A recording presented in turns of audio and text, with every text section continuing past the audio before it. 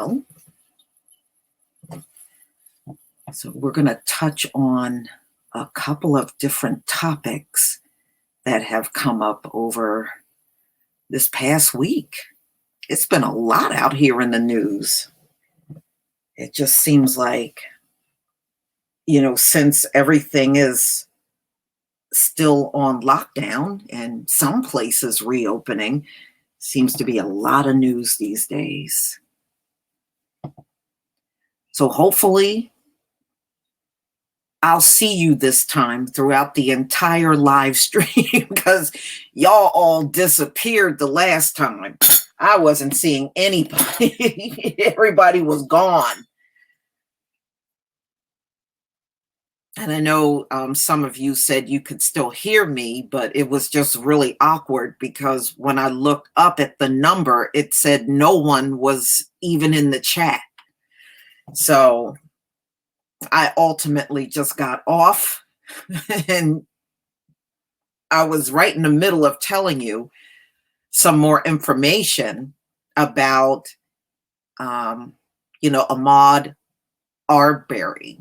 I had a little more information on him, so hopefully I'll get to share that with you tonight. I did send some invites out, and hopefully I'll have them joining me on the panel.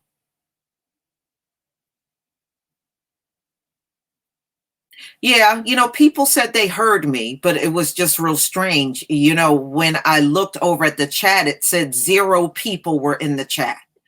So it just got really strange. But that's YouTube for you. What do you expect? All right. Let's put on some music here. All right.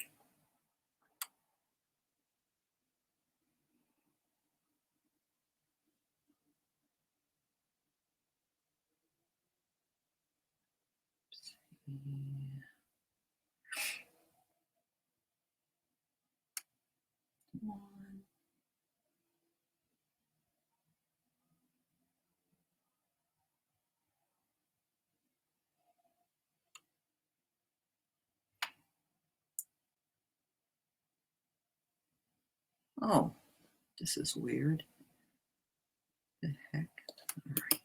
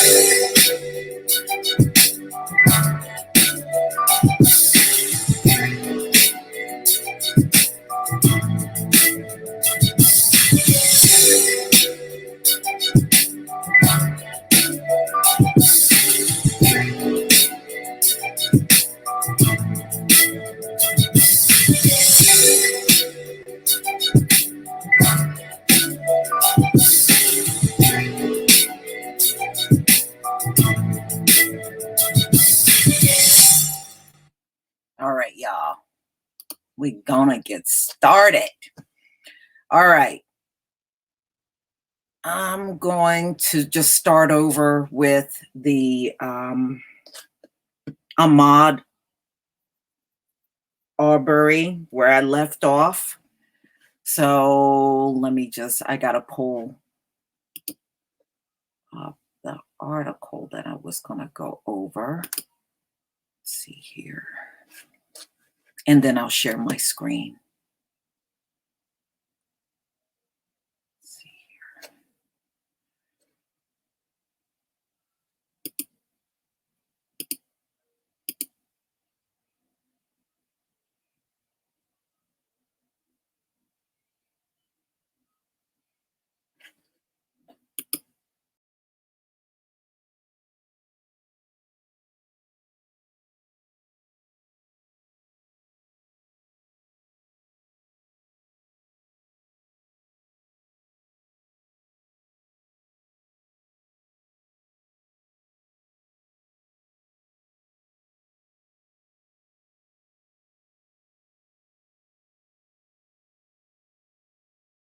All right, they're acting up already. I'm getting kicked out of my own damn stream. Hold on, y'all.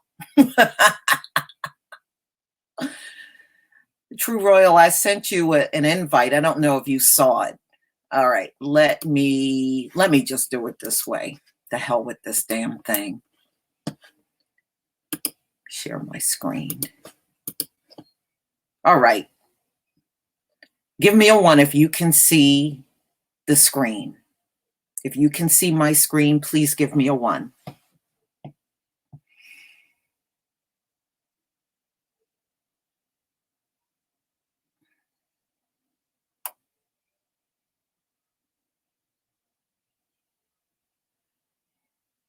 Give me a 1 if you can see the screen. Okay. Thank you. Thank you very much, family. Thank you. All right.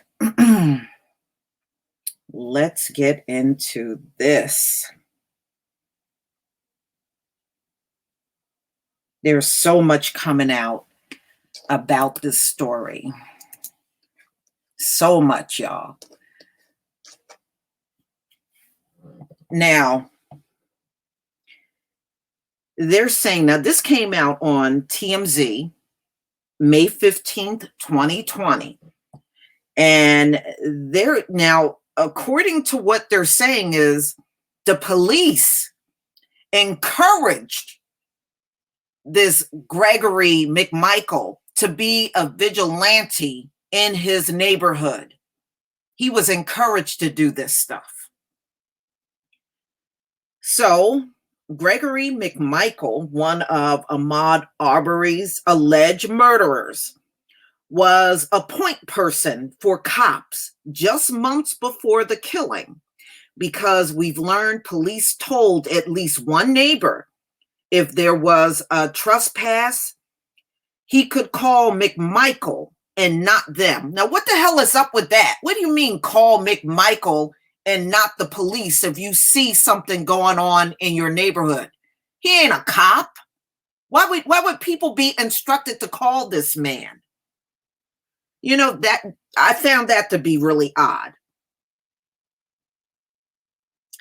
According to text messages between an officer of the Glenn County Police Department and Larry English, the owner of the home under construction where Ahmad's alleged killer claimed he was trespassing, police told English to call Greg instead of the cops whenever Larry needed assistance. Have you ever heard of some bullshit like this? I mean, who the hell gets told if you see something in your neighborhood not to call the cops, but to call this KKK member? Does this even sound right? You know, I never heard of no crap like this before in my life. But this is what's coming out. And there is actually a text message. They have a screenshot Let me see if I can show you this. Hold on. Let me see if I can show you because they have a screenshot of the actual text message. Hold on, let me share again because I want y'all to see this.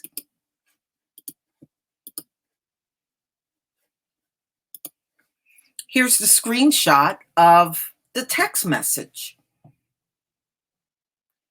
So your neighbor and is his address, that's what's blocked out. Greg McMichael's address is Greg McMichael. Greg is retired law enforcement and also a retired investigator from the DA's office. He said, please call him day or night when you get action on your camera. His number is, and it has his phone number. So they're instructing the neighbors, if they see anything going on, to call Greg McMichael and not the police? What kind of bullshit is that?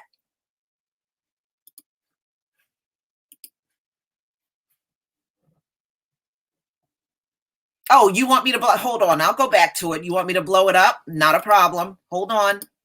Hold on. Let me see if I can zoom that in for you. There you go.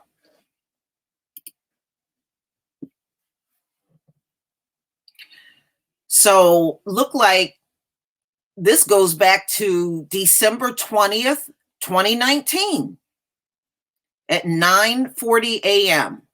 So the neighbors were instructed not to call the cops, but to go to Greg McMichael if anything happens, in their immediate area. I never heard of no crap like that before in my life. First of all, how does this make sense? Think about this, y'all. If something is going on, don't you need a police report? This man can't get you no police report. He can't make an official document of what's happening. He can't do that. I'll email it to you. This is just complete bullshit. I never heard of nobody, a police department instructing you to contact somebody, some neighbor on your street if you see something going on. Don't call us, call this dude over here.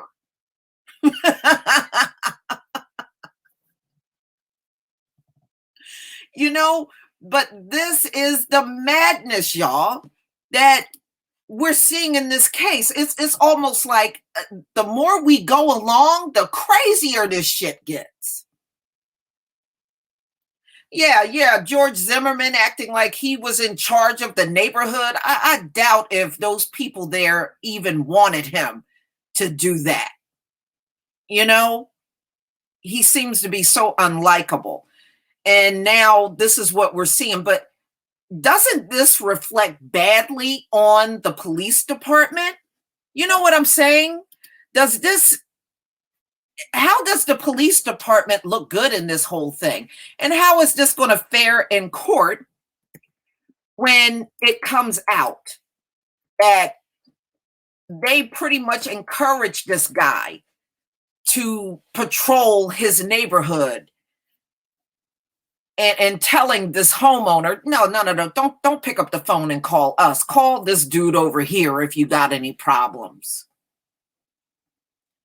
So, but you know what, y'all? This is eye-opening because this is showing you a clear view of what these people do in their neighborhoods. This is what they do. And I'm sure this is not the only place this is happening. It's happening in other places. True Royal, I sent you the link to the article. This is some bullshit here. I would love to see how they're going to explain this in court. First of all, this guy is not licensed. He's not a licensed peace officer. He's technically not employed with the police department. And like I said, and if you contact him, then there's no official police report on any activity going on in the neighborhood.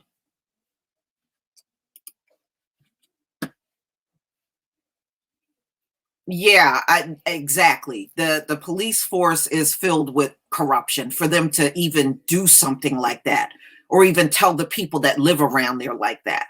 I tell you what, if someone told me to do that in my neighborhood, if I contact the cops and they tell, oh, well, just call your neighbor down the street, they'll take care of everything. You don't need to call the cops. I would never feel comfortable with that. Refresh it again. I did send it. Hold on. I mean, I did send it. Let me just check in my sent.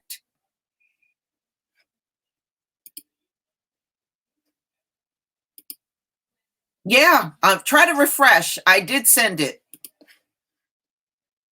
Okay, let me get back to this. You know what I mean? I would never feel comfortable with a police department telling me, don't call us, call this dude down your street. I would never be comfortable with that. Well, yeah, you know what they did? They really gave him a false sense of believing he was untouchable and he could do whatever he wanted in that neighborhood. Now you understand why they jumped in the back of, I'll try one more time, True Royal. I don't know what's going on if you didn't get it. Let me try one more time.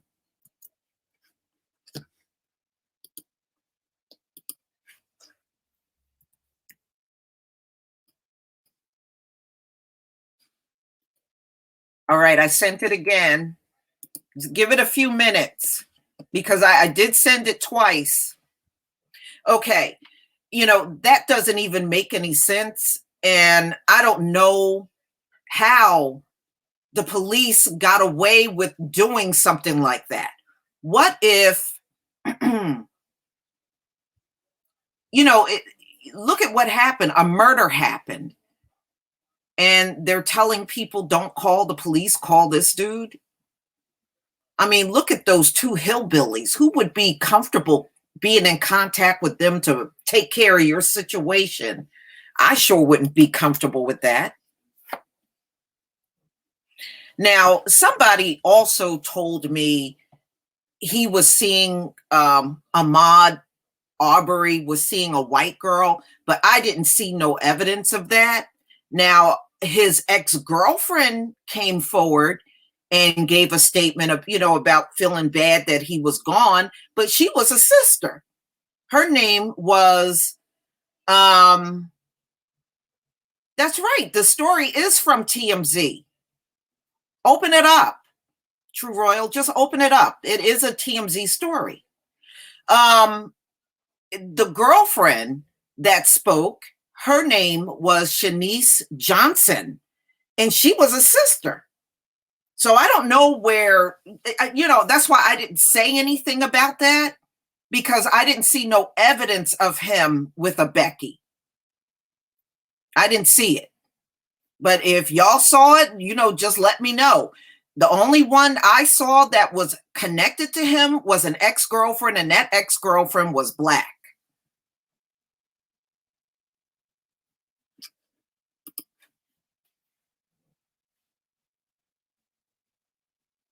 Yeah.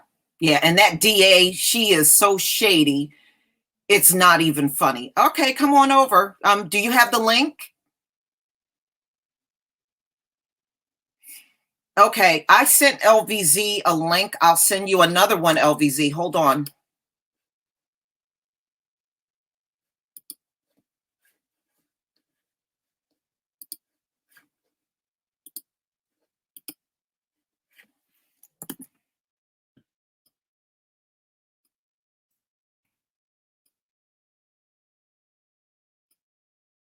All right, I just sent you a link, LVZ. You don't have the link? All right, True Royal, I'm sending you a link too. Hold on.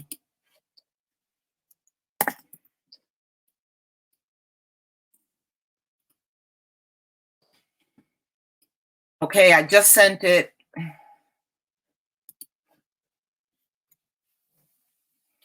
Well, I know, when I looked up Brunswick, it is one of those locations that had Klan activity, around in that part of Georgia. So I'm not surprised at the way they conducted themselves. And I think the police had a lot to do with the reason why him and his son were just walking around there with rifles and acting like they had the right to do those things. Well, as a private citizen, they really didn't. How you doing, True Royal? I'm hanging in there. Shalom. Shalom to the royal family. I had to get up as bad Okay. as bad as I feel. Uh-huh. Well, I'm This, sorry you're not feeling well. yeah.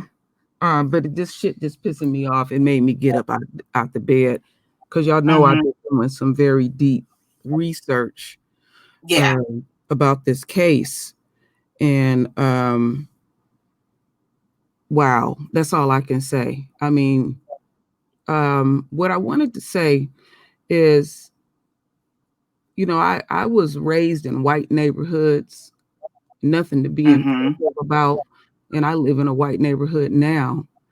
And there is two designated white people in our neighborhood that has basically deputized themselves. And the little town that I live in, they're very well known by the police, so the police always go to them when something happens in this neighborhood. And when I first moved in this neighborhood, the white woman that lived on the same block, about 4 or 5 houses down from me, um, Hmm. she one time I stepped outside of the house, and she was literally taking pictures of my son's license plates. And I know she did all our other vehicles. My son had caught her and her drunk ass boyfriend rambling through our trash cans and other people's trash cans with flashlights at night and stuff. I'm telling you, this is very common in white neighborhoods. I'm telling you something I have Oh, lived I and believe it. experienced. I Hmm. believe it. Hmm. True Royal, I used to live in a town called Atco, New Jersey. Hmm. And the street that I lived on, there were three cops. And when I moved Like in, they said, at night and stuff. nothing goes on around here because, it's three cops on the street. And they told me, and one of them pointed at his house. He said, if anything happens or somebody tries to break in your home, just come down the street and come and get me. But those were licensed, certified peace officers. They had jobs as cops. So Hmm. that situation was totally different. You are now talking about this has been police officer, and he was never even licensed Yeah, as a he peace yeah officer. he wasn't even a damn cop. And Yeah. I mean, because I didn't dug deep into this, and as far back as 2000. Okay, so that's Mm-hmm. 20 years ago. 20 years ago, and um, he wasn't even a cop, and before she was even the DA, because I think she became the DA in 2010, and um, and he didn't take the necessary certifications you have to get and go to necessary classes, and she would go as far as the very people to deal with that she would personally um basically lobby for him, and Yeah, he but you know what, she Royal, you know what this tells you? You know what this tells me? It tells me there's probably a lot of these white dudes mhm, running around here on police forces, and they do not even have a peace license. He no. can't be the only one. Now now even the to show you how they got down in that district, those many districts, because I think she covers five. um 3 people came up dead, and they was all white, and one of them was a cop. And the cop, he was going through a divorce. He was mad that his ex-wife had a new boyfriend. he felt emboldened enough to kick a door in when he felt like it. And even when you see the videos, how he would talk to the other cops, um, he felt invincible, even with their own. So, Right, um, right. this chick was so entrenched in what she was doing that it didn't even matter if it was own, their own. We got to Yeah, really. but you know what? That just go to show you. Look at the shitty way they run this country. See, Mm-hmm, in one instance, they want to enforce the law, and then when the laws become inconvenient, they want to just ignore the law and do whatever the fuck they want. mm-hmm. Yeah, and so when I stumbled upon this hick radio station that she had went to, I know people were really surprised that she spoke for like 40 minutes too. That she would just wash her ass at the station, say what she got to say about the case, and I'm done with it. And I was pointing out to the royal family that um, about what y'all had told me about the white woman being the first and how they upheld her shit. Because in order, see, let's get back to that 74 days. Okay, for 74 days, it was nothing, no arrest or nothing. And this woman keep lying, saying like she's clueless, like she don't know what's going on. No, when the crime occurred, dude had her on speed dial, and she said, leave him alone. Now you notice No, it makes sense. conveniently, where is the cops that was at ground zero? We ain't even heard from the cops that at ground zero. So these cops wanted to arrest him, and they couldn't naturally, do what they were trained to do. It was a hesitation and all of that. And so then I was listening to her close. So when she recused herself and sent it to the other DA, she was talking in code on that radio station, and she said he was supposed to do what he was supposed to do. See, they got these different people designated where you know what you're supposed to do and stuff. I mean, this shit is epic. And this ain't nothing new. They was running a rope. I even remember, Lisa, you did a video a long time ago where a whole town, little small town, they had to get rid of the entire police. They had to get rid of the judges and everybody. You remember when you did that one? Yeah. I was like, damn, they had to start all back over. It was like it was that They they do that they around was here. yeah, they was just in their old cocoon. And Mm-hmm. Miss Thang, just go to her. She'll take care of it. But it went as far as their own. But you know what? Now that I see this TMZ story, I now know why they're acting so funny. Because they told this dude to go out there and just be the cop, you know? Mm-hmm. Instead of them, the real law enforcement coming in there and taking care of it. If you thought this guy robbed a house, the first thing you would have done is get on the phone and call the police. He took matters into his own hands because they told him he was allowed to do that. Yeah, just contact him. And they got everything okay. And then they deputized his little retarded ass son. Um, Mhm. So he felt emboldened too as well. And then that little goofy ass looking white boy, his shit, then he wrote it real quick. He was playing like he didn't know them people or nothing like that. He knew them. He knew Yeah, them. He I knew think they them. all know him. They Yeah. all have to know him. Mm-hmm. They lived there, from what I understand, for years. How Mm-hmm. do you not know him? How you And doing, KD? Hey, listen, hey, Terrell, how y'all doing tonight? I Shalom. do. Mm. I mean, but back to this whole thing is like, this is what I'm sick and tired of. I'm tired of them acting so damn innocent when they got this whole thing wrapped up on their own. These Mm-hmm. dudes go ahead and kill a brother, but act like other shit ain't happened. It's like that's the part that I'm sick and tired of. Y'all run this whole shit. y'all take it from A to B.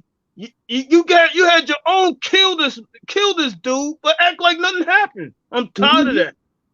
And you know what I could gather was that even other people in the neighborhood knew what was going on, because you got some mystery person feeling guilty and put a little greeting card talking about I should have stopped him. He was set up. He was set up, and then they that was wanted not running, and I just found out that was not his only running with those two hillbillies. Yeah, they want to. Let me tell you what's going on. Let me tell you how far these folks is trying to take this shit.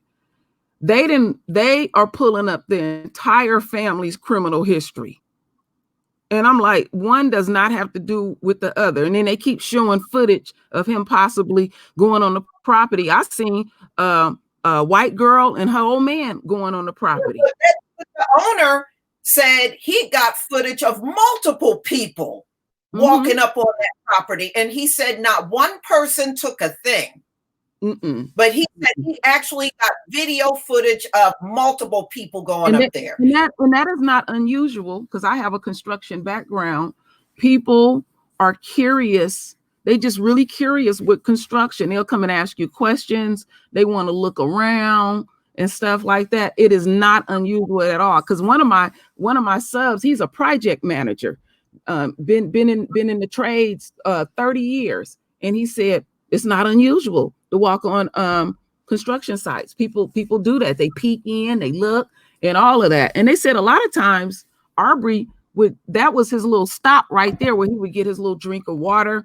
And let's not lose sight that he wanted to become an electrician. So yeah, he would be curious about the layout.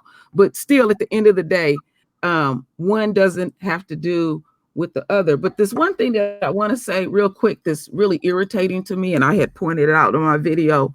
First and foremost, I see that you never see the mother with the father. She is remarried.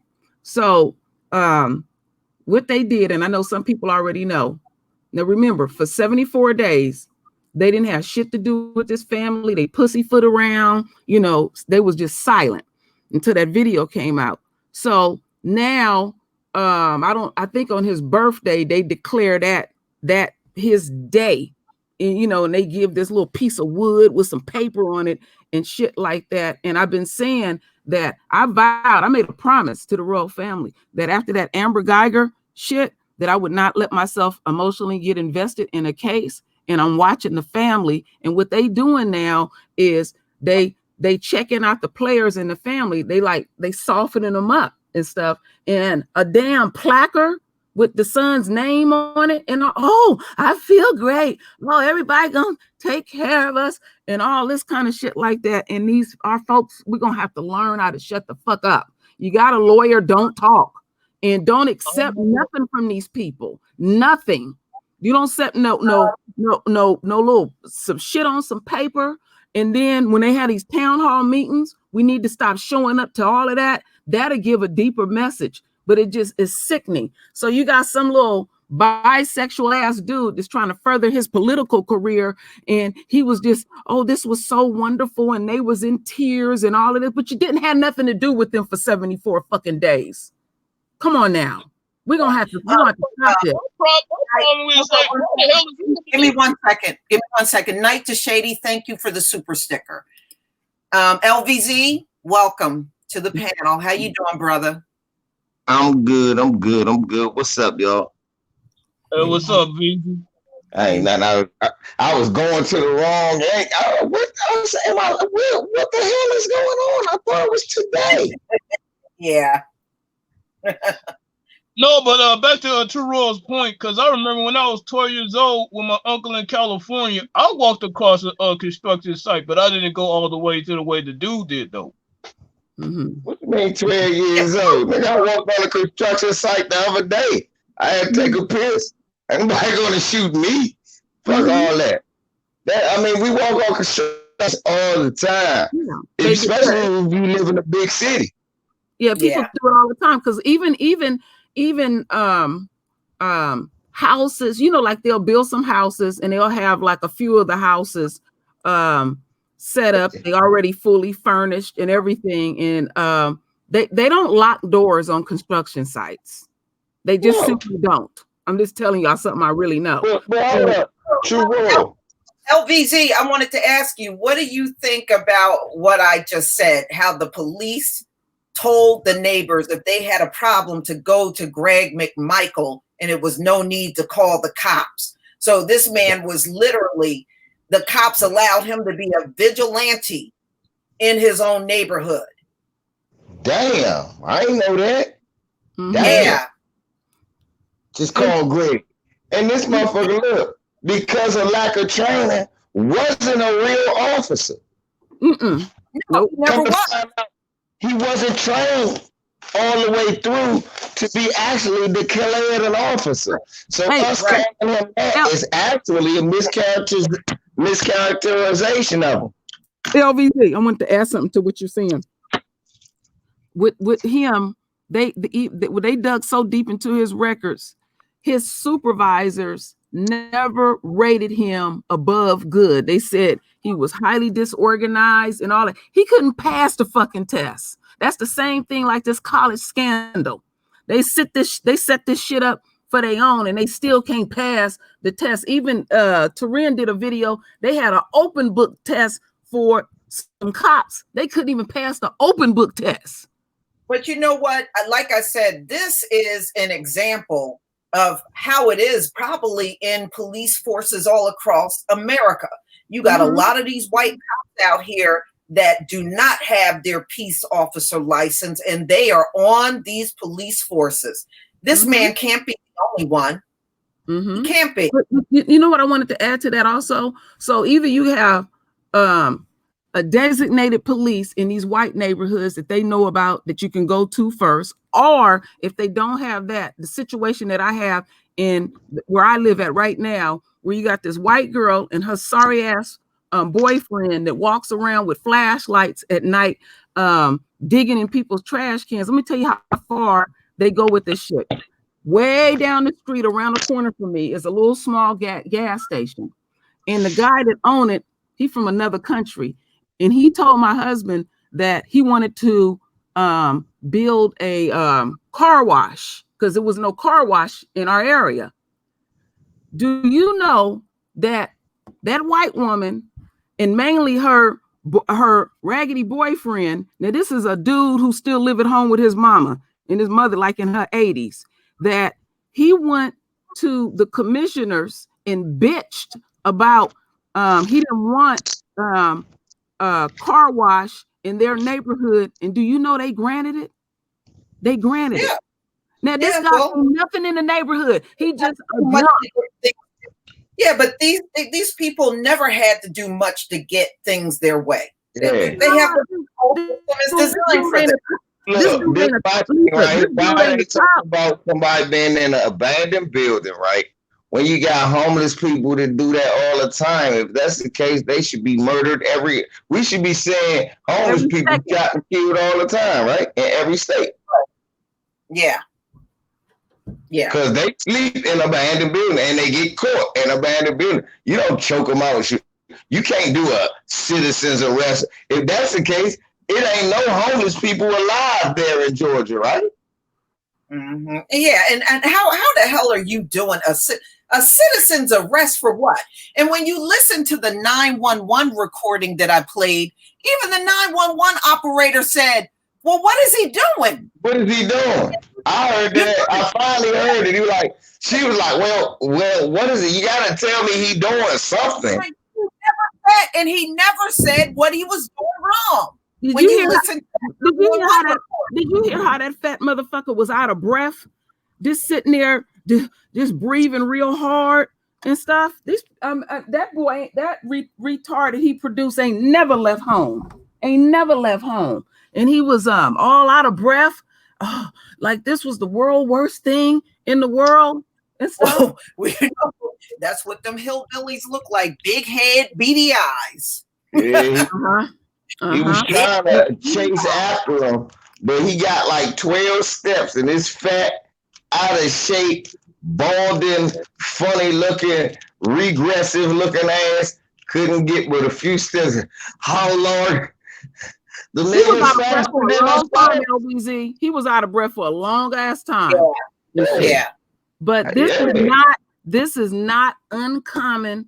Because I have grown up in these little white neighborhoods and seen this shit. And they get real chummy with the cops and get real familiar with everything. And I tell you one that I dealt with.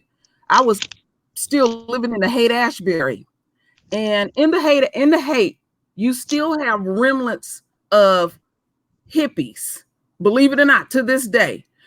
And it's a lot of homeless white folks that live in the Haight-Ashbury, walking around nasty and everything. You see them always up the cop's face, real chummy. In fact, they had this one white boy. He used to have a big old Bronco.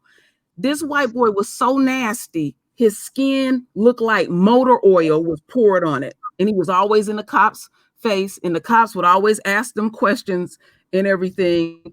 And they used to fuck with me a lot in the neighborhood because they didn't like the fact that my in-laws owned that building that they had, and that we had a place that we could park. And they famous for putting notes on your car, calling the cops for this. Your residential sticker is expired and all that. I'm telling you, these people deputize themselves, and they feel like they have the right to make citizens arrest. So in this particular situation, because he wasn't nothing more than a wannabe cop, somebody had to carry that load for him and make him, let him feel like, well, I can do anything. And then to show you how warped they are, to show you how warped their mind is, they had the nerve to say, when that video was finally put out, that was to exonerate them. And then even the other DA had the nerve to say that Arbery shot himself. Yeah, so he's in a struggle with a person, but he gonna shoot himself. And he don't have no gun. Everybody is dumb. Everybody. Yeah, that dude with the Larry the lunch meat dude, he's sitting up there looking like he real dumb and he don't know what's going on and everything like that. Yo ass, I heard him. He had his gun. We heard him pull the trigger back. Like I said before, that video. The autopsy has come out, but that could have been done months before, because it did happen in February, and he got 2 bullets to the chest and 1 bullet grazed his wrist. So that's what the son did. We're talking about this case. Oh. Did you see me? I'm like, okay, here's the problem that I got with this. They can pull citizens justice anytime they want, but imagine if we tried it, they pull up on the spot and arrest us. Mr. Santana here, everybody. How's everybody?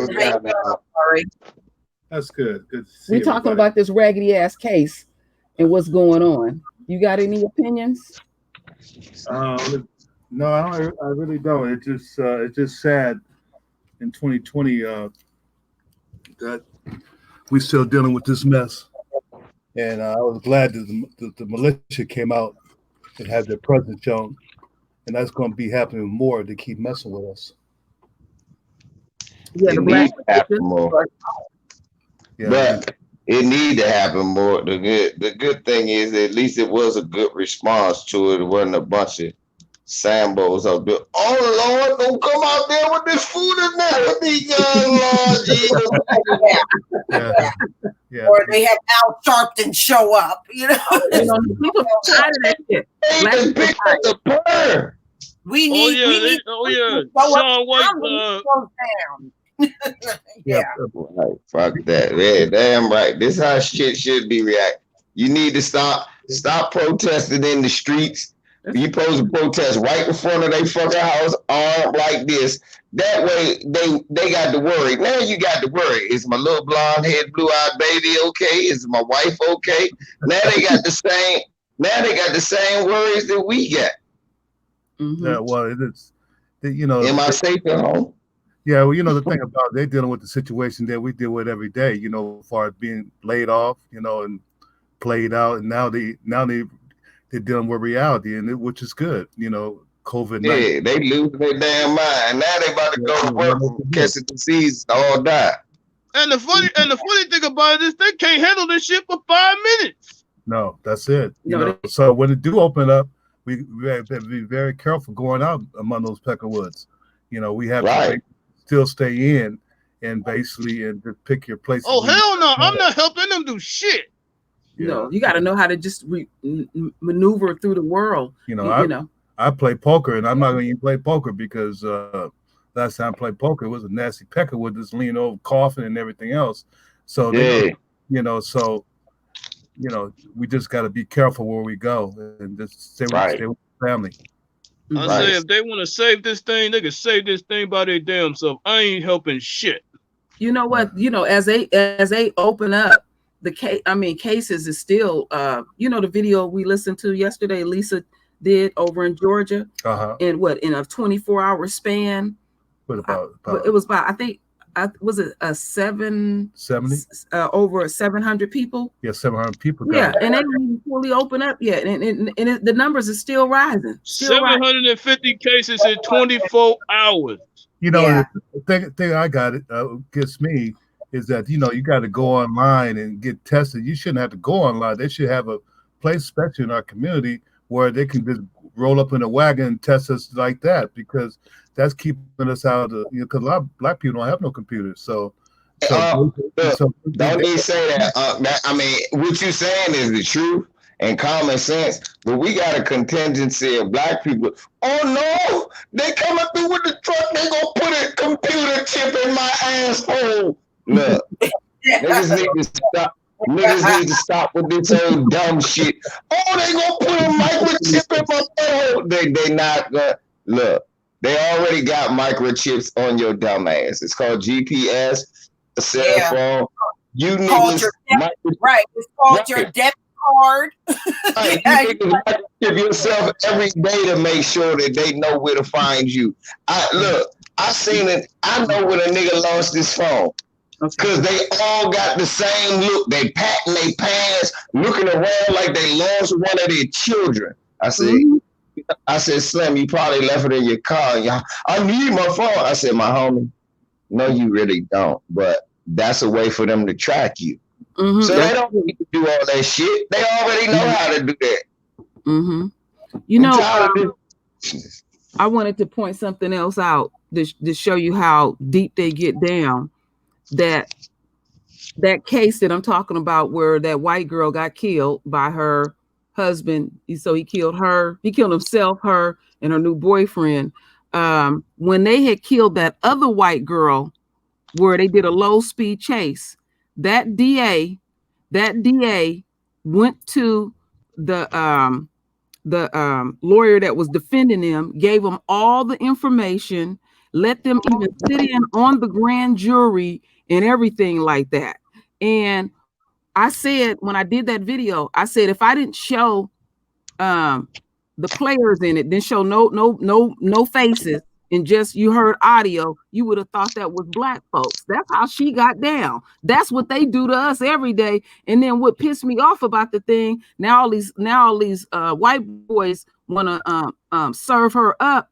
Y'all all allowed it. You talking about, oh, that was shocking? Y'all all allowed it. Y'all could have called the feds and said, we got a DA running road and all of that. So y'all are all complicit in it. Nobody's hands is clean in this. And I'm being real specific. That was what they did to their own. That woman sat up there and furnished all the information to the lawyer that was representing those two cops that shot that white girl up in the car. There's nothing new in our world. It's nothing shocking to us. So That is a prime example of the enemy eating his own. I'm sorry, I don't care nothing about that. That sound like white on white. Let's talk about something. No. No. I'm sorry. I thought that was a big. I love you, Auntie, but that was a big waste of time. I don't care nothing about them doing something to themselves. It's not a waste of time. It's tying in. I can't keep this shit going. They offering themselves good for us. Yeah, it's tying in what they are doing in these communities that is not new to us.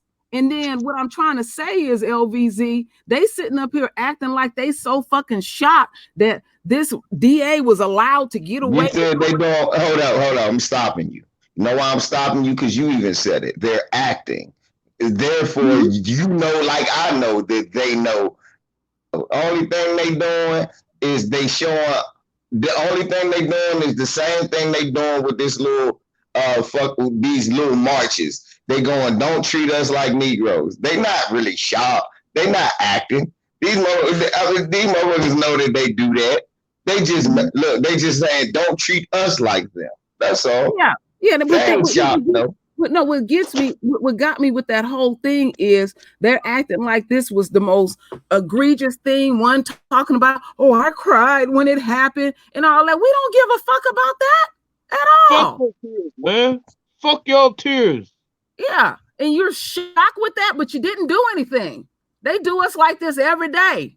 Every day. That's all I'm saying about it. So I disagree with you on that, LVZ. That was not a waste of time. That is showing that in their system, there's a big crack and they are eroding and they're finally being exposed because this woman, she took it to a whole nother level. She didn't even give a fuck it was her own. That's all I'm saying about that. That's how they was getting down in that county. So we didn't have a chance in hell. We never have a chance. No, to live in that area, you don't even allow your own to get over. We never have a chance. I mean, just like, look, Ted Bundy was running around killing motherfuckers from east to west coast. I mean, we know it's different strokes for different folks. I'm glad they did that to somebody else. But that's why I say it's a waste of time. I'm glad they did it to each other. I'm glad they did it to each other. About time somebody else need to wear the tight shoe. We know they did that to Negroes. Of course, we know. We expect that. That's Georgia. I expect that. But them doing it, good. Bravo. Now they ready to hang this bitch because of a black man getting killed. A black man getting killed. Now they ready to hang her. They ain't ready to hang her for that. Well, what happened was, see, back in February, they came up with a lie. And when that video came out, the lie did not match the video. Now that one I gotta disagree with you. They ain't doing this shit. They don't care nothing about that black. What happened was this shit came out. No, I know they don't care about us. Because they was totally they don't care about that one black dude. The problem they care about is it came out. If it didn't come out, they was totally fine with that shit being swept under the rug. Yeah, I can see where VC coming from, because if they hit the shit, it would just be just another day. And they are mad because they was totally fine. Look, they was gonna do it just like what happened to the white woman. Hey. That LVZ, going back to, like I was saying, for 74 days, that DA played with them because the family went up there, the clergy went up there, and all of that. She just basically blew them people off. And then I don't know if you heard. I don't know if you heard the part when I first came in. Now, not on the mother side, on the father side of the family, they gonna make it an Arbery Day. They didn't gave them some fucking placard with this kid's name on it, and that ain't doing nothing. That ain't doing in that county. They knew what went down. They knew what went down. Not everybody in their face. You got me fucked up. You really do. Black people gotta stop this shit like that. They doing that to the father because the father came out talking about white supremacy on TV after the best friend was buck dancing. Then the father came out and said he wanted the further process. Then the mother came out and said she wanted the death penalty. Right. So they got to do this. You got to understand that they're going to do all of this. They're going to give them a day. It's going to be a National Ahmad Arbery Awareness Month. Trying to make an Ahmad Arbery hate crime bill. Exactly. Yeah. A lot of shit all of that is softening the family up. They checking the players in the family. They seeing which one is the weakest link in there, and then it's pretty much the same old shit. Where do you forgive them? Look at all of what we do. Yeah. It's the same sentiment with the Bother John family. That's why I don't know why that little dude accepted that fucking award before they even finished them all. There you go, KD. And what I call that is a bric-a-bracker, something a no value in black folks. Some black folks, not all, keep falling for this shit. Well, they gonna break them down. The mother, every time I see the mother, she by herself. She on something else. But I got a lot of concern about the father and the uncle, because they sitting up there talking about, oh, now everybody gonna take care of us. Oh yeah, they gonna fight for us and stuff like that. They shouldn't deal with them, but it's just too late. I just don't understand when you have a lawyer and you still running your damn mouth. Well, you don't have a good lawyer. They uncle should know better than that. They should know better than that. None of the damn system take care of us. Matter of fact, they destroy us. Well, anytime y'all got, I said that. Y'all gotta stop. Y'all gotta look at people for who the fuck they are. Y'all ain't see that man on TV. The man could barely formulate a good sentence. I know. I said that on my video. So I don't expect him. Let me finish. I don't expect him to be Malcolm X. I'm gonna be good with that. He didn't do the now. Botham John mother was school taught, very articulate, and she came out and saw shoes.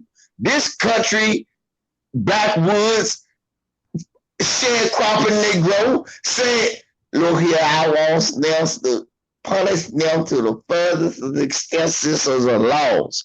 That's good enough for me. Now, all of that old other shit, that hand-picked shit that they fighting for us and this, that, and the third, come on, these geeky people from the South. We can't take. We got to look at it for who they are. Right now, as long as he ain't come out and say all lives matter and this wasn't race related, I'm gonna ride with Pops right now. I ain't gonna expect him to say too much because he on the Benjamin Crump side of the game. Yeah, there you go. And faith speaks life. You're right. I said those exact words. I said that he's a poor representation, and when they see somebody that's a poor representation, they're gonna keep throwing that mic up in your face and throwing that mic up in your face. So these lawyers just getting on my damn nerves, they just letting them just run their damn mouth, you know. Crump and Lee come in destroying cases. That's what I'm trying to explain to you. Why is this? Why are we shocked? Okay, why are we shocked? This is the game plan. This is the game plan that them two people use all the time. People who ain't supposed to be speaking, that they believe that you put the family up there to gain sympathy. And he want them to look. That's why I said, damn. He said this is race related. Normally they make the family saw shoe around it. So I mean, this has always been his playbook. He get all the wrong people to talk. Or Lee Daniels will always put the mother up. Think about it. Lee Daniels, Lee whatever. Lee Merritt, same difference. Look, think about the last time. You ain't even know motherfucker had a father because they kept putting the mother up there. Remember? Yes. We didn't know Botham John had a father or that he could speak English because Lee Merritt wouldn't put nobody but the mother up. This the formula, auntie. That's what I'm saying. We can't get frustrated with the family, is what I'm trying to say, because these lawyers are fucking losers. You're right. These are not good lawyers. But what's so fucked up is this has happened. I hate to say it for all my people in the South that's listening. When shit like this happen in the South, it don't happen to the most well-spoken of us, and we don't know how to go to something new. We always got to go to the same old shit that didn't work the last time. Well, Right. LVZ, I disagree with you just a bit when it comes to the families. We have had enough examples throughout America. This is nothing new in our world that you're gonna have to get on code eventually because they're using the same playbook on us, well spoken or not. You know what I'm saying? Come on now. Come on But now. what I'm saying is, if you're not, but if you don't have it in you, you don't have it in you, you're not going to manifest it, regardless of if we've seen enough of them. Look, if I'm a coon and I see somebody cooning, just because I'm saying they off code, they not going to listen to me. They think they on code. Why you think they went and got Lee Merritt and Benjamin Crump? See what I mean? Yeah, You Elvis. mean Trump and sucker merit? What was the girl's name? What was the girl? I have a question. Are ambulance chasers. That's what they are. I don't think. I mean, they just replaced Al and Jesse. But I'm saying I believe the reason why they keep cropping up is because when these cases break, they're the ones making the beelines to these families. Yeah, they got a farm up here in Sacramento after all that shit that went down and they killed that boy in his grandmama's backyard, and they from down south. I'm like, damn, they act like they the only attorneys on the That's damn. What I'm see what I mean? And the question that I wanted to ask is, I need to ask you something real quick. The girl that got killed by the cops down in Texas, what was her name again? Damn, I forgot her name. Yeah, and her father died a few months later. Hold on, time out, everybody. Kiana Taylor was her name. Okay, what I wanted to say was when they interviewed her father, that old man, he said, I ain't forgiving. He wasn't in no forgiving mood. That let me know that man had been watching enough media. He had been watching enough media where he said, I ain't on that shit. Don't even come to me with that. But that was a Tatiana. Exactly. Tatiana. That's all I'm saying is what I got from him. This last part. What I got from him was that he was engaging enough that of so all these different cases that we've been seeing throughout our lives that he was like, before they threw that mic up in his face, he was like, I ain't on what y'all think I'm on. No. Well, so they didn't talk to him. I disagree with that, but one thing you didn't see out of all that you saw, and I'm surprised you didn't see it, that was one man out of 800 families. See what I mean? You get what I'm saying now? Out of everybody that happened to, we got one person talking like that.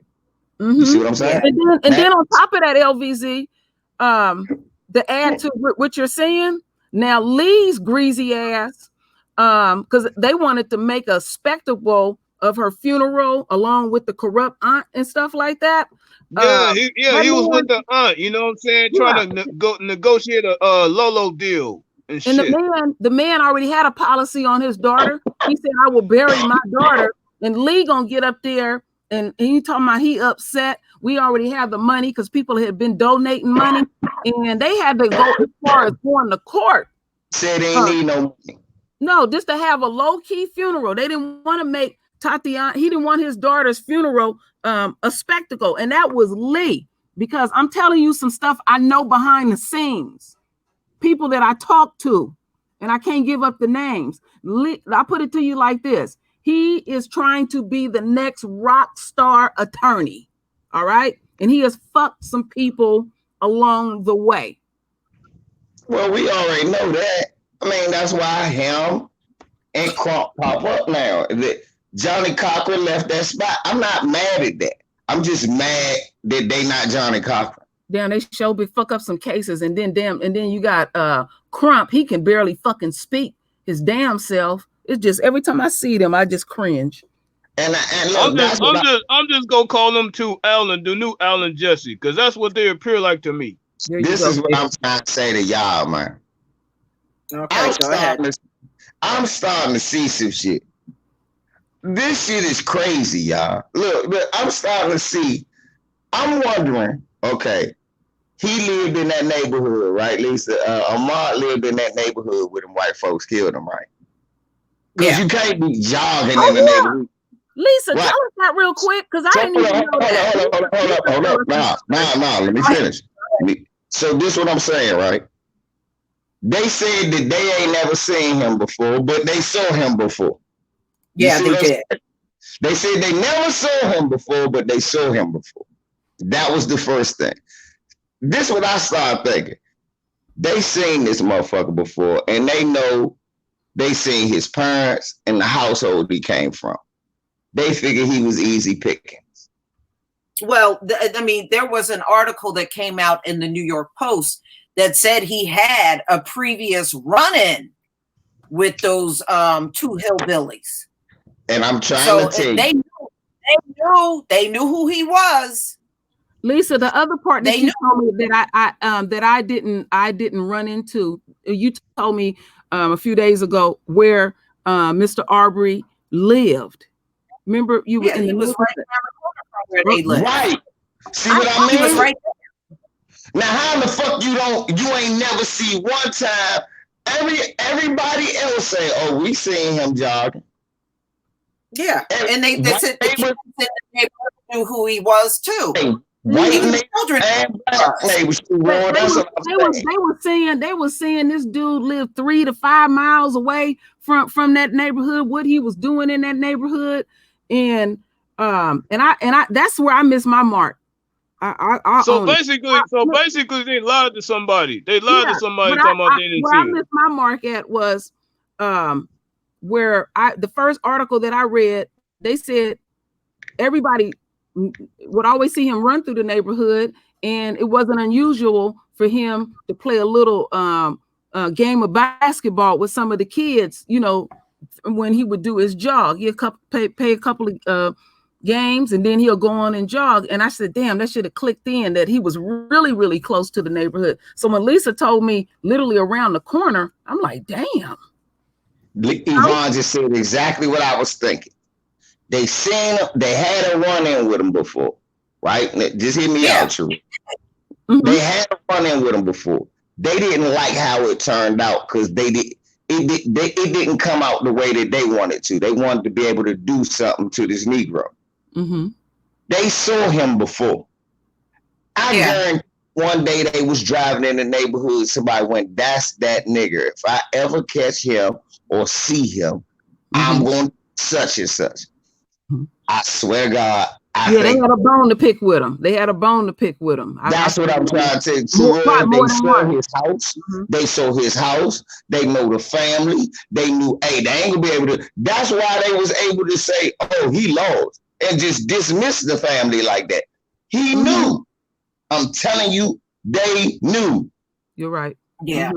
And then and then the other part with them letting people in the neighborhood know if anything go down, just check with the McMichaels. I wouldn't even be surprised that they had you know, they had records. You know, he probably could go on his computer and pull up everything on anybody, you know. So this wasn't just some normal kind of neighbor. This neighbor is hooked up with the police force. There's pictures of him with the governor and all of that kind of shit. And we ain't gonna lose sight what Lisa put up too. He was at a KKK rally too. Exactly. And Larry, the dude who owned the damn property, was never even there. So he's never complained about the kid. No, and he said he got multiple people on video walking up to that property. He said there's multiple people on there.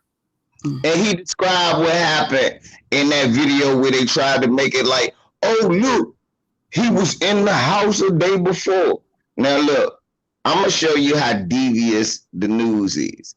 They showed you that video of him in the house a few days before or whatever. But what they forgot to do was pause the shit when you could see cars coming by, driving through at night.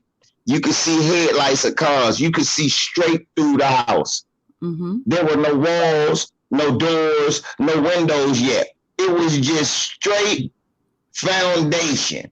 Yeah, wide open. Wide open house, true. So how in the fuck? I was like, it ain't nothing there to steal. So that's when Larry said, oh, where he walking from, that's where my water was. He was probably getting water. Mm-hmm. Mm-hmm. Said he used to walk back there and get water.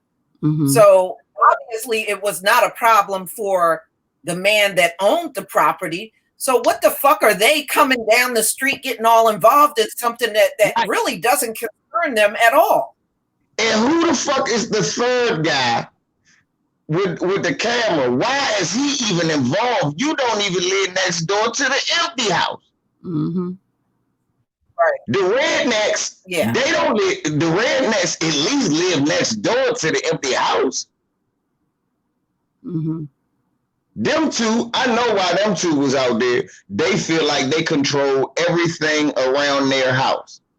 You know, white And people. well, the police department allowed them to do it too. Right. Yeah.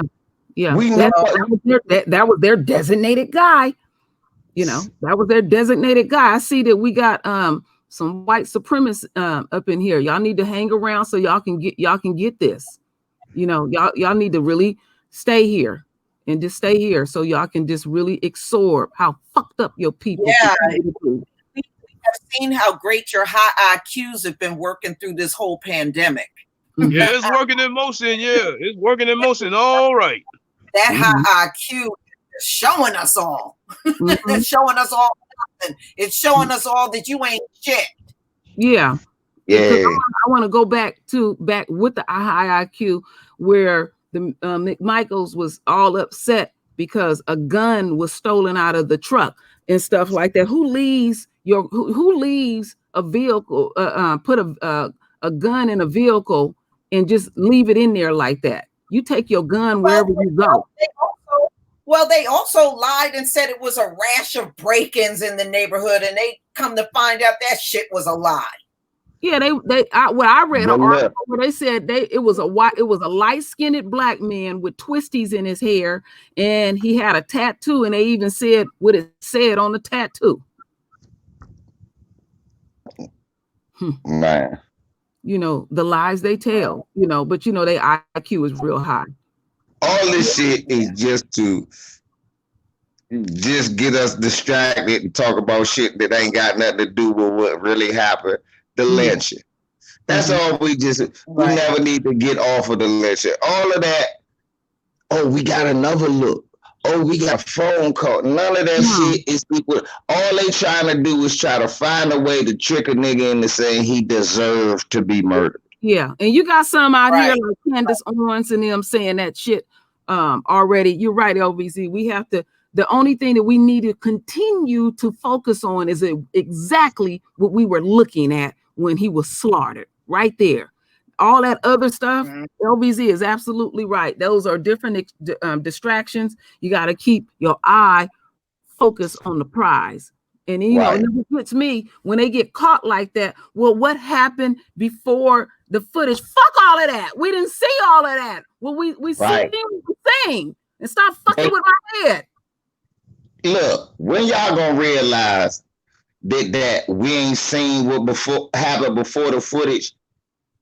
Never, ever, ever works in their favor. When you see what happened before the footage, you go, okay, he had a bag of Doritos, and you start beating the shit out of him. But look how he was eating the Doritos. It was in an aggressive manner. See, you know what? I was like back to Candace Owens real quick. This bitch was talking about he was running down the street with she first criticized the shorts that he had on. Then she said he had on combat boots. Then also he was running down the street with a damn hammer. I mean, are you serious, man? She need to shut the fuck up for real. I mean, criticizing the dude's outfit. Let's just examine something here. She is a black bitch that sucks and fucks a white dude, right? And then we got Bonnie Love. She's a black bitch that sucks and fucks a white dude, right? Now we know these women are laying around with a white man that's how they gonna talk about a black man. Exactly. I mean, that is just the way it is. That's the nature of the Yeah, in the worst light. When I seen that video that she did, this girl looked like a fucking skeleton, hair all over the place, speaking Yeah. her hair never. This got me blocked on Facebook because I went there live and asked her, is it a time that this cunt ever thinks that a black person don't deserve to be murdered? And instead of answering my question, the cunt blocked me. But she can't handle that. That's too much. I don't give a damn. She can't handle LBC. And the fact that he got shot in cold blood, yet she asked nothing of these fucking troglodytes. Nothing. You know what they did? The black conservatives. They denounced her ass. Yeah, even the black conservatives was like, look, we can hold on Donald Trump's balls, but we can't even go this far. No, with that them conservatives always saying some dumb shit, and that's why they be X'd out of everybody else's spot. Hey, but they got on code, said, look, fuck Candace Owens, we ain't with this shit. No, you know what that's all about. I mean, criticizing the dude's outfit. How about the fact that he got shot in cold fucking blood? Stupid. Yeah, I mean, and adding shit to it. You know, questioning because he got on a turkey. No, she sees that everybody else. I mean, come on. Like I said, I'm sorry to say it this way, but it's the truth. I don't care if they got this in their past or present. If a black bitch done fucked and sucked on some white dude, you can best believe her ass is anti-black. That is just the reality. That's how it is. The situation, and it's the truth. That's what I said. If done it in her past, her enemies are other black people every single time. And you know what got me with that was the first part of that video. She gonna talk about, well, for the last 3 or 4 years, I've been trying to teach. I was like, teach? Who the fuck you think you is? And you ain't been around the last 3 or 4 years. Nobody in the need Candace Owens to teach a damn thing. You ain't old enough to teach none of us. Yeah. I would teach y'all how to dance a jig now. I put up that Butter Biscuits picture and shit that everybody started laughing on Facebook before she blocked me. I put up that Aunt Jemima picture with her in front of the Butter Biscuits. Oh, I love it. I put that shit on. I got her at. But my thing is, you know, I said that on Facebook. I'm not gonna get it. I said, I'm not, you know what? Giving it this hoe is like a small fire. Don't give her no oxygen, she won't get no bigger. Don't even give her no oxygen. She say outlandish shit like that, so you will talk about her, so her name can trend, because she's nothing otherwise. Now think about this. Yeah, think about but this. even if that bitch trans, she ain't saying shit.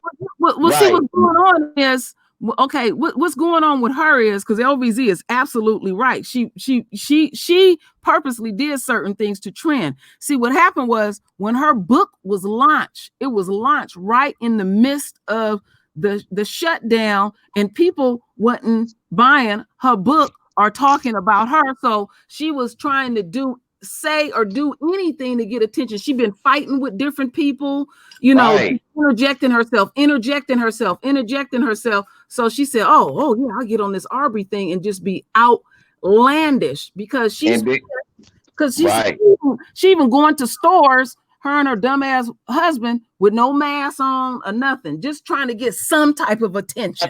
Type of reaction or something like that. And what's so fucked up, the bitch live in somewhere I think in Northern Virginia. If I ever see that bitch, the only thing she gonna get is lit up by me.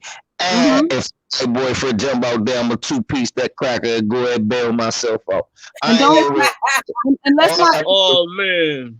And talk about Lily White Cracker Land. Oh my gosh. Let's not lose sight. She thought she had did something real big when she exposed that brother. They had his little, that little gay shit that he was doing in the hotel, and they took pictures and stuff of him. And she put that shit out, and the FBI is on her ass. And she's very flippant. She's very flippant about what's going on. You need to be real concerned when the FBI is on your ass. You know, it may look like they look. Andrew Dillon. She put out. Man. What they want to know is, how did this cow get those police records?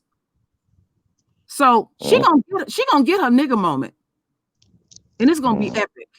And we're gonna have. I know is this much. We ain't supposed to give this slut no air. Look.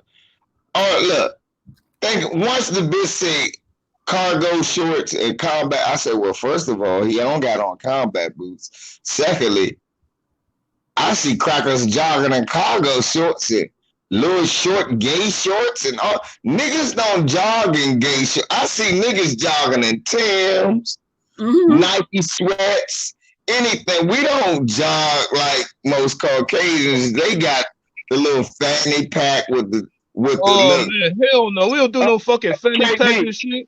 Hell no. Yeah, you right about that, because you know our sweatsuits, we ain't fucking up our sweatsuits. Right, but look, we wear sweatsuits. Look, they got on the little fanny pack with the shirt that's real musty, and they got on the sexually explicit shorts that's too small for me to wear, because my junk gonna be bouncing out of the bottom. But somehow, hell no, I don't ever go outside with that shit. I don't ever go outside with that shit. My shit gotta be real loose. I ain't fucking going outside at all. Fuck that. KD, stop it. KD, they can run freely with them little ass shorts on, and no problem, no balls. They just running. They better stay the fuck away from me. I'll tell you that much. It's a dude. I think he's from he's somewhere, some region in Africa. He runs track and field, and they had this picture of this dude. Lord, his junk was big. It wasn't no outfit they could put on this dude, and that's all everybody was looking at. But you know how it is, LVZ, when you get that nice track suit in them brand new tennis shoes, you ain't jogging in that shit. You gonna have some beat up. Give me a big shirt, big ass shorts, is a motherfucker. Shoes, all that other shit. We don't fuck up sweatsuits. You might have some beat up sweatsuit.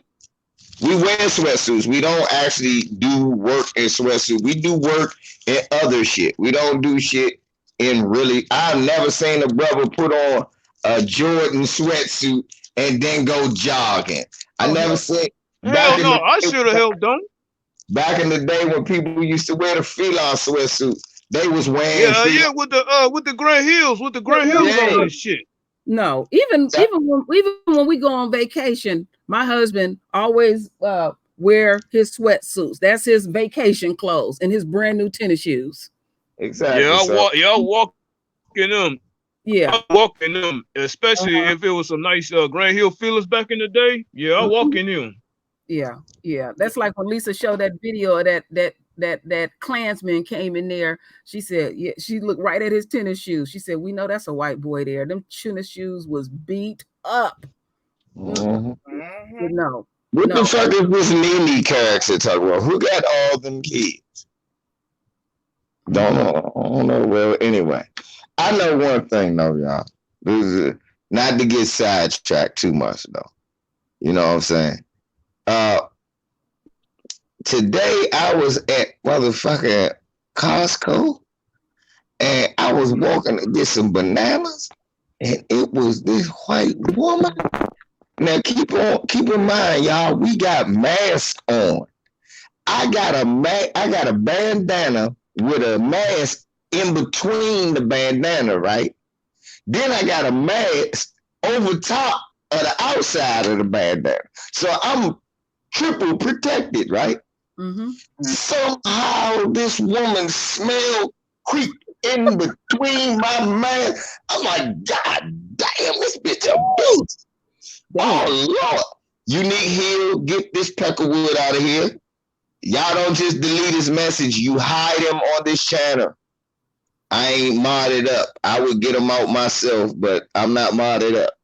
Now, it was probably this Peckerwood right here talking about he'll make America great. Nigga, no, you'll make America stink because your wife was smelling like a beast today. That bitch smelled like a bounty hunter. We had on all that protection. He had the vapors for real. Damn. Oh, that bitch smelled like Chewbacca's athlete. That bitch. That is funny. I was just thinking, bitch. I said, look, that's the first thing I said. I gotta tell Lisa True. Whoa, we gotta tell him about this shit. I watched it. God damn, that lady a beast. Then look, I tapped this African brother. Man, you know they don't wear no deodorant. He was like, oh no, that is dim. I said, I know.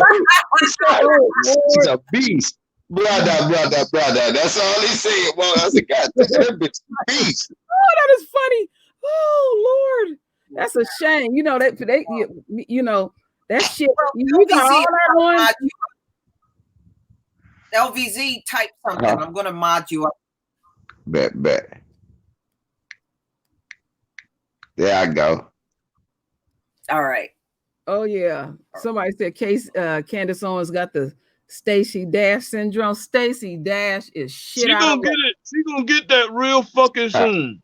Mm-hmm. People tired of her right now. She gonna be broke soon. But see, these coons, they're not too sharp. This is what happened. Oh, and it's another one of these white supremacists in here talking about make America great again. Together we will make. No, we ain't doing no together shit. Y'all by yourself. No. You could go ahead and pick up this dead ass economy by your damn self, because I'm not helping y'all ass. I'm not feeling shit off of y'all. Y'all do that by your damn self. That together shit, that we shall overcome shit and all of that shit, you got us fucked up. You overcome this dead ass economy. Overcome this dead ass economy. I don't need them to overcome nothing but that smell. Get you come over and get some Irish Spring white people. Together, them days over with. No, they ain't by yourself. Repeat after me, cocksuckers. By yourself. Remember, for 500 years, you didn't want us involved in nothing. Okay?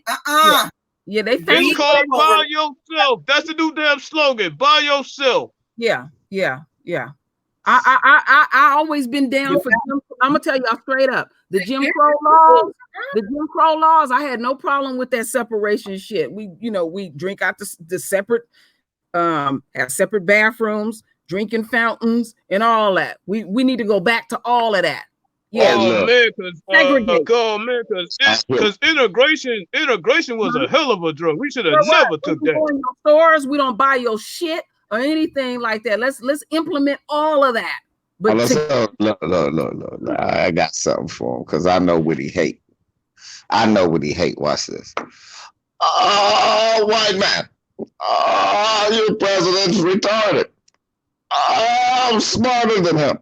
I was buck dancing for all of you. Now you got a white guy. He's the president now. Yeah. What's gonna let you die?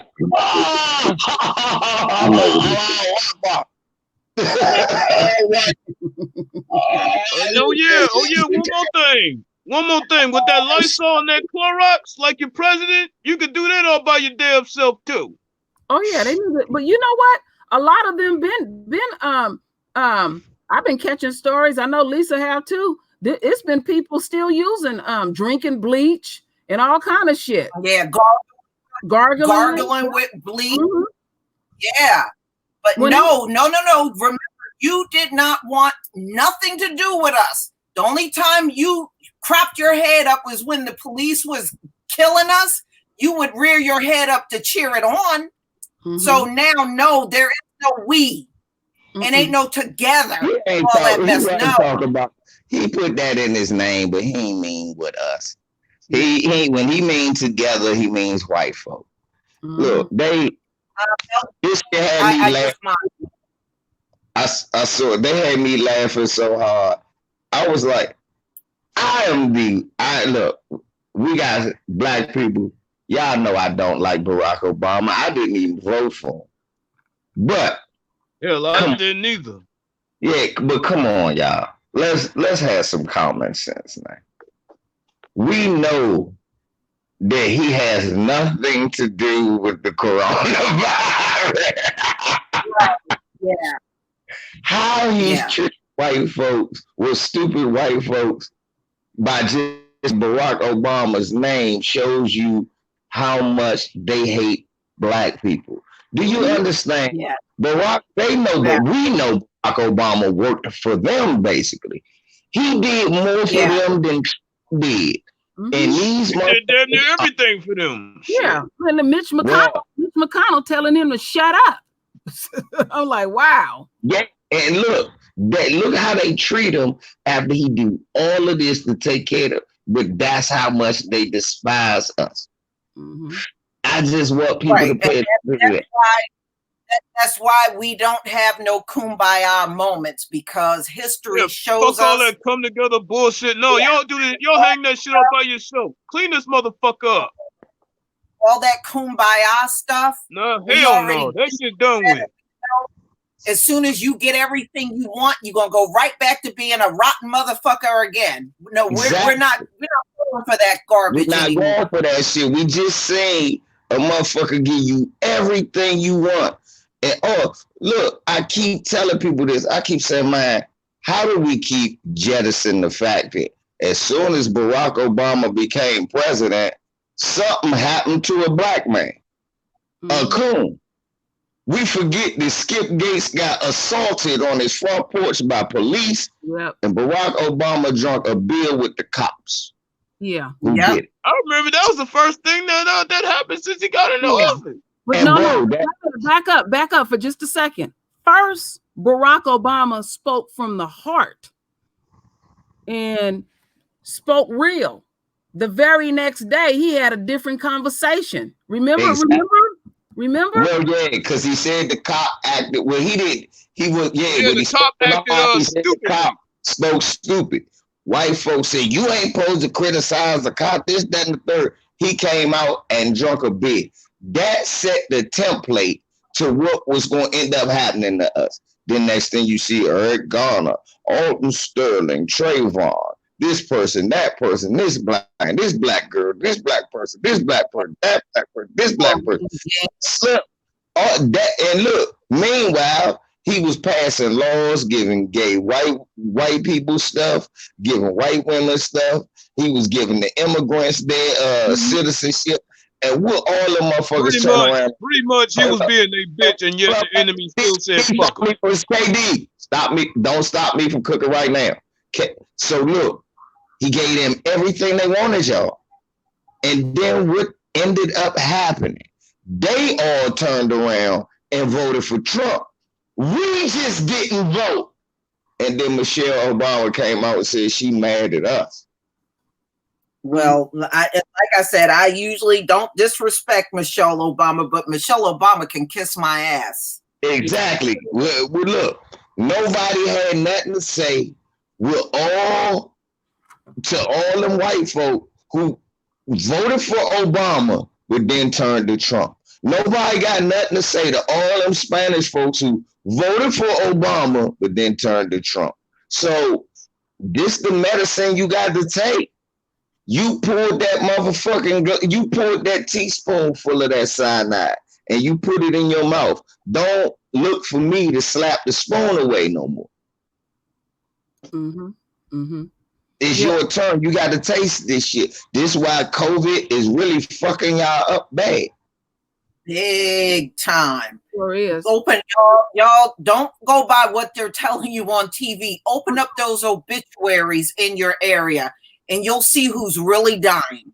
And it's not us. Yeah. It's not us. And okay. You know what they said on CNN yesterday? They keep going straight back to Africa. And they talking about how the millions of people in Africa is going to get this. Now, I know some of y'all know about this. In Madagascar, they have the cure for coronavirus. And this country is going crazy. There's one of them Trump supporters going crazy about this stuff. Because I did a lot of research on it. You know what? Over in Germany, they ordering that shit by the plane big, huge planes is getting that stuff from Madagascar. They don't have no coronavirus in Madagascar, and it's just some I forget the name of the plant that they're using, but this particular plant kills malaria. They've been using it in their country for years, and they, and there's some other stuff out there, but you see how the enemy is getting down. They pushing for this, they want to inoculate everybody. They want to make money in it. That's what they think. I don't have no objections to that. Mm-hmm. They can get those needles out on each other. Yeah, I'm fine with that. I'm fine with it. Let them do their thing. Yeah, plunge them needles right on into each other. All you want. You just don't be the first one. People gotta stop with this. They gonna vaccinate, man. Look, doing shit. I'm telling you already, they not. They can try, but I ain't gonna accept that shit. They not trying to vaccinate y'all, nigga. They don't even want to give you a health card. Now they gonna vaccinate you. Fuck no. Look, think about this. They don't even want to test us, okay? Right. I was about to say, do y'all understand what they trying to do to us with the COVID virus? They just trying to let us die from this shit. They don't care. Right. If we catch it, we not getting no medicine, no nothing. We gonna get insurance card denied. Hope you get better. They gonna give you a ginger ale and slap you on the back. I'm trying to say,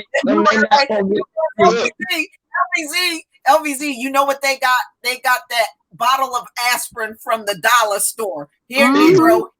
Aspirin. And some peroxide. You know the funny thing is, some of them doctors actually be buying that shit from the dollar store and then try to pass it off as fucking medicine. Mm-hmm. They gonna be telling you gargle some motherfucking peroxide. Talk about your sore throat will probably clear up after a while. You gonna die at home from the COVID virus with some dollar store aspirin and some peroxide. Look at the recent headlines, right? I read it was a black woman that died, I think like a week or two ago. She tried to get tested 4 times and she got denied all 4 times and she ended up dying. That's what I'm trying to explain to y'all. People don't give us a vaccine, but you won't test us. Okay. Thank you, Lisa. That's what I'm trying to teach you, Lisa. Get off your conspiracy shit about, they're going to give us the vaccine to kill it. No. They want to catch the disease and die. Look, Trump, look, he's saying it. Hey, we're going to just let that. I don't care if a vaccine here or not. Y'all got to go back to work. I'm losing money. Well, they could go back to work. I ain't helping them do shit. Look, my homie called me crying, talking about, man, they're not going to let me back at work because of the seniority. I said, cool. He said, what you mean cool? I said, nigga, if they let them back where you work at, all them Asians, somebody guaranteed to catch it. 10 and 20 people gonna catch it. You'll be back working in no time. Then you gonna wonder if you wanna go back to work. This shit ain't a game. I'm not playing with it, seriously. I'm avoiding Negroes like the plague. Mm-hmm. I'm trying to explain to y'all. They not gonna do nothing because I was thinking about, I said, you know what? This some weird shit. I got paid health care and ain't no doctor called me yet. Then I had to go talk to a friend of mine who happened to work at the Kaiser I'm supposed to go to. He said, oh, nigga, you know why you ain't get a call? Because these motherfuckers is literally in here telling people, calling them on the phone, are you sick? Don't come in if you are. Mm-hmm. Tell us what's wrong, and we'll set up an appointment for when you can finally come see us. He said, man, motherfuckers coming in 3-4 weeks later, damn near on their deathbed. Mm-hmm. I said, well, I won't be going there.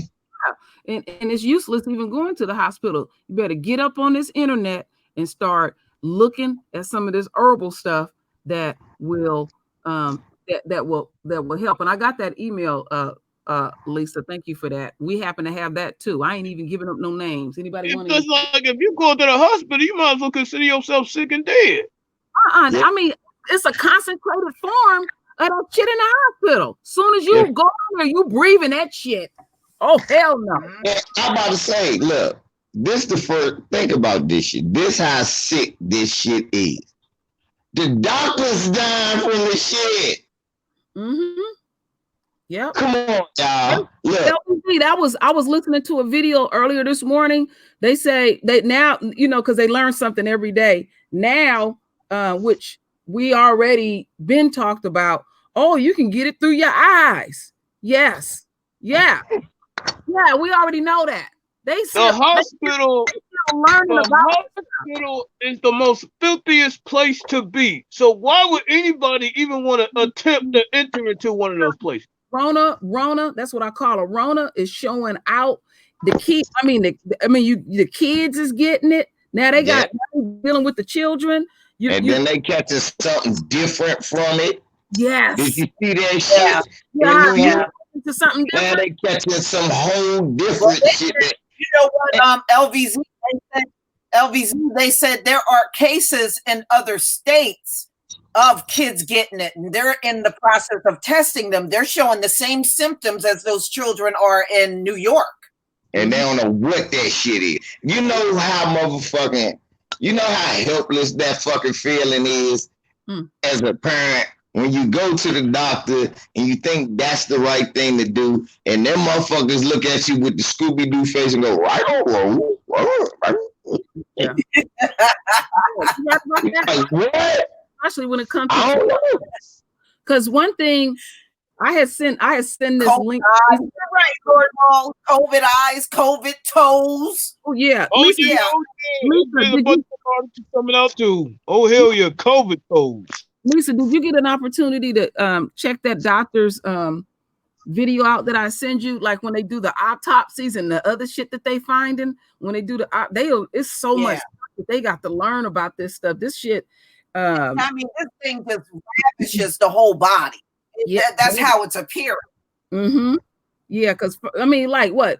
2 months ago, we was talking about how it just mess with your lungs. People lose the heart, the lungs. Yeah, their brain. Now kidney failures, and the children with the what they call the Kawasaki-like disease. They said these kids are having heart attacks. The kids are having heart attacks. And you know what? Okay, what they did over in Madagascar, that Quovet juice that they I think they call it something Quovet Organics. I think that's what they call it. They not selling that in their country. They giving it away. So before them kids can go back to school, they got to drink that. They got to drink that at school too. They looking out for these kids. I seen footage where the poorest of the poor, they get that stuff. They taking care of their people, and they talking about, oh, this is unproven and this is that, and they just going crazy. Well, what about the fucking you know what it is? You know what it is? No, hold on, y'all. You know what that is when they talk all this is unproven and it's not this.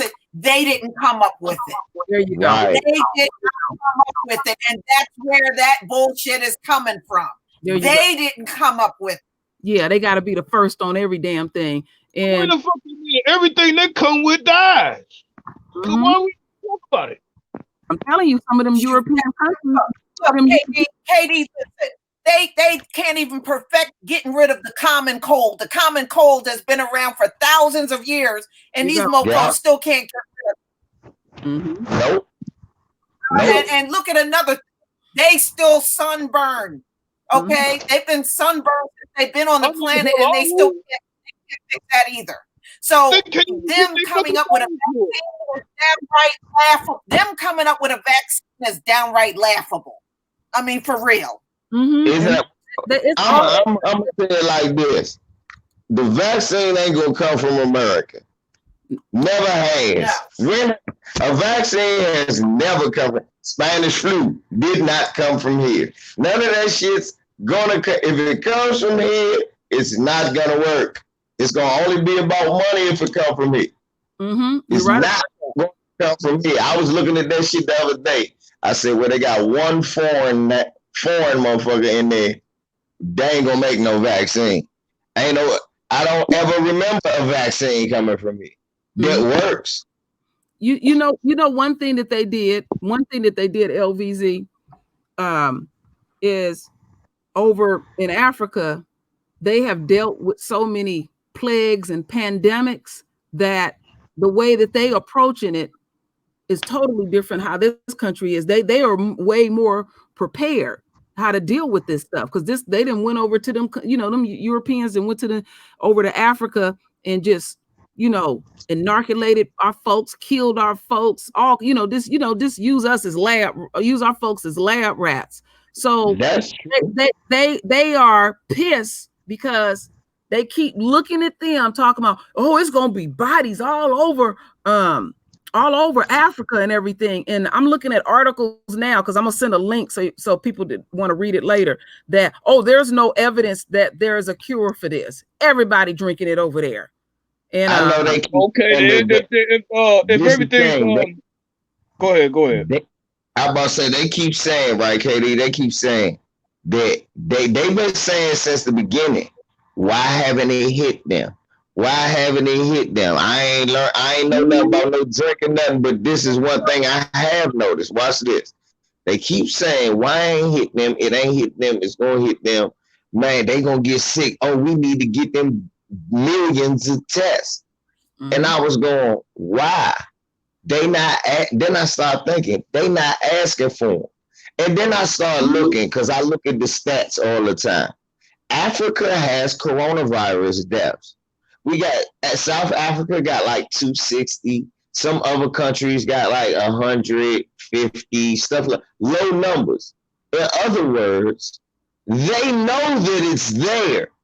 It's not hitting them like that because for whatever reason, well, one, let's keep it gangster. Africa's a big ass continent, and the countries are huge. So a lot of area is spaced out. So if one person get it, the other person might not have to, because they grow their food and stuff like that. So we don't intermingle as much as other places do.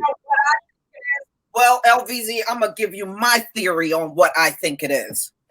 Number one, Africans are more immune to things than America. See, they've been ravaged by all kinds of diseases, past and present.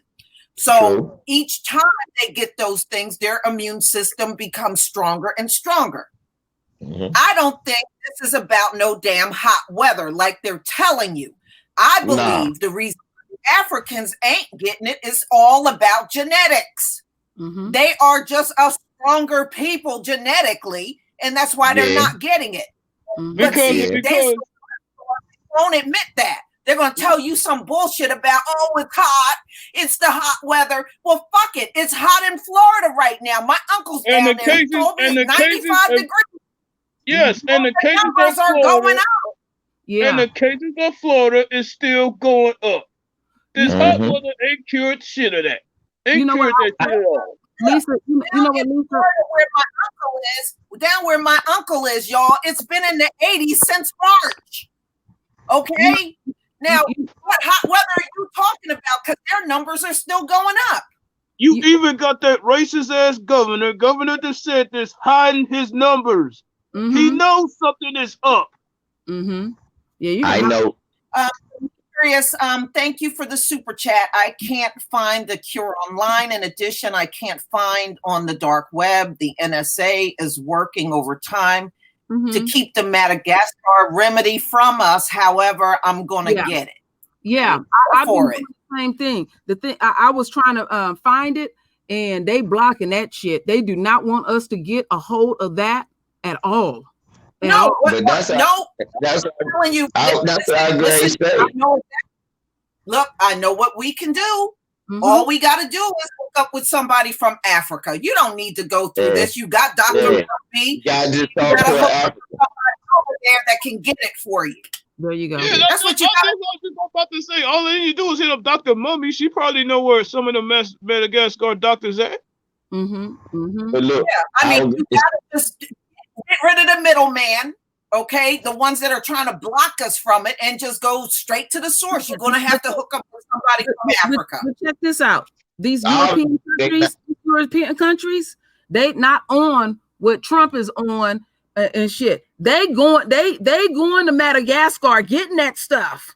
They said, the hell with that shit. I know that whatever going on, a lot of Africans are not getting it, and the obvious reason is this: because, like I said, they taking down numbers, but they not saying that their hospitals are getting overwhelmed. No, they're not at all. LVZ, they're not running out of supplies either. That's what I'm saying. No, we don't have enough masks. Oh, we don't have enough PPE. That's exactly what I'm telling you. Nobody is coming. Look, the reason we know that COVID is happening here is because our hospitals are getting overrun with motherfuckers who normally wasn't coming in. Mm-hmm. That was happening all over the world. That's not happening in Africa. No, that's that. Right. You're absolutely right. And they sitting up here. Even if it was, the numbers of people don't even fill up their hospitals up there. LVZ said the same thing that I was already thinking a long time ago. They were sitting like on the sidelines, just salivating, waiting for these Africans to reach out to the European countries and ask for help. And I think they were sitting there, just waiting, saying, "We can't help you. They ain't asking. Africa don't need your help. They don't need your help. They don't need your high IQ information. Your high IQ information don't help no one. And the own high IQ information is the thing that's killing them. Let me tell you something. I watched I'm subbed to one of those news stations over in Kenya, and I was listening to the governors and their whole government speak about what they needed to do. And they were saying things like this: we got to make sure everybody still have fresh fruit and vegetables. We got to make sure we get the seeds out to them so they can continue to grow their stuff. They was talking about that. These motherfuckers running over here getting toilet paper and shit, and they're making sure. No. Listen to the difference in leadership. Because I was listening to Bosa. He said, I want nobody to die. This is what he said to his people. I want everybody to be safe and healthy. This is Trump. We need to reopen the country. We're losing money. We get everybody back out working. You see the difference? I don't even think I need to break down the difference between leadership. Mm-hmm. I mean, Trump is just all the way done. It's a hell of a difference the way those African leaders address their people and how Trump don't give a fuck. You get out there and make his damn money now. Oh, but wait a minute. Wasn't he the same one that called Africa a shithole country, but yet acted smarter than his ass? Yeah. And then they had the nerve to criticize that brother who was giving out them packets and had some Hennessy in it. But the president of this country talking about putting bleach in somebody's body. They was making a big Come on, man. Look. Better. Come on, man. Get your little bleach, little fab, drink a little 409. You good. Yeah, but you gonna trip because you got a couple of bottles of Hennessy. Oh, that's terrible. We ain't giving out some Hennessy. Right. I tell you what, they're better off with that Hennessy than bleach up in their veins. Bleach and Clorox up in the fucking veins and shit. You know what I'm saying? Yo, man. After you done been stressed out, and I'm not a drinker at all, pops and moms need a little Hennessy. Shit.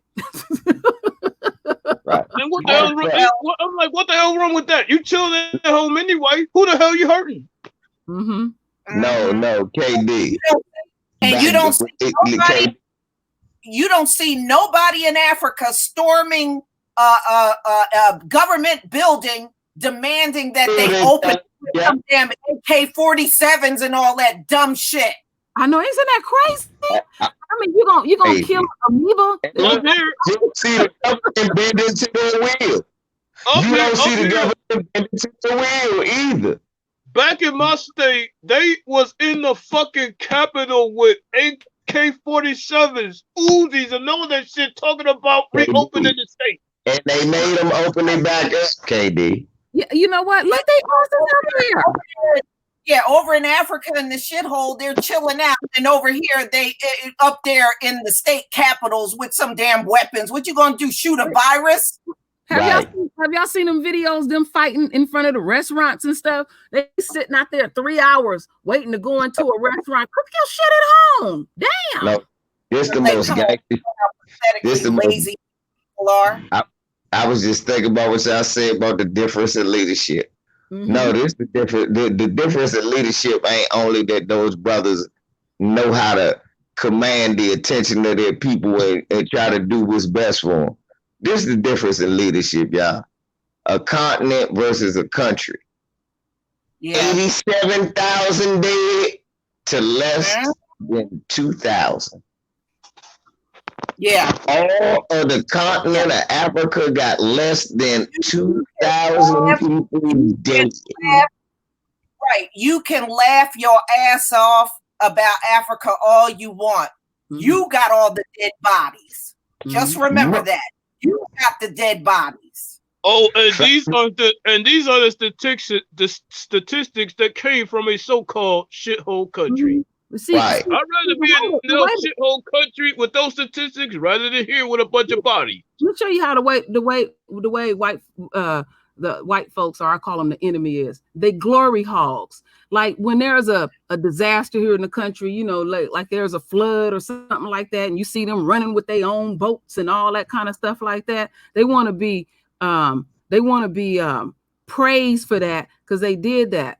And it's like, well, I don't really praise people for doing what you naturally supposed to do. You see somebody in a precarious situation, you help them. And so that's what's bothering them. They want to run over to these unquote shithole countries and say, see what we did for them. And they are self-contained. They don't need you. They don't want you. The highest number of that shit getting the folks is over in South Africa.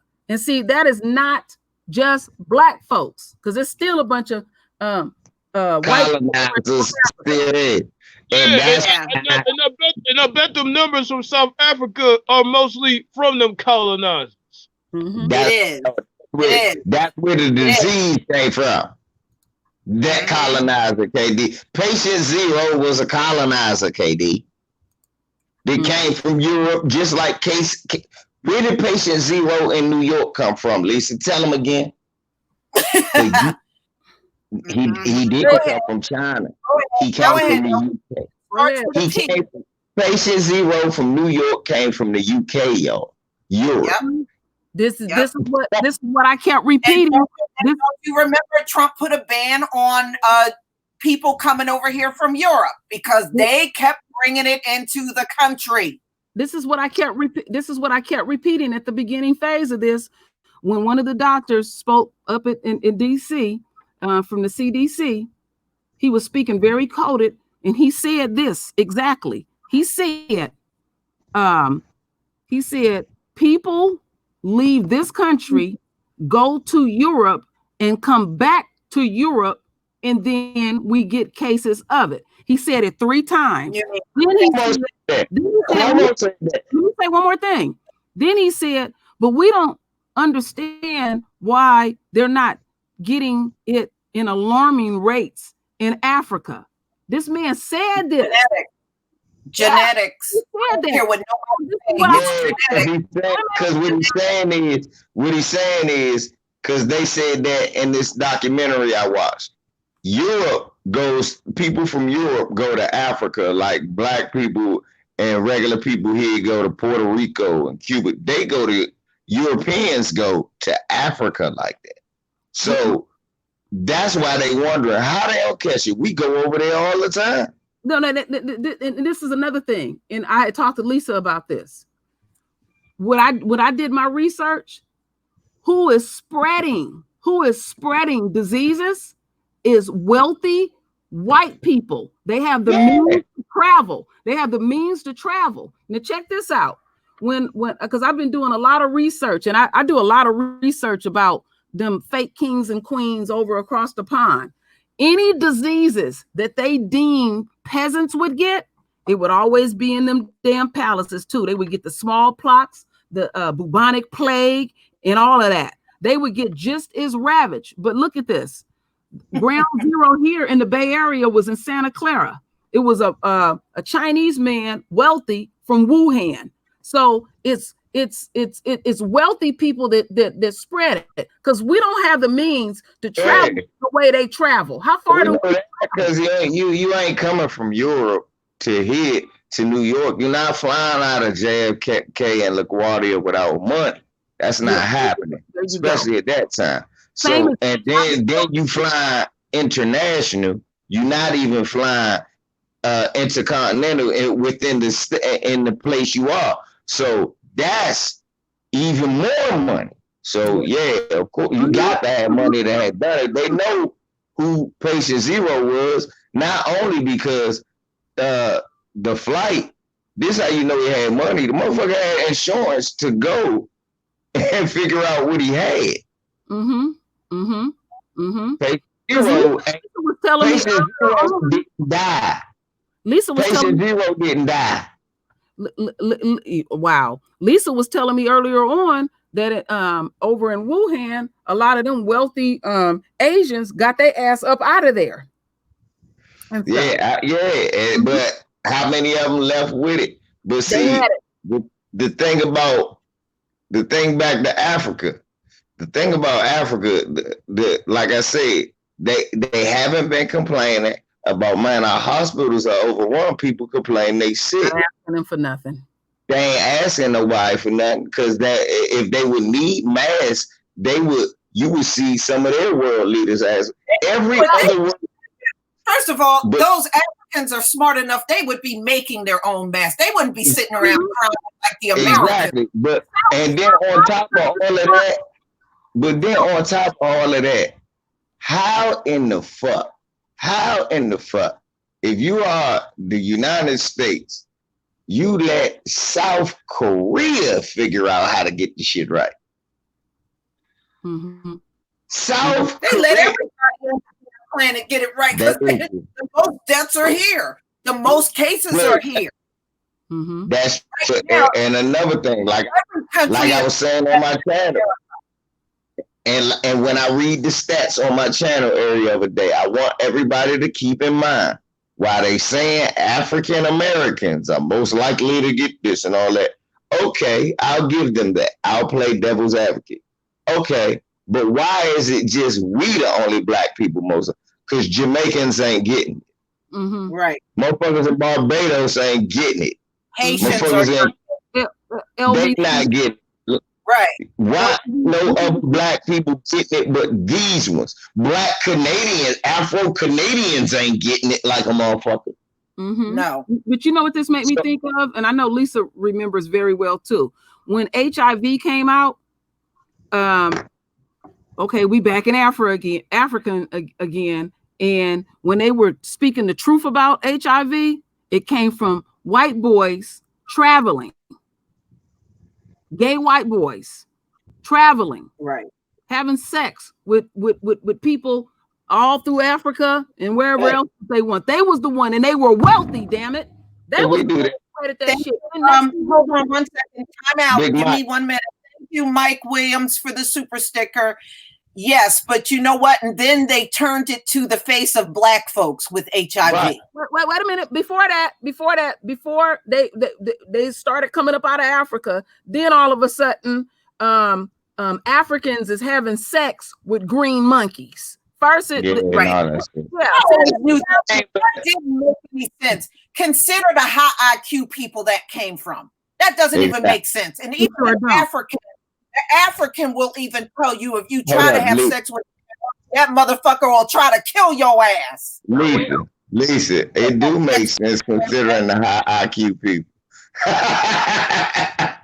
They would try to have sex with a monkey. It makes sense. They would. But I know these. Wait a minute.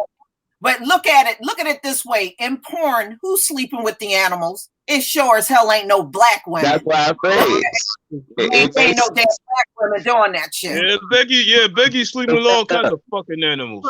So at the end of the day, who's spreading diseases are people that have means and they can travel about. They keep wanting to say, oh, the grassroots is coming out of the hood, you know, people nasty, and then that's how no. If it was really hold on. Ain't nary pandemic ever came out of the hood. Okay?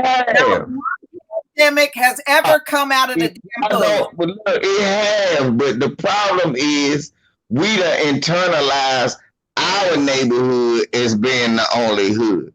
It do come out of the hood. The original boys in the hood, the people who used to wear the Klan people. It comes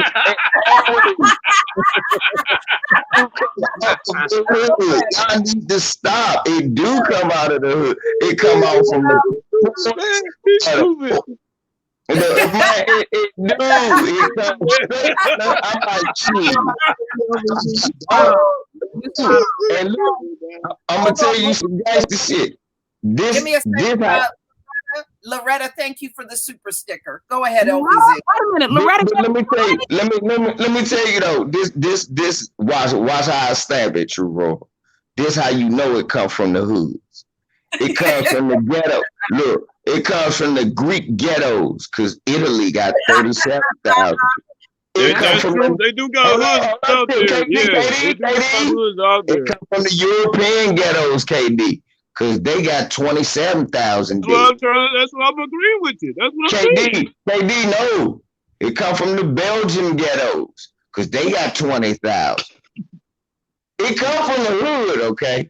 And that hood, it just seems to be a white hood. Mm-hmm.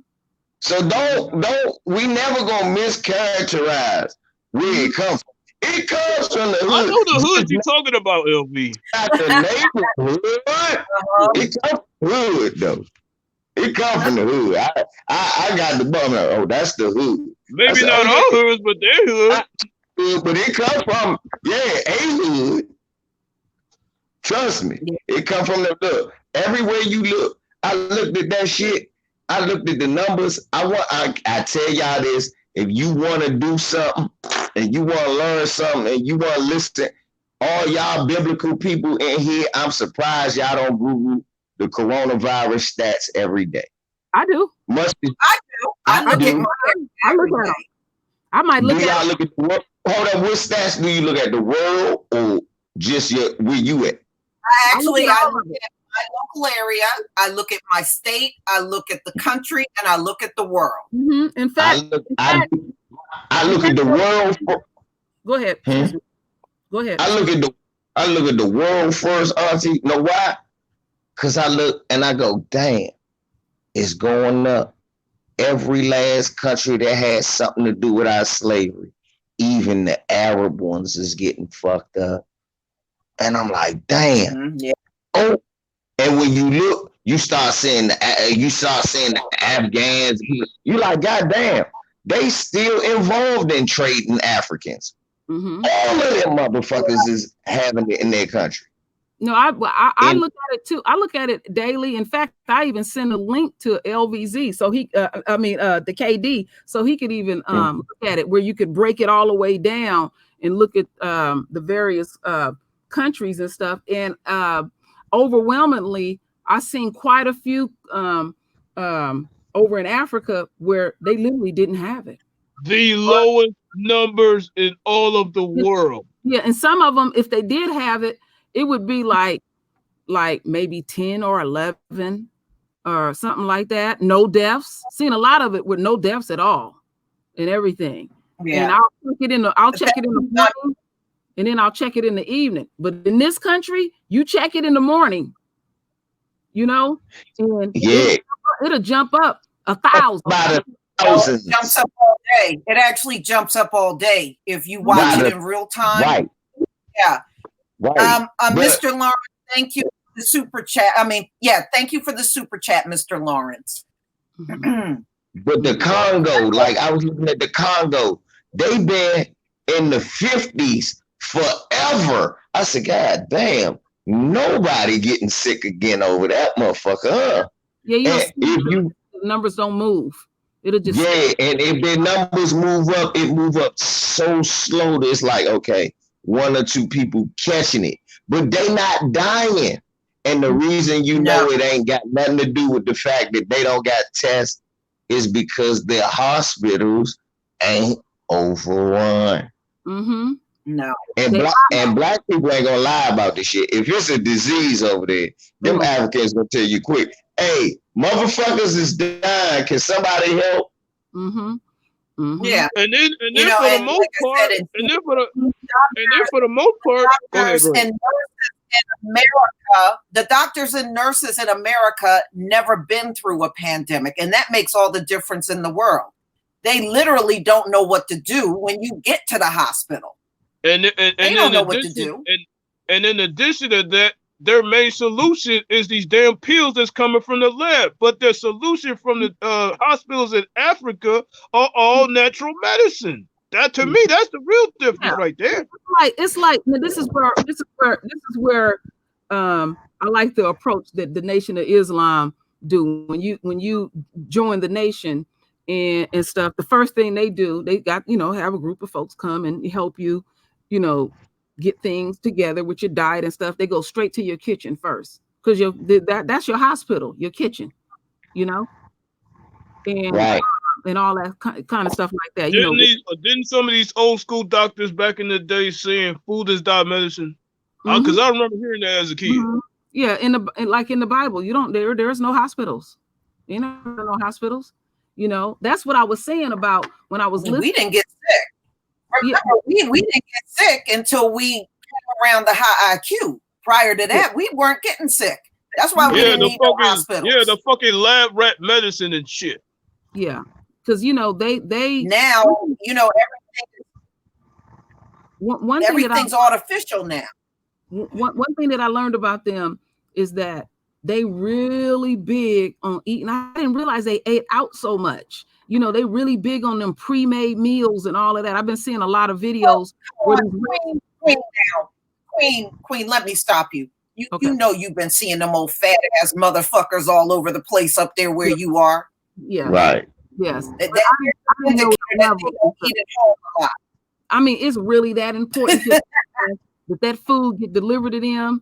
I mean, some of them so-called high-end restaurants, now they making damn TV dinners and all. They trying to hold on and everything. They're making apps now to even deliver them faster. I literally saw them. Hey, they got steak restaurants delivering pizza. This is not a lie. CBZ, that's what I'm talking about. They're actually developing apps for that shit right now. Mm-hmm. Them motherfuckers is delivering pizza. They are the ones that's keeping these fast food restaurants alive. They're the ones doing it. I swear, look, I'm gonna tell you, I do some Instacart sometimes just to bullshit around. Mm-hmm.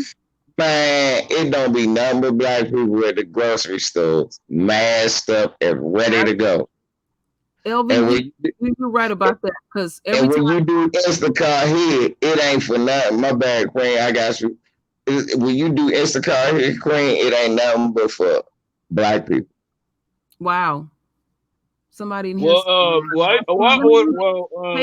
ordered from them a couple of times, and every Negro that came to me maxed up.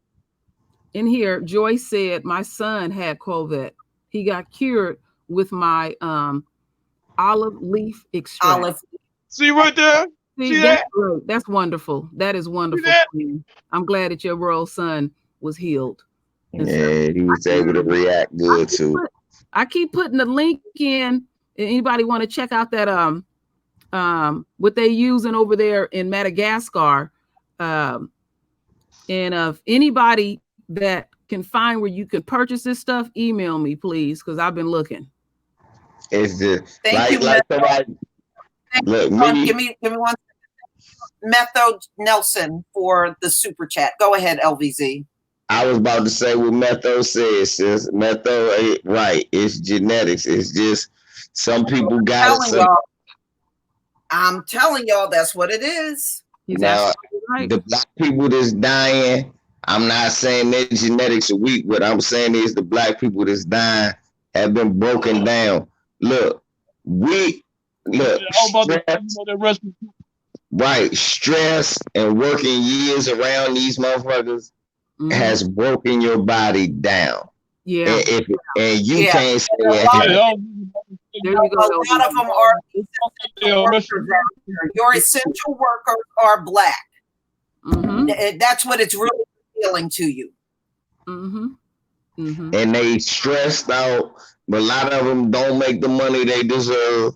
They working at the cash register at your grocery store, and they ain't getting no extra money while a disease going.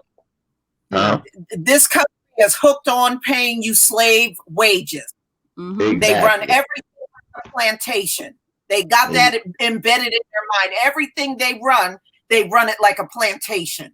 Why you think they think socialism the devil? Not because it's gonna take your fruit. No, because if they pay everybody what they worth, then they can't be rich. Yeah, that's like LVZ when they were talking about the stimulus package. I forget his name. That coon made it. Lord, we got 600 less. $600 less. He's like, oh, that's too much money. Oh, they just gonna lay up and stuff. You gonna make over another $1,200 and none of you even know. They're going nuts over that.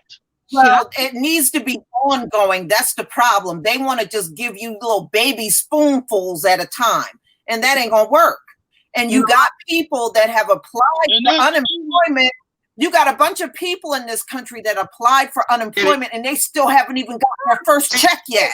They ain't even got the stimulus. I ain't got mine. I got my stimulus. Ain't got a penny. I got my stimulus and been waiting for unemployment for 2.5 months. Damn. See, that's what I'm talking about. A lot of people are waiting. They've been waiting for weeks and weeks now. That little stimulus money LVZ got, it was probably already spent before it even got in the house. Shit. Because I knew that they was gonna do what they did. I knew what they knew what they was gonna do with the unemployment. Most of the people in Maryland and all across the world ain't get their unemployment, even though they filed, and they was gonna be behind on rent because they was gonna use their stimulus to go to BJ's and Costco's. No. LVZ took his shit and paid his rent a month in advance just to see what these Peckerwoods was going to do. Then he started doing some moving gigs and some Instacart and said, y'all can't never stop me from working. I don't need your money. You can eat a dick. My name LVZ. You know what, LVZ, my oldest son, he been working for Instacart, and he said he made more money working for Instacart than working for Uber. He said, you will, and you won't even buy your car out as much. No. Let me just address this. Mr. Lawrence, that's right. See, they run it like a plantation. This is why they keep whining about, we want things to go back the way it was. What they mean is they want us to go back down on the bottom. Them go back on the cops. We go back to getting shot at by the cops, getting beat up, and anybody can do anything they want to us. That's what they want everything to go back to. Because look, Lisa, what you're saying is so true. As soon as they started, let me just say one more thing. As long as we stay in our homes, they don't have access to us like that. That's what I was about to say. You know what was so interesting about I was about to say, you know what's so interesting about what you said, Lisa? You right. Ain't nobody on top and nobody on bottom if nobody works and nobody makes money. The playing field is finally leveled, ain't it? Exactly. The first time the playing field actually totally equal. Everybody on the same shit. They can't take it. Because look at how they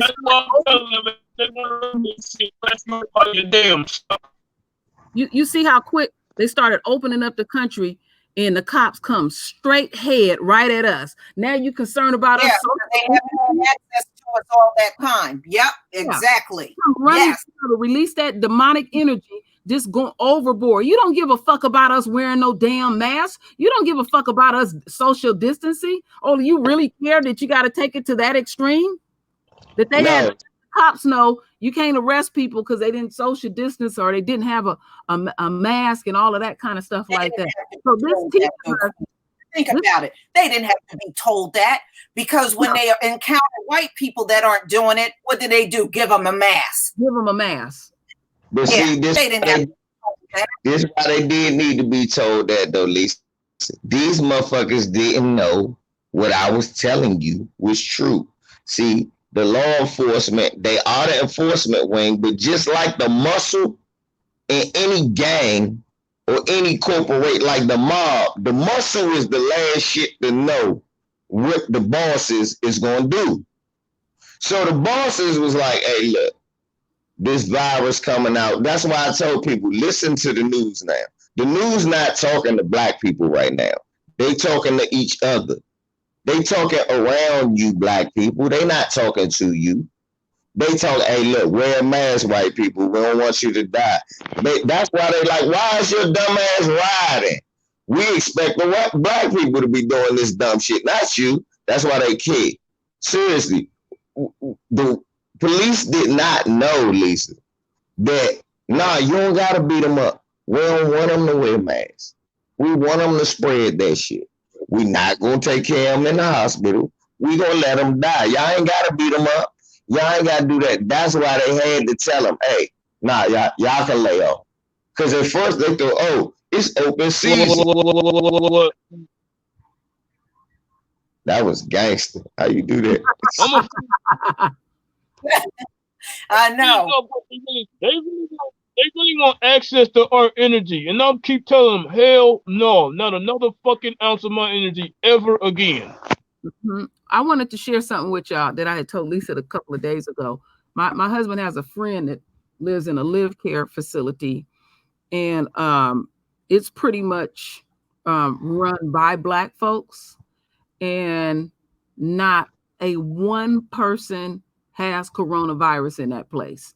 We don't let nobody in there no more. But when my husband, because he would visit him almost every day, bring him home cooked food, he said every time he went in there before Corona hit, you would always see them in there cleaning. Somebody was always cleaning, every shift, just cleaning. And that particular live care facility is in Oakland, and it's predominantly black. The staff is predominantly black. No one has it. Yeah, but that's because, like you say, because they'll be looking for it and trying to duplicate it. Mm-hmm. But look, sis, it really wasn't no secret. They didn't do nothing. They didn't do nothing. You know what they did? What the fuck they were supposed to do, sis? They cleaned up.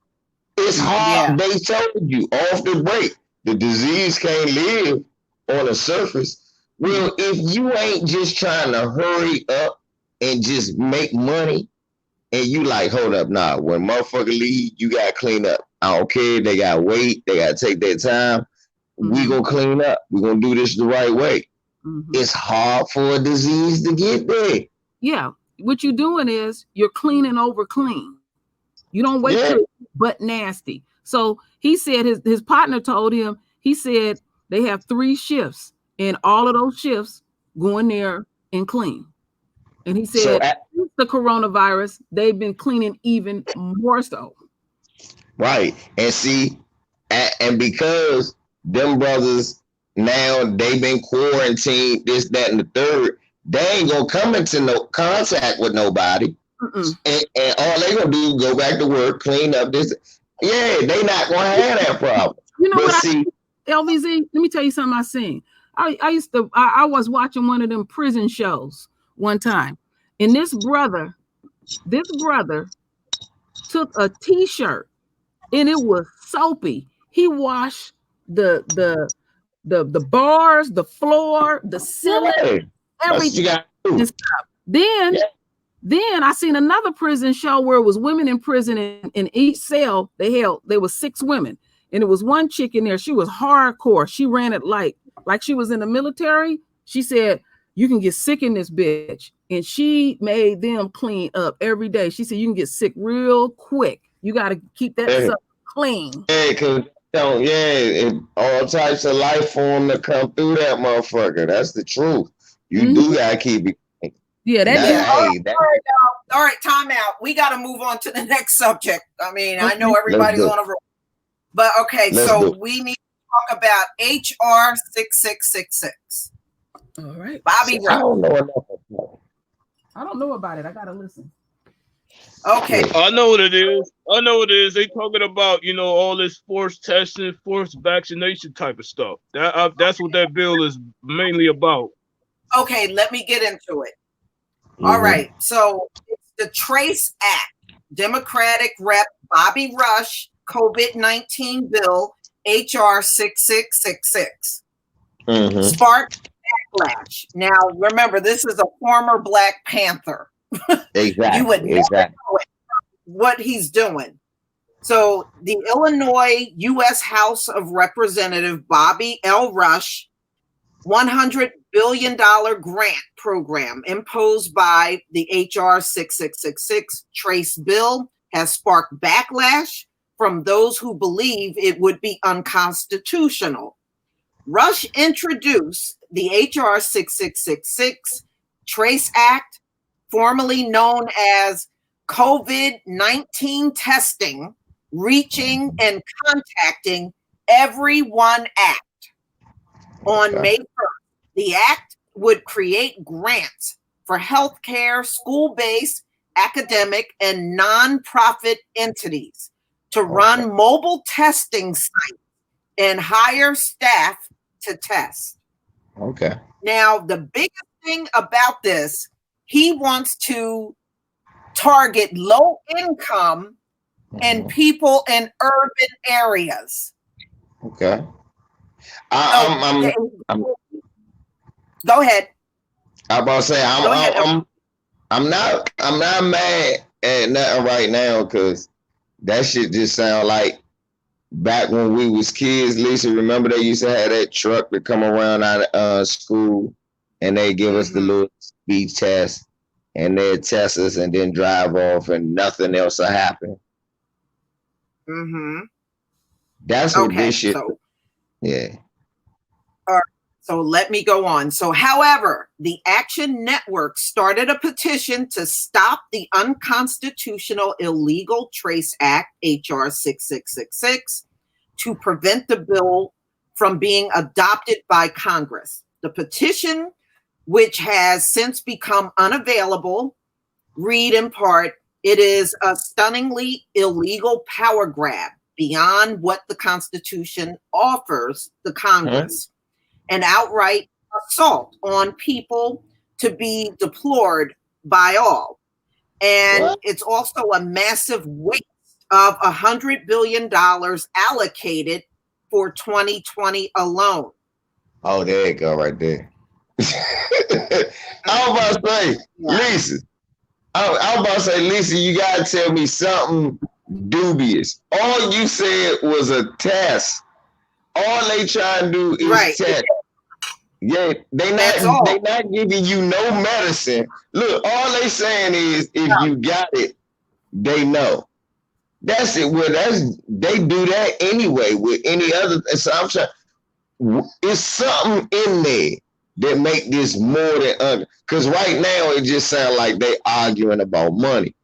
I ain't mad at Bobby Rush right now because all it sound like is all he want to do is get motherfuckers tested.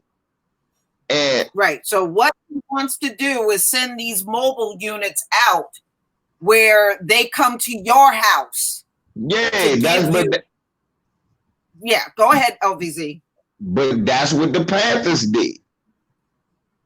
Panthers used to do that. They used to come.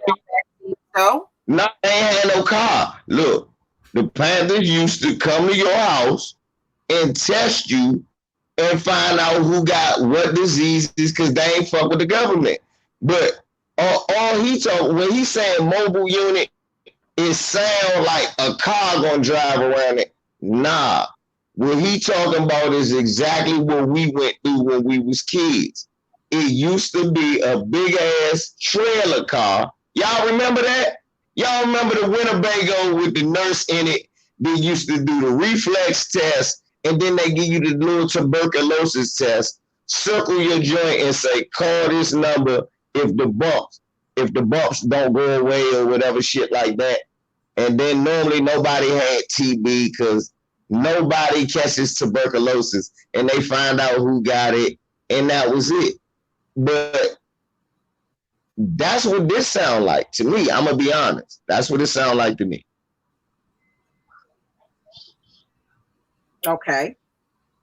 All right.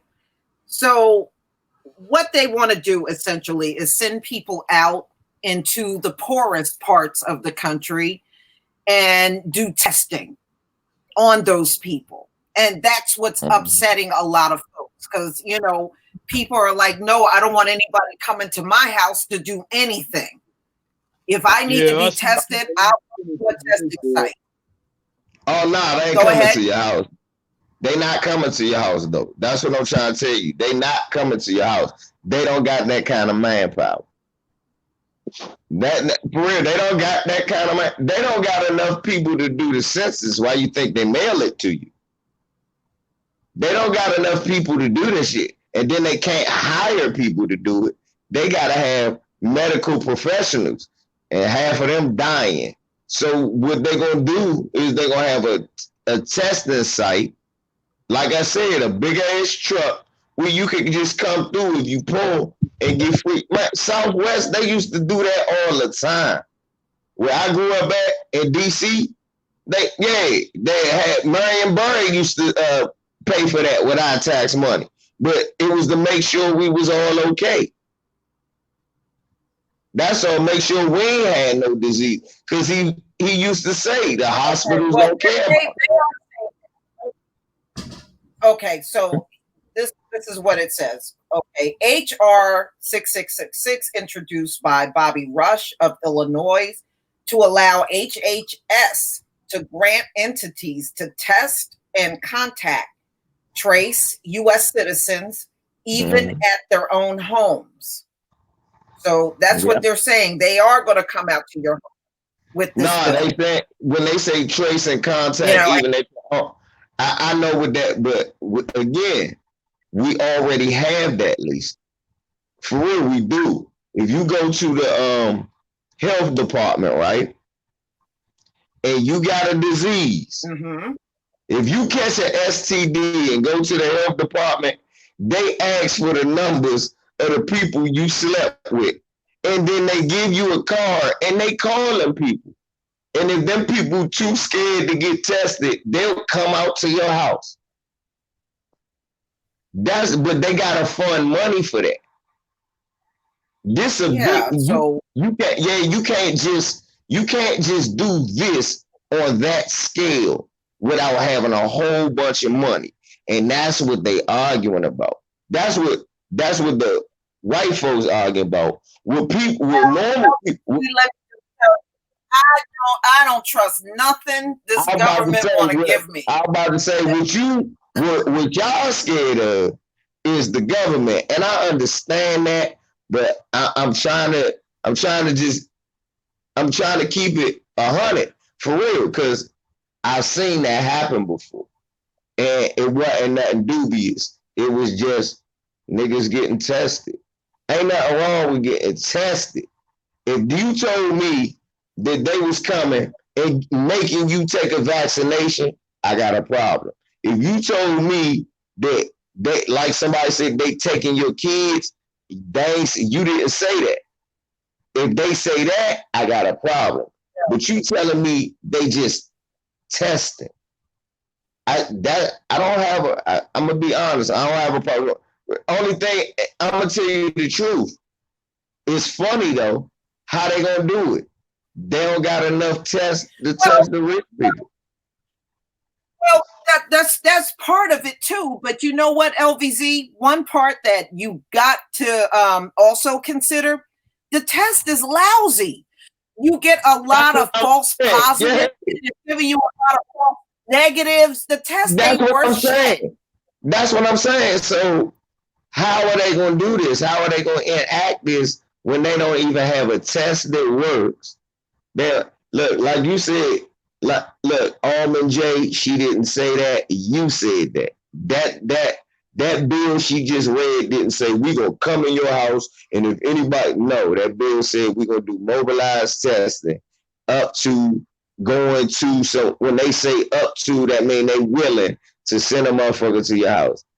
Fuck out of here. Ain't nobody come to your house yet. Niggas on welfare don't even have people come to their house no more, man. Well, Stop it. that should be available for the people that want to be tested. That's Man, it. it is. It is. That's only who it is for. It's KD. Because think about it. They don't got enough manpower to send everybody door to door in the hood. I want y'all to ask you.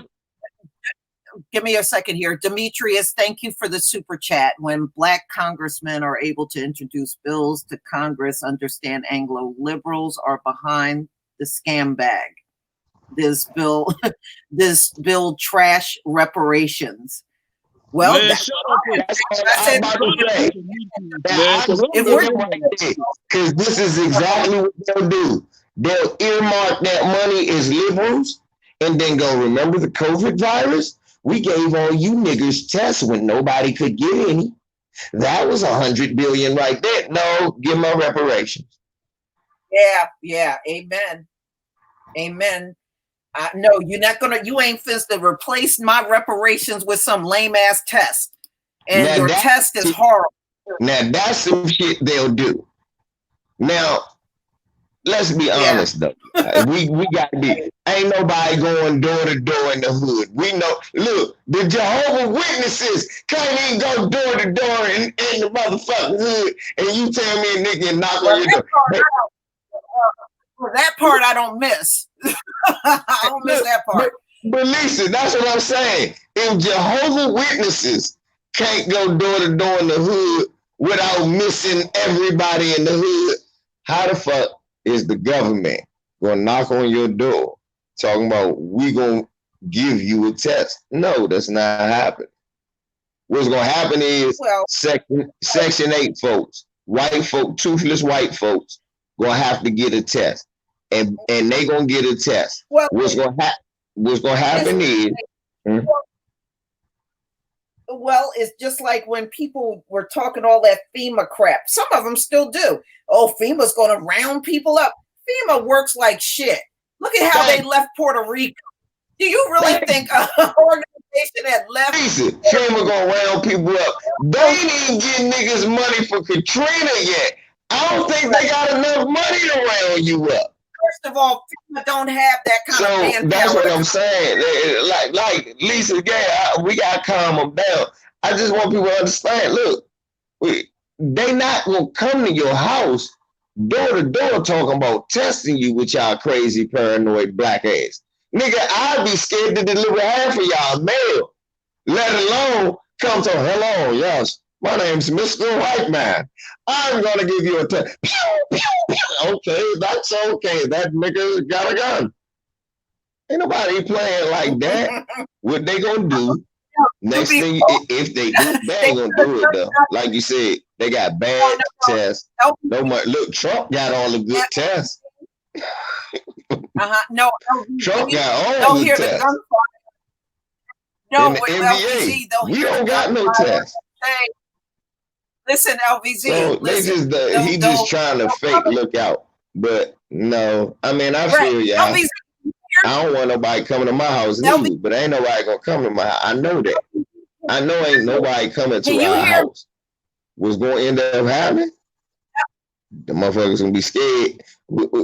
They gonna send a big ass truck for people to get tested. And like I said, bunch of toothless white people and Spanish gonna get tested, and they gonna say that they reached out to the poor community. Not one black person gonna get tested. LVZ, can you watch? LVZ, can you hear me? Hello? Can you hear me? Hello? Can you hear me? True Real KD? Lisa Lee? I mean, I can hear. I'm here. Where the hell is the family? Can anybody hear any of us? I don't think you can hear LVZ. Can you hear us? You can hear. I don't think he can. That's why when I kept trying to get his attention, he wasn't responding. Lisa, you got to go out and come back in. You got to go out. Yeah. What the hell happened? I can't hear no why. Lisa, just delete them. Leonard, why are you laughing? Is it just me on here? Where's Lisa?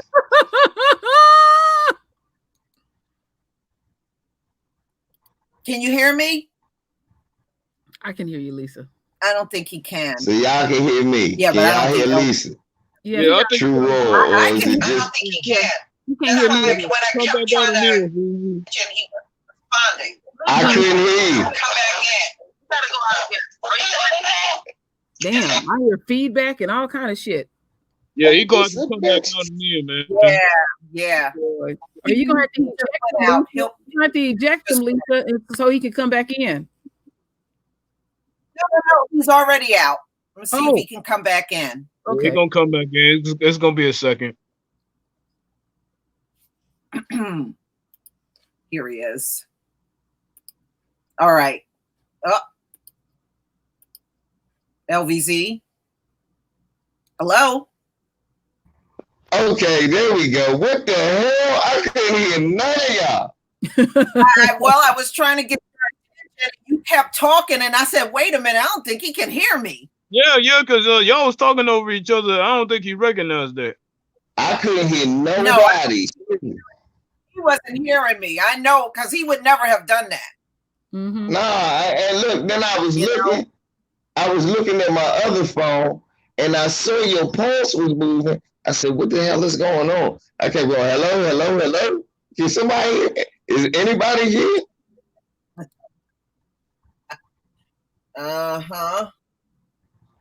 No. When you said, if they send someone door to door,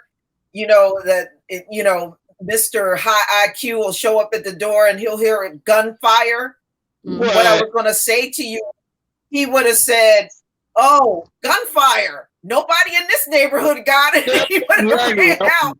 This is COVID free. No, but wait a minute. Wait a minute. I can see where VZ coming from, because in this whack ass bill, they talking about funded testing for the damn hospitals that ain't even got it yet. So if they don't have enough for the hospitals, how they gonna have enough for niggas to come around and just say, "Oh, here's some random testing, please take it"? You know what I wanted to say about when it comes to money and how the government give out money. So they was also sending stimulus checks to different corporations and stuff, and they have this one corporation. I think they in the food industry. They have restaurants and all kind of stuff. I think it was a milkshake company or something like that, and they send the money back to the government because they said they had so much they felt like it was unethical to get it. $10 million. They even Shake that. I was Shake that. Okay. To the LA Lakers, they sent about 4.6 million. I'm like, damn. And they might go send it back. They sent it to dead. They sent all kinds of checks out to dead folks. What? Yep. I didn't hear about that. Damn. Yep. Damn. Hey, Lisa, did y'all hear me though when I said, and there's one thing we forgot about what that bill said? That bill said low income areas. That's like minority. Mm-hmm. They're going to test a bunch of toothless white folks, a bunch of Spanish folks, and not one Negro going to get a test.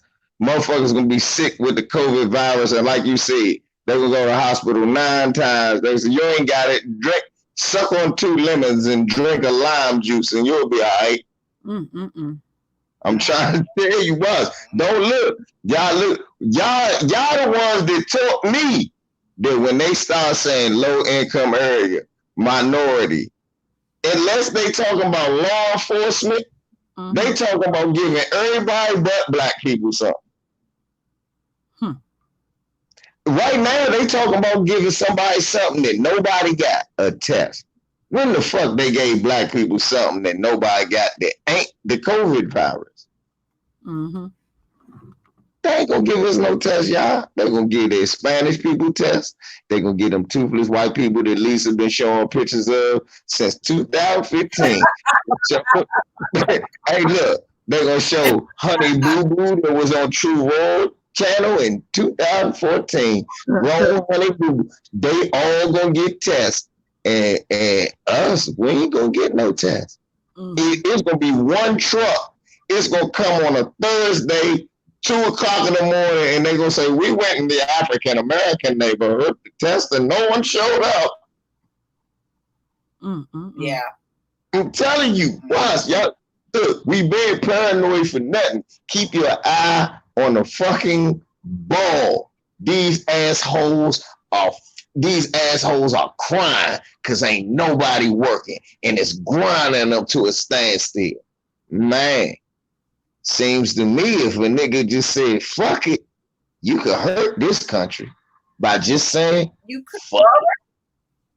Yeah, well, look, their economist said in order for the country to get back to the level that we were at back in February before everything shut down, they said at this point it would take 2 to 5 years to get this country where it was past February. And plus rising cases right along with it. Black people that's listening to my voice, my sister, my auntie, my motherfucker brother, y'all listening to our voices now. Imagine all this time we motherfuckers been marching in the streets, fighting, killing. All you had to do was figure out a way to pay your rent and stay the fuck home. They would have been crippled. Yeah. If you can find a way to pay your rent and stay the fuck home, you can cripple this system. And see, they're trying to threaten us all to go back out there and work too. Look at how they're doing it. If you don't go back to work, they're going to take away your unemployment. Right. If you don't go back, they'll take away your unemployment. And if you refuse to go back, your boss considers you fired. You know, so they're trying to bully you into going back out there. You know, I heard this before. I heard that before. Not to cut you off, sis. I heard this before. And I was just born. You know who did that? Ronald Reagan. Yeah. Yeah. Yeah. I heard this before. With his old Alzheimer ass. Yeah. Ronald Reagan. He did the same. He made a speech saying those exact words out his mouth, that if they don't return to work in 48 hours, their employee could consider them fired. He tried to break the unions. The air traffic control. Yeah. And right. That happened. There were accidents left and right. Hey, Lisa, True World, KD, you gotta tell me, y'all want to hear some crazy shit? 4-year-old LVZ seen an airplane in the ice in the Anacostia. What? A plane crashed here back in the 80s. No bullshit. Damn. A plane crashed here. No, not the end of the Potomac. It crashed here. Didn't make it. I was like, dang. Yeah. Happened when I was a kid. Never forget that shit. Yeah, it was happening left and right. Everywhere. I remember when all that went down because they had exposed what those air traffic controllers were going through, you know, lack of sleep, they overworking them and everything. And it was a lot of stuff going on. And I was like, I remember well, I was like, damn, that's a hard job to have. And, you know, and just put it in there. 81. No, December 80. Thank you. I remember that. It was bad for them. If you remember, not only were they overworked, they were complaining. They didn't even want them to get up and take a piss or go to the bathroom. It was wow. It was that bad for them. Meanwhile, y'all, he doing all that shit. Like Lisa at True World say, planes not only falling out the sky, they exploding now. Because he had pissed the Ayatollah off. And then see a lot of shit, you know. But anyway, this motherfucker right here, if y'all can find a way to pay your rent and stay home, this economy is crippled. Mm-hmm. And then all you Well, gotta guess say what? is, give me my reparations. Mhm. And that's it. Mm-hmm. Well, Well, guess what? I did my job because I did that 2 weeks ago. So they could kiss my ass. when this first broke, even their medical expert told them this country would have to shut down multiple times, probably over the next 2 to 3 years. They would have to, if they reopen, they would have to If they shut be down. open too early. Yep. And he told him, he said, you think the economy bad now? It can't survive 2 to 3 stoppages like this. Yeah, it's done. No, It's a it's done finished. deal. It's They a are done not. deal. This is never going back to the way it was. That No. is As just a frame. as a matter of fact, it's not even surviving now. Just imagine one more shutdown. The hell with 2 or 3. Nah, but KD, you know what ain't hit me? Damn, I'm dumb. I'm stupid, y'all. I normally see stuff like this. Why didn't I see this? Hey, this is a great thing, the country opening up. I know y'all like, what the fuck is he talking about? He just said the whole time.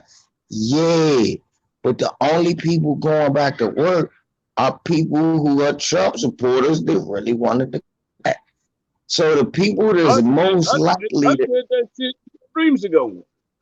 right. So KD, the people who most likely to catch it is who? Them. Mm-hmm. Okay, all right, reopen. Let's do it. Let's do it. Let's do it. Mm-hmm. Let's That's do it. what I'm Reopen. doing. You know, and I'm not the only one. True Royal has said the same thing in her videos. Everybody in our community, just sit tight. Mm-hmm. There is Yeah. nothing for you to go to out there. Sit tight, keep your Right. ass at home. True Royal has said this multiple times in her videos. Keep your asses at home. Mm-hmm. If you one of those essential workers that worked at grocery stores, keep your mask on this whole time.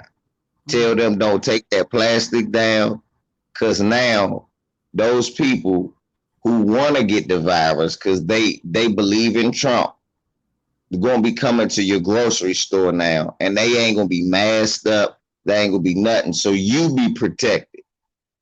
Right. See, that's the only scary thing for me. You know what it is, LVZ? You saying something? I want to. He's right, because look, they're already on the beaches. Mm-hmm. And I watched I looked at an article this morning in Wisconsin. They were in a bar, all crowded up in a bar. So they already doing all that mess. No mask, no gloves, no nothing. It's something LVZ touched on, and I know he can relate to this, working in the world of construction. Now, I got in the construction field at the age of 19, and I caught on real quick when we would have those safety meetings every Monday morning, that all they wanted you to do was just sign a little paper, because that would deal with their little insurance and stuff.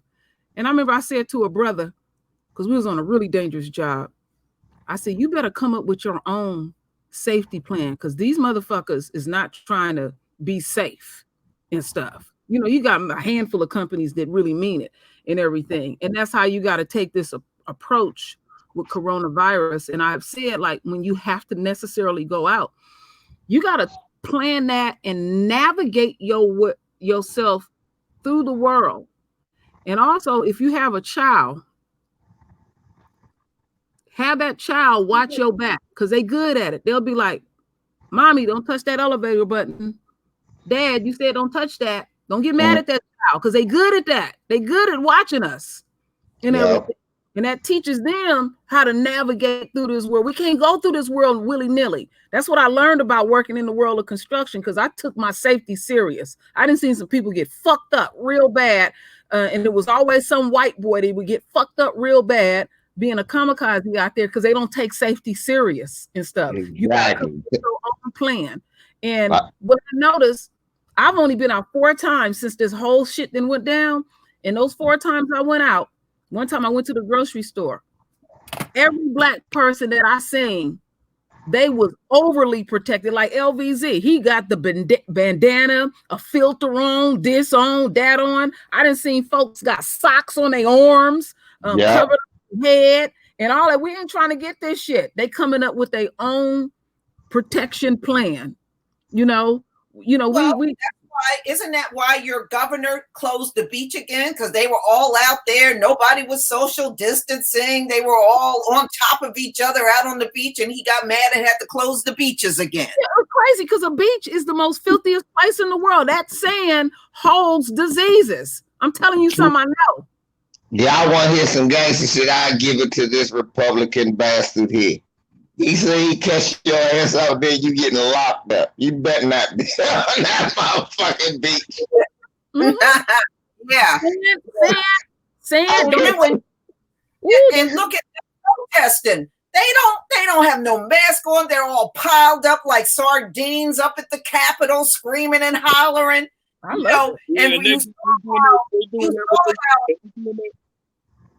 You see how saliva is transmitted through the air when you're talking and yelling and even singing. And they're doing that all around each other. Oh, that's so funny. King Wade said, let them have dry sex on the beach. We're gonna have sex on the beach and they getting sand in the crack of their ass. Damn. I know this. I know this.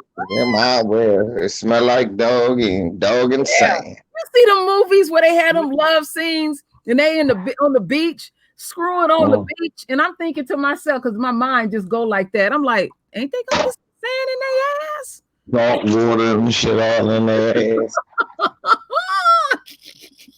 I know one damn thing.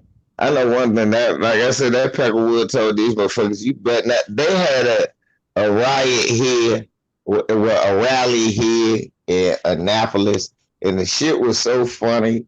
It was more people yelling at the protesters than it was protesters. And then I said, this is the worst place to have. You can't have one in D.C. because it's the Capitol, the White House, all. So you can't really have a rally or no riot there off the break. And then, LVZ, I support these white folks. If they want to go out there in March, booty butt naked, they need. I support that. They need to be packed real tight as sardines and all that. And they need to make a law. Royal, I want them to even hug and kiss each other while they're out there too. There you go. And they can put up a law just exclusively for black folks that we can't do none of that and stuff. We got to support. Yeah, I'm about to say, don't let your kids intermingle. Please, don't let your kids all that. I know how black folks like, oh, he's a nice little white boy. No. Leave him, no. Don't let him play with him. He's his parent Trump supporter. Keep your child away from that colonizer. And keep your royal babies out the park. I know people can go outside and walk around. The sand is full of pollution, and people shit and piss in that, and then animals is in there doing their thing. They can have that damn beach. They can have that shit. But I support Esau on that. They need to go out there, get burnt up in the sun and all of that, And then I want them hugging, I want them kissing, I want them hand in hand on the beach. I want all that for them. Yeah, let them out there. And then check the news in 10 days and see how many of them motherfuckers been dropped. I support all of their ways of self-destruction. Please keep doing it, colonizers. Yeah, they're right on that. With them? Shit. Like they said, it's make it a family affair. Go out there and families. Go out there with the family. Take everybody. It's tyranny. And like they said, it's tyranny. You are allowed to risk yourself. Do your thing. Ain't nothing wrong. Drink a little bleach and get it. drink a little bleach. Think about the whole process. Because I seen when they was doing that, they had an aerial shot. They was down there in LA. All you seeing is pink bodies. The sun doing its part while they getting that shit and incubating real good and all of that. Come on. They can't hang with the sun. So they get a double dose of that and stuff. I would have extended hours and shit like that. You know, come as you are, you know, pack in tight, lick on each other, whatever you got to do. Yes, bro. Some lick on it. Hey, I've been licking each other like That's right.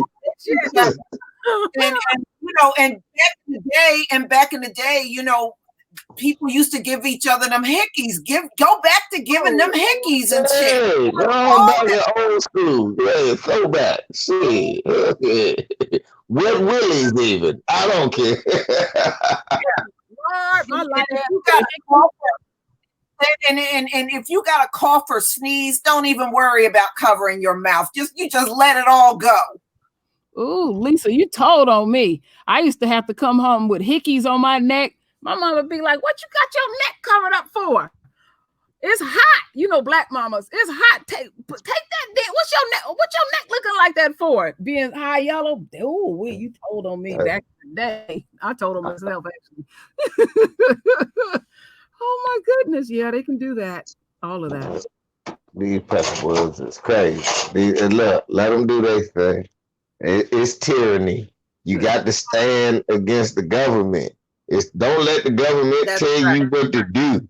God damn it. That's right. And if your president say lights on and light bulbs are cured, go stand in front of a lamp if you catch COVID. You'll be fine.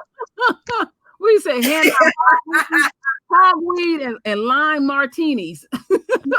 The president said all you need is a light and some disinfectant. That's all y'all need. You know, he told you. He gave you and a hypodermic needle. They need a hypodermic, you know.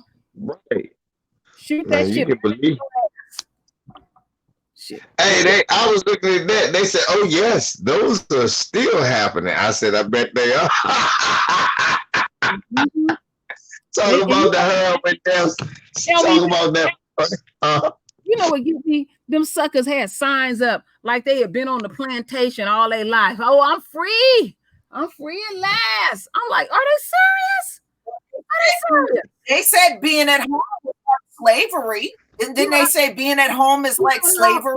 Yeah, this one lady said she was sick of having sex with her husband. I said, damn, them people can't stand each other. Black folks be like, oh, we're gonna be in the house like this. It's gonna be some boo. Let me filter myself. I'm gonna filter myself. It's gonna be a whole bunch of black babies, Rona babies popping up and stuff. I caught that. Yeah, I said that. I said it's gonna be little COVID Junior.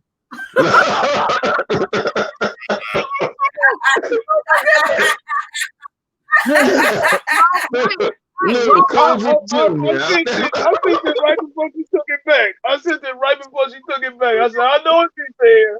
KD, we gonna like LVZ. We're gonna have Roro, all kind of names. Gonna be Little Rona. Miss Rona gonna be popping out all right. Yeah. And then we're gonna have to have a Coco. We gotta have a Coco. We're gonna have a Corey. We're gonna have a funny. And shit, Corona millions. Oh my goodness. And them people in there, I mean, divorce didn't hit the roof. I think by the second week, they was already filing for divorce online. Oh, I'm done with you. Well, I had a story on my other channel where the cop beat his wife so bad her eye came out. Damn. You know what? That same cop, they cut him up out of his clothes. And then it was a white boy. He beat his wife to death in the bathtub and went shopping. When he got home, they was arresting his ass. That motherfucker said, I can't wait till the judge get back to work. You gonna go now.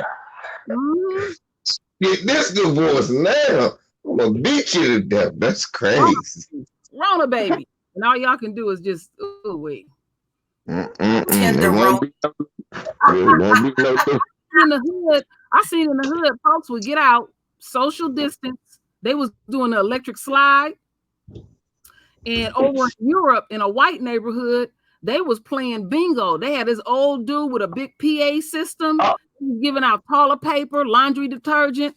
They made it fun. Some people made it fun, but you go to, and I know everybody's seen it. Black folks are showing their ass on Facebook. Some of the shit I have seen is hilarious. Whole families putting on shows, skits, all kind of shit. I mean, we having a ball over there on Facebook. Like fuck it, I'm gonna let my inner entertainer come on. I'm gonna do everything I want to do. Look at that. I cussed the people out that I seen on my fucking Morning Joe. I cussed out the wrong people. I said, my bad. I said, well, did y'all niggas talk about reparations? I said, did y'all niggas talk about the reparations at least? She said, yeah. I said, well, did y'all tell them Peckerwoods we deserve that shit?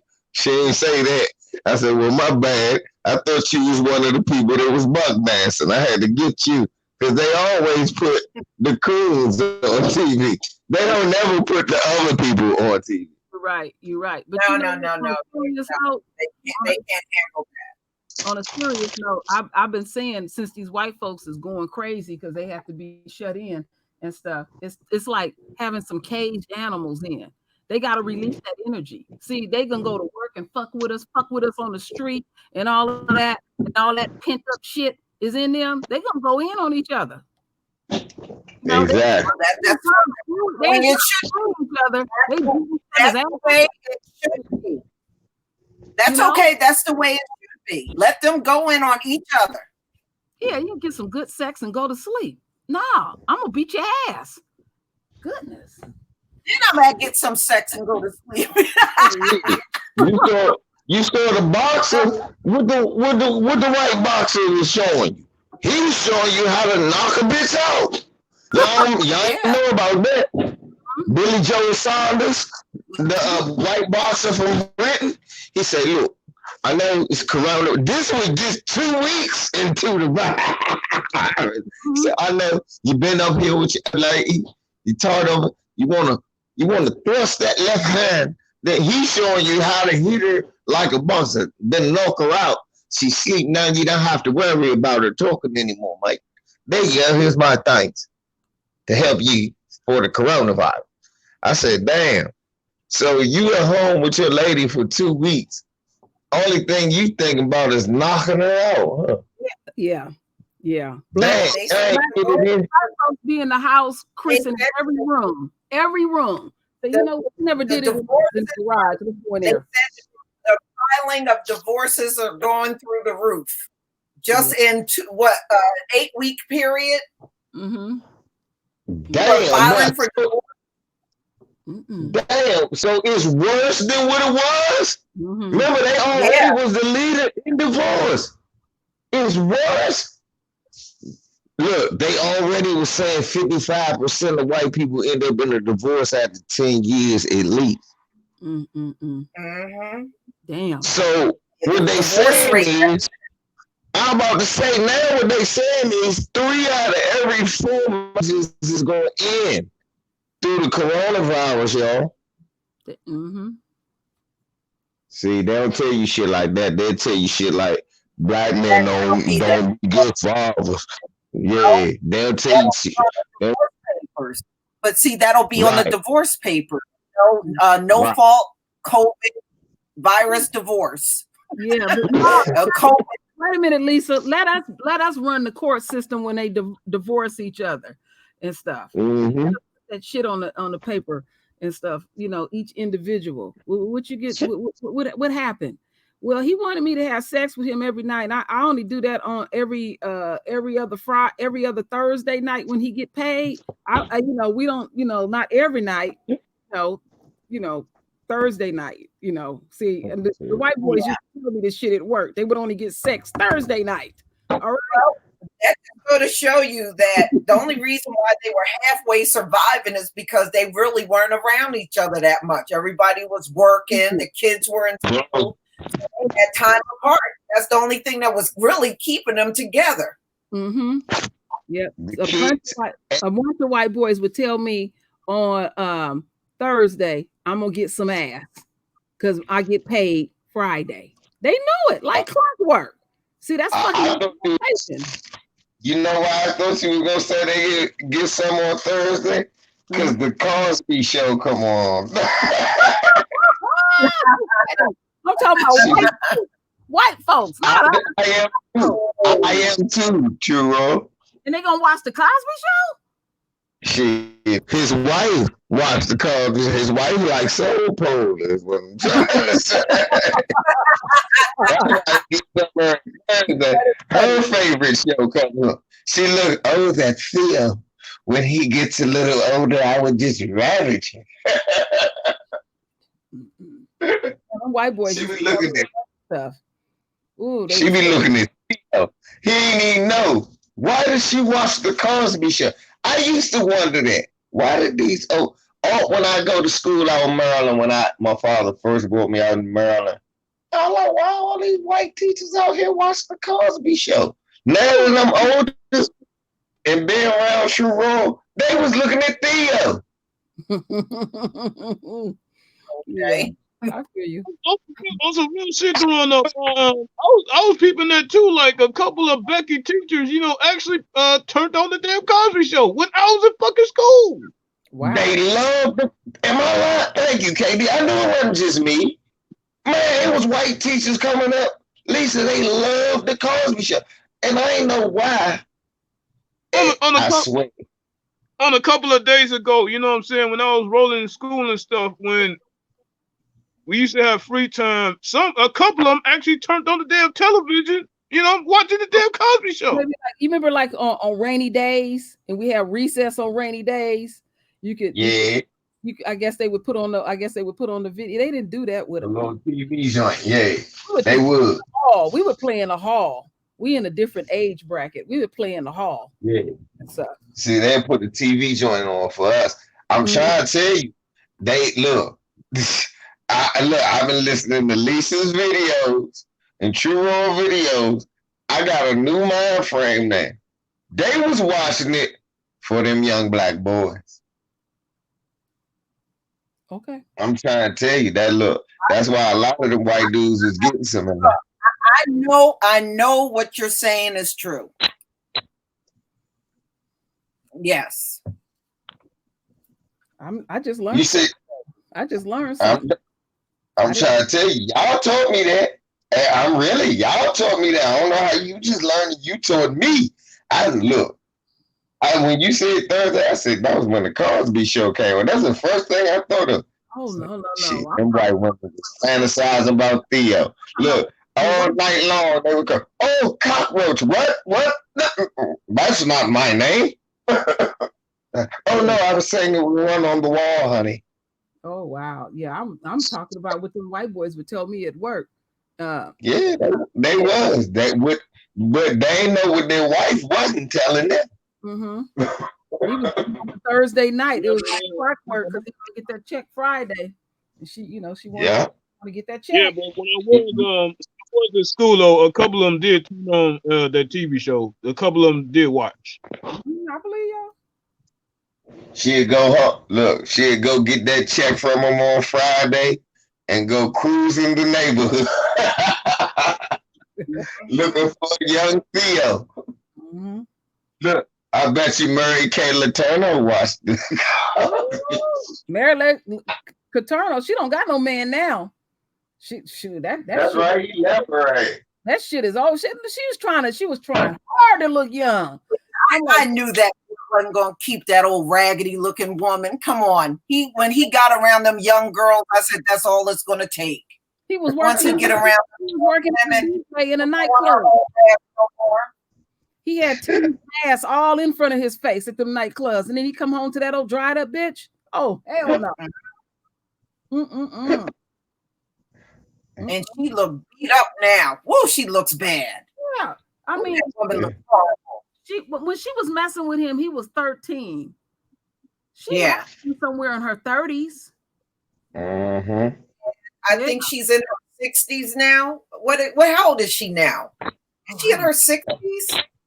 Damn, let me I look at think I think so, Lisa. I think so. But when you sent me that article, I read it thoroughly too. They were sleeping in separate bedrooms. Dude was done. He was done. He left. He was like, I'm going. I'm sitting in going in another bedroom, and then eventually, he sliding up out of there because he was. he realized, damn.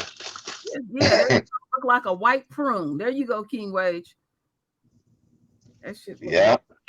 And she was in there trying to dye hair, work out hard, and all that. Young. Put your face Who's back. she trying? True, she was trying them Pilates. yeah. Tell you what, when she got a face full of wrinkles now. You know how they age like Yeah, you like know, I put it to you like this. It wasn't dark enough in the room for him. He couldn't do it. His imagination was fucking him up. no. See, he said, look, he told his homeboy one day, his homeboy said, damn. She said, well, when I met her, she looked like Marilyn Monroe. And his homeboy said, yeah, now she looked like Martha on Landslide Lakes.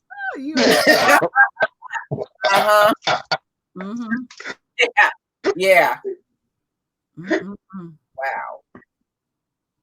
I mean, yeah. I mean, I remember when I saw them together, I was like, oh my goodness, he clearly looked like a child. He sure did. Back then. I mean, it was no doubt about it. He looked just like a child. I remember when they released her and they let her stay with one of her friends. They busted her and him at the beach in the car screwing in the back seat.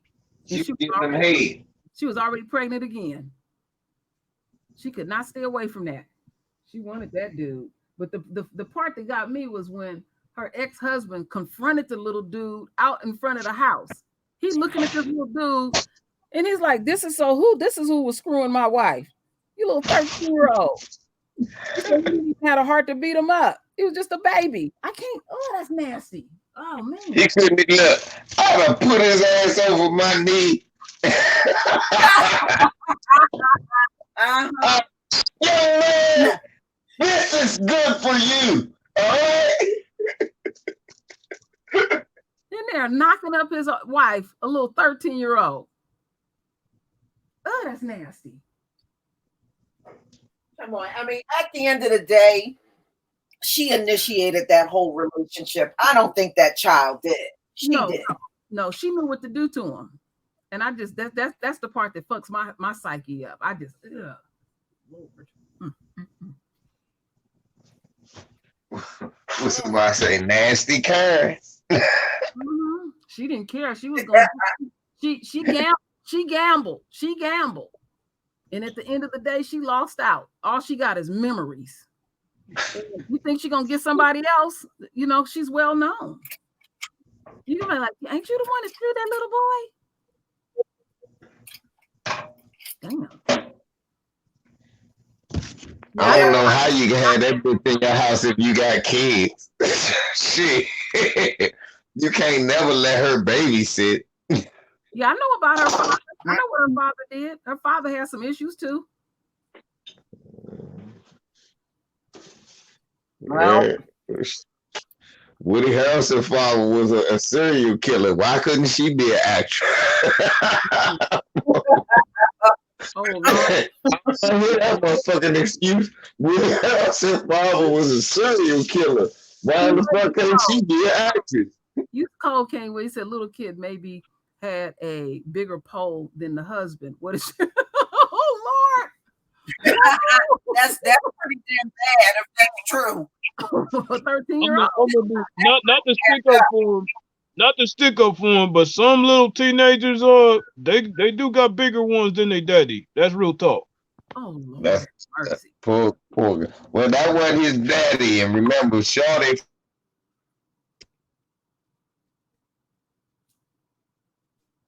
LVZ, are you there? I think I think he got kicked out again. Okay. The sound that is. Mm-hmm. That's some of the craziest shit I've ever witnessed in my life. Yeah, but some of them little colonizers, they're bigger than the daddy. That is true. No, she had Yeah, well, she right had now they're all shooting blanks. she had So she had two daughters for him. Wow. And he's Y'all get me now? and he's Samoan. That's his that's what he That's is. what I said. Can y'all hear me now? Yeah. yeah. That's what I was. And he's Samoan too, so he got some black in him. And then the husband all the way white. So of course he didn't measure up, young KD. That's what. When you really process that, a 13-year-old, this woman married, got kids, and she I guess she wasn't getting, oh wow, she wasn't getting He paid a mortgage, the rent, all of that. This dusty, dumb whore. That's the first thing I think. Then the second thing I think is, damn, Slim. Probably said, I am sick of the ant dick every night. I'm sick of that shit. I need something real.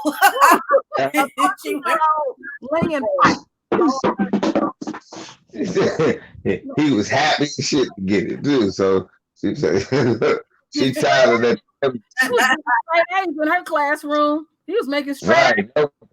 That nigga can barely read. Yeah, they try to figure out how the fuck he got out of high school. This nigga was honest. This nigga, hold up. This nigga got in high school. Nigga, you can't read. All you gotta do is make a type on the teacher, and you get up out of school. No bullshit. And he was probably doing his homework for him and slapping an A up on the page. Yeah, yeah, she was real satisfied. Don't make no damn sense. Then she was hurt when he left too.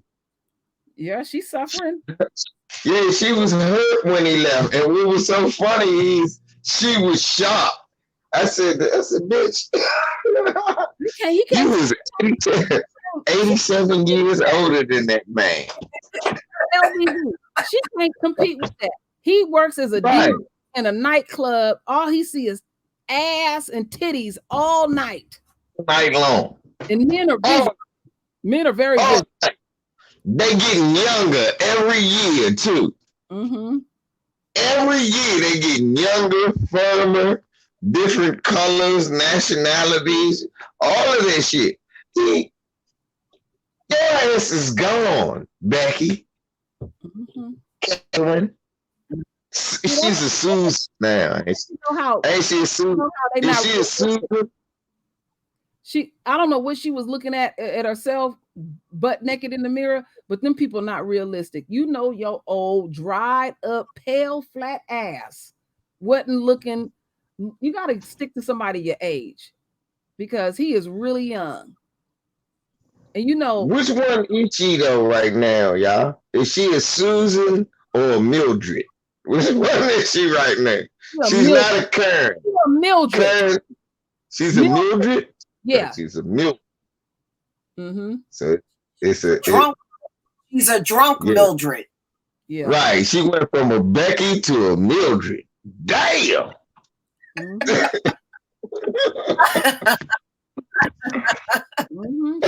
You're right. She got what she deserves. Her ass gambled, and now she's sitting up there hugging on her pillow every night. Yeah. Dang. Well, that's how it goes. She can't go out there and get another 13-year-old at this stage of the game. That's over. Hey, don't nobody want a Mildred. Grandkids trying to kill Mildred. When grandma goes to sleep, pinch your nose. Nobody wants a Mildred. True Royal, did you ever tell LVZ about the elder? Oh, yeah, because his name was brought up and I sure didn't. Yeah, the elder was over there talking junk about me on my channel. And one of my subs emailed me because they assumed that I was messing with the elder. I'm not subbed to his channel. I ain't been over there in eons since all that stuff that went down with Lisa. And so I responded because I was like, what the hell going on? You say my name, I'm gonna say your name. Then I found out that he made a video about you because you hurt his feelings. And I said for LVZ to do that, he had to be fucking with LVZ.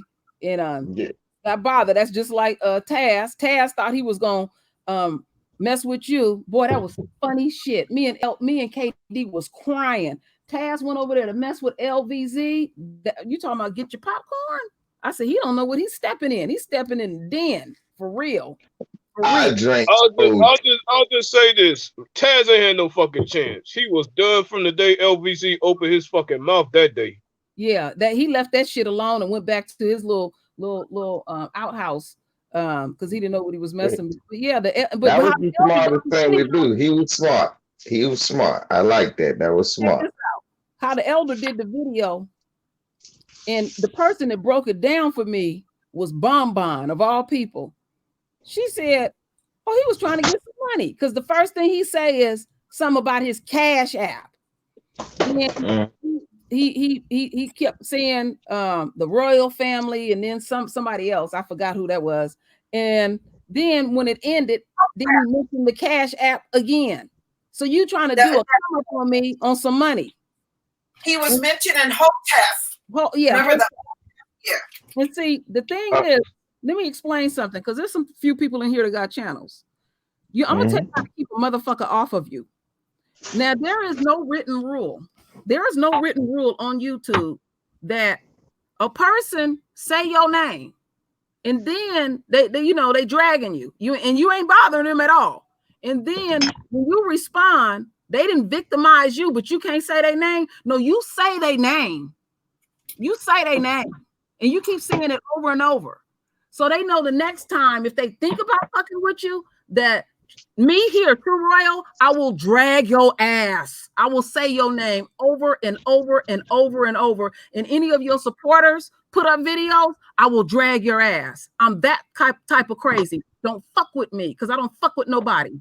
I don't go around bothering people and shit. You're not that special to me. We got other stuff. We got other shit going on in this world to be worried about a snag-a-tooth motherfucker. Let's keep it real. Right. Going around people. And honestly, you know she going there. Look, I'm just keep mine short and sweet. He's still alive. I didn't even know he was still alive. Damn. Well, congratulations, sir. Hooray for you. Wow. Congratulations. I'm not. While we on the fucking subject, I got a deeper question. Is that Roach still alive? Yeah, they live as long. They live longer than people. Yeah, they was here before anybody was here. You right about the roaches are prehistoric. But I don't like when people do people like that because we're not on that type of shit. But if you bring it to me, I'm gonna shut the shit down. I'm gonna show out. And I've had a bunch of people, don't say their name. Fuck that. You said my name. I will drag you. That's how you lie. We don't got no rules. Fuck the rules. He's alive. Then when people went over there, older than the elder. Huh? What's older than the elder? The fossil. That's that. The fossil. Can you hear me? Yeah, I want to say who's older than the elder? The fossil. That's his name. We're gonna call him the fossil.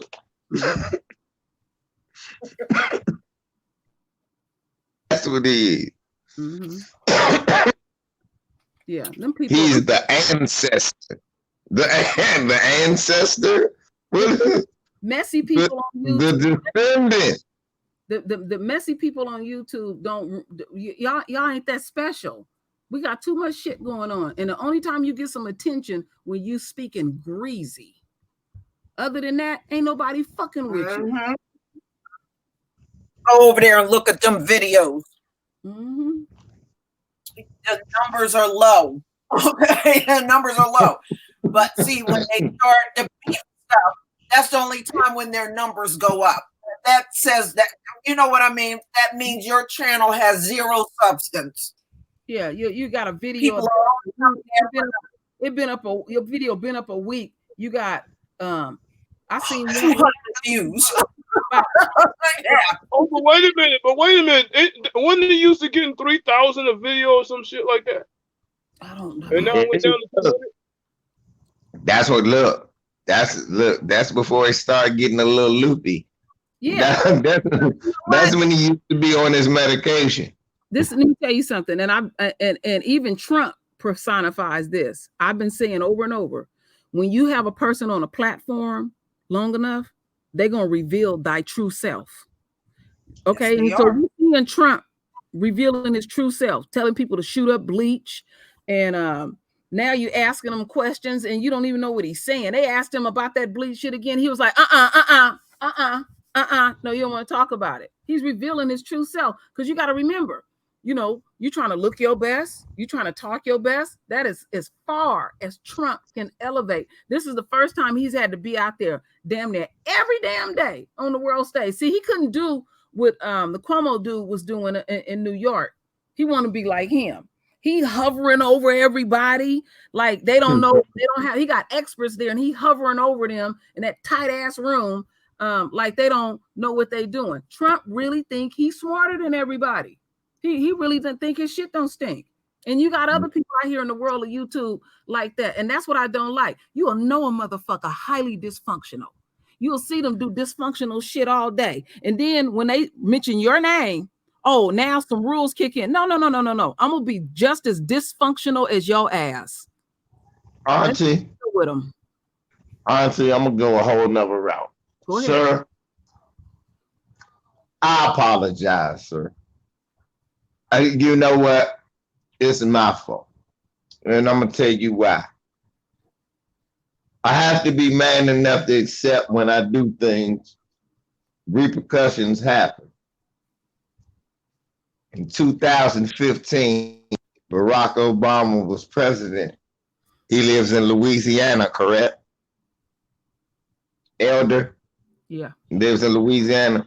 Yes. Republican Governor Bobby Jindal was there fighting against Obamacare.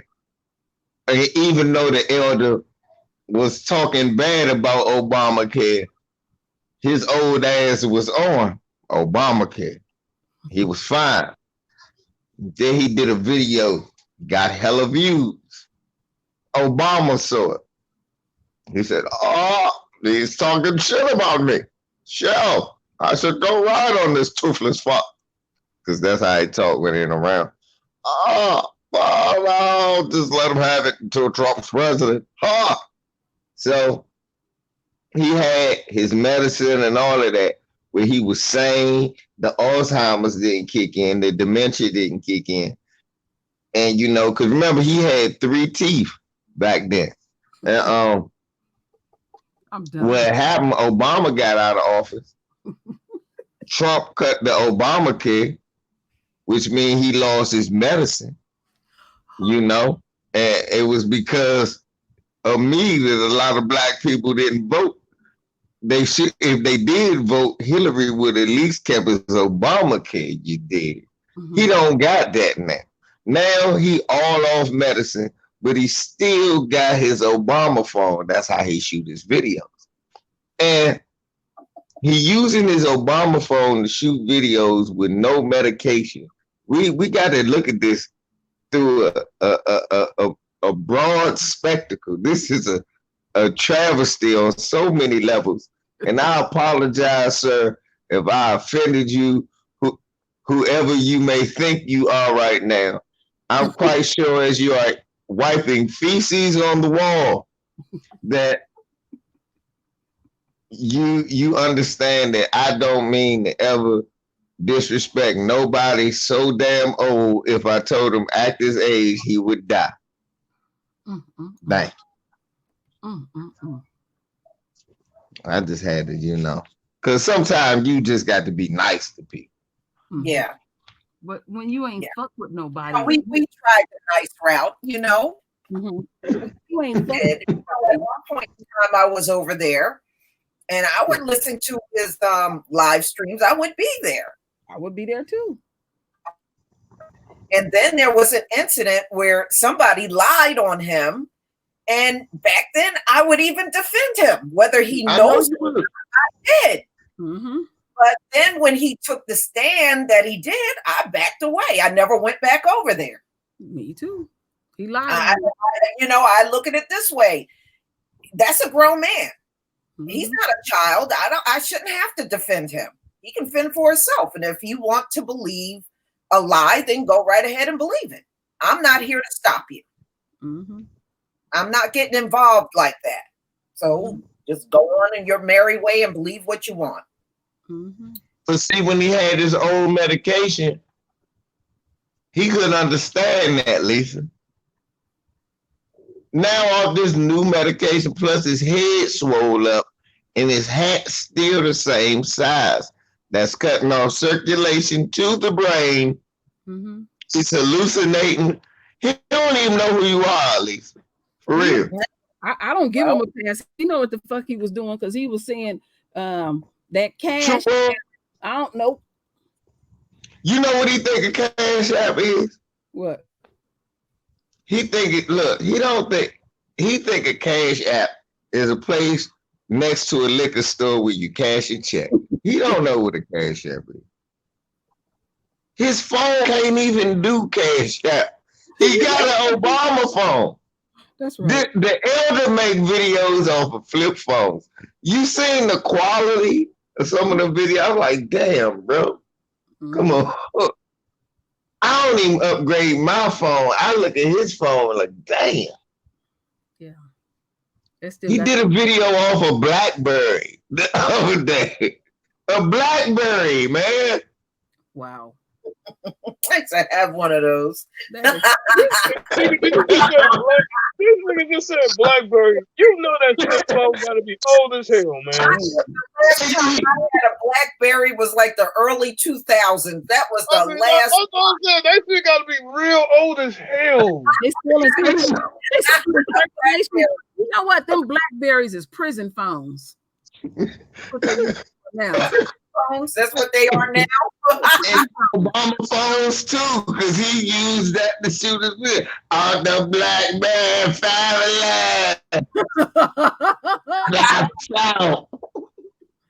Lord. That is funny. Yep, a relic. One of the clowns that defended Dirty Kitchen when she was accusing Lisa of being a wife. She's still doing it. You want to keep it real? You want to keep it real raw? She's still fucking with Lisa. You want to keep it real? Yeah, KD, no. He's seen it. Oh, yeah, she's still up to her work, dirty work. She'll never come and fuck with me. She'll get off of YouTube. She come fuck with me. Because it goes back to what I was saying in the beginning.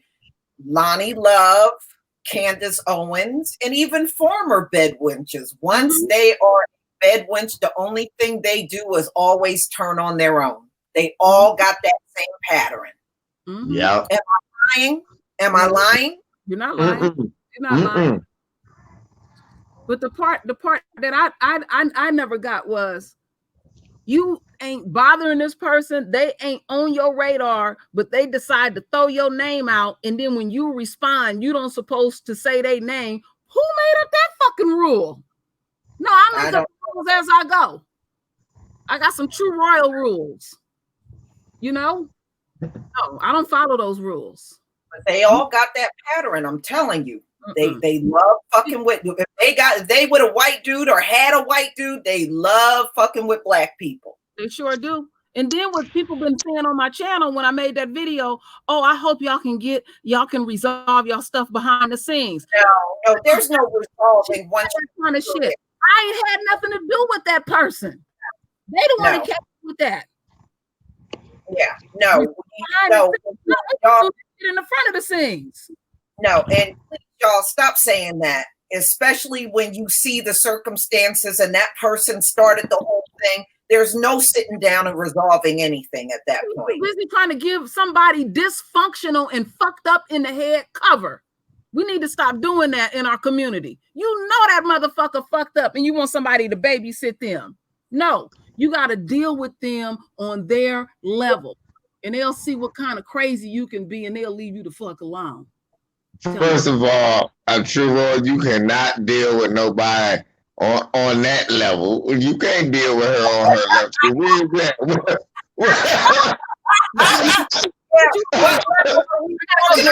I got to disagree with that one. What? Hell no, you can't be not. The hell if you deal with her on her level.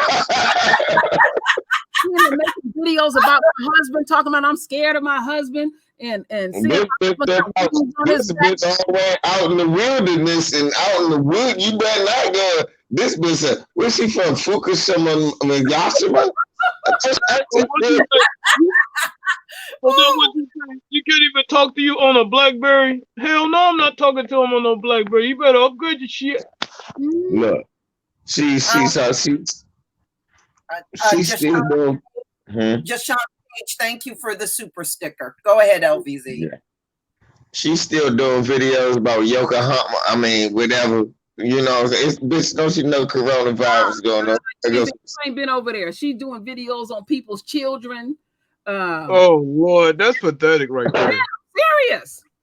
So a voodoo mask and shit. Children is off limits. She's sewing voodoo mask and shit. Oh Lord, here we go with that. She doing video on people, children shit. People got children now. Do something about your children. Look, she won't you do a video about your children. They won't do a video about you. And you know, people will look at that dysfunctional shit, and when you respond, they upset with you, but you know that motherfucker is highly dysfunctional. I have a problem with that. And then you talking about, oh, y'all need to get behind the scenes and resolve stuff. It's like when the shit happened to Lisa, it was something that happened way before the shit went real bad. I remember I was at the gym and somebody asked me what was going on. And then when I seen what she responded to Lisa about was crazy. It was the most crazy thing that I ever heard. She was upset about Joe Jackson dying or something like that. Okay, I can't do that. I can't do that. You know what it is? Look, those are just agents of confusion, honestly. Fuck them. Look, fuck all them old Oprah Kumbaya ass niggas. No, you should get behind the scenes and talk to a coon. Why? Why, nigga? Why do I need to get behind the scenes and talk to a coon? What am I going to get other than more frustrated? No. Oh, but wait a minute. Most of the motherfuckers sided with the damn white supremacists with the gun. Oh, yeah. And you want to make up with that? Hell no. No, oh, yes. Saw nothing wrong with it. And the very next day, that Moist Mike went in on all of them. He talked so bad about all of them Negroes that was all up his ass. It was just pathetic. I was like, man, y'all look so bad. It ain't even. I mean, at this point, the only thing I can do is step away because he just talked so bad about all of them. He pissed me. Then he went on Weak Nukem channel and cussed Weak Newsom out. Sure did. And I put the video. You nothing but a bunch of dumb black niggers. Y'all so yeah. And then you got all them kumbaya ass niggas over there high fiving their ass. No, high fiving him. I'm gonna tell you what a bunch of them did. Give me 1 second. Thank you, Demetrius Flag, for the super chat. Jason Black said you can't trust an old Negro. Exactly. I'm gonna tell you what a lot of them did, and everything that I said came true because I went the fuck in. Let me tell you what happened. Lisa called me. She told me what was going on. Now, Lisa telling me what's going on. Lisa never told me to do anything, and I put up a live stream. I didn't even tell her I was gonna put up a live stream. I was that hot already, and I was trying to keep quiet. But I said, with this waving guns and all that shit, I had to say something. So when I did that video, the last thing I made a guarantee. I said, I guarantee you this. she gonna reveal her true self, because you can't they can't maintain it. They don't know how to do it. They're gonna reveal themselves. And I said, the very people that are against you at this point, they're gonna email you behind the scenes and say, I'm profusely sorry for what happened, because it happened to me. When they found out the real truth, when I had to deal with all that shit, it was them people was apologizing and everything. I did not respond to none of them. I blocked them, because I was going around with a troll channel fucking with people. I'm gonna tell y'all, like I always say, I don't hide. If I fuck with you, I'm coming straight for you. I'm not gonna hide shit. See, you know what's so give me 1 second. Mr. Lawrence, thank you for the super chat. Thank you. They never came back and apologized or said nothing to me. Quite actually, not to interrupt you, homie, but Terrell, I actually saw one of them in your chat last night. For real? Yeah. That was in her chat last night. I literally saw one of them. One of them that I recognized, I saw him in her chat. Yeah, that's not surprising. It's really hard to filter out a lot of people when your channel growing like that. It's hard. And when I first used to try to do it, and at a certain point, KD, it's just too much. You can't filter everyone out and stuff. Nope. That's the kind of shit you have to let me know behind the scenes, so I can get rid of them and stuff. And they still come and comment on my channel, but they're not even smart enough to know that nothing they write makes it into the comment section. Right. I'm about to say nothing there. And then when I get in the comments, hell, I laugh and delete it because it never. Hey, Lisa, you ever do this? I know exactly what you're talking about. I got a few bammers like that. You ever do this? I comment back to the motherfucker. So I know they can't see it right on YouTube, but they get the Gmail saying what I said. Right. Yep, I learned that. So I send that shit to them and block they dumbass. Like, you stupid fuck. Because what you do on my channel is. And you know what's funny, LBZ? I know it's the same person, because what they do is they use a different email account but say the same damn thing. Same shit. I'm about to say. They ain't even saying nothing different. Same damn thing, just a different email account. I was like, are you for real? I know you're the same person, okay? You're not fooling nobody. But it's hilarious.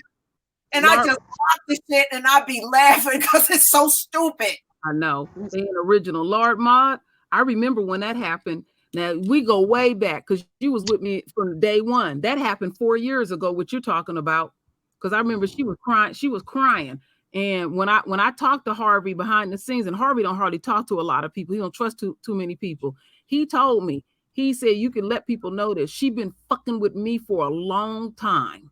And Harvey didn't even mention her name. He just kept saying Fukushima and shit like that. But she was fucking with that dude behind the scenes. Harvey don't bother nobody. No, he sure don't. He speak hardcore, but he don't bother nobody. And she also, not only did she lie on the elder, saying that he cussed at her, and like I said, we were all on that live stream. He never cussed at her. He never did it. And you would think that old man would have had sense enough to sit down and review his video. If he would have done that, he would have immediately knew she was lying. Instead of doing that, he gets on a video and apologized for some shit that never happened. And then I know. Wait, let me just say one more thing. And then she lied on Phil. Back when all that stuff came out about Phil's wife, she said, "Oh, well, he came for me, so I defended myself." I spoke to Phil. Phil said he never emailed her, he never called her, he made no contact with her. But she got on a video and said he came for her. She lied. She lied. Yeah, she sure did. And in addition to that, a couple of channels, start speaking greasy on Lisa. I say, hold the fuck up. I'm not gonna let y'all swing around from Phil and then get on Lisa. That's when I made a video and said, fuck all of them. Yeah, yeah. No, that I was lost, that was. I lost the channel, but I won the war. Goddamn it! You I sure lost did. the channel, but won the war. Them motherfuckers know it. No, This but nigga, make him stop. you know, Mhm. you know, she lied on Phil so bad that her husband said, I don't think you should do that. And she said, well, he's been bothering me and And stuff. that was a lie. It was a He straight never lie. bothered. And she was making live streams saying, oh, Phil getting ready to get my channel cut off and all this kind of stuff. This my last day. Just crazy. He was not doing anything. Well, I don't feel what that type. Feel right that type that you No. say you. Look at Leonard laughing because I said I lost the channel, but I wonder. Everybody remember them videos, and I still got them. And then They still on Patreon. She's screaming and hollering about Phil's wife, which is none of your motherfucking business and stuff, and acting like she on some type of moral high ground. You the one that told people that you used to fucking suck white boys. You know, nobody can tell you to tell on your damn self. Yeah, she did. She mentioned that in a lot of different. She used to mention that on my old channel. Man, that how I was always right, how I would call them out, how they would treat them. So some of these people, she was an old bed witch. You know what? And a lot of you know what you call that? And let me just say this, LVZ. True roll, Lisa. See, they got me again. You can't hear me? Can you hear me? I guess he can't.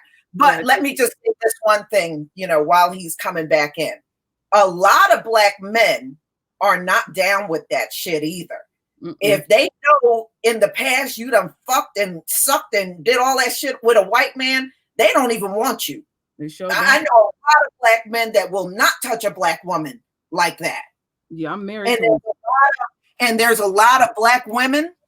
They don't want no black man once he done laid down with a white woman. Yeah, they don't want. That sound like me. Yeah. Let me tell you, she's. I was going to say before they cut me off, I was going to say, see, she's an old bed wench. You know what y'all call that? Bedrock bed wench. That's what it is. She's a bedrock wench.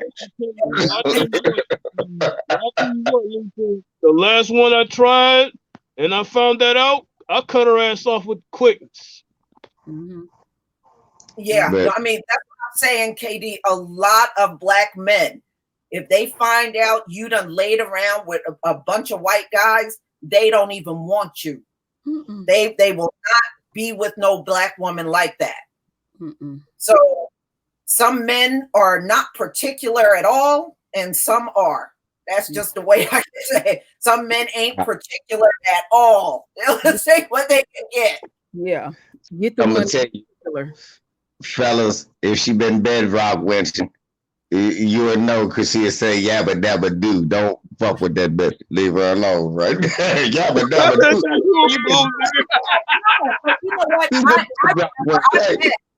I remember this was years ago. I had met this black guy, and he was married to a white woman, had 2 biracial kids. He was trying to date, after they divorced, he was trying to date a black woman.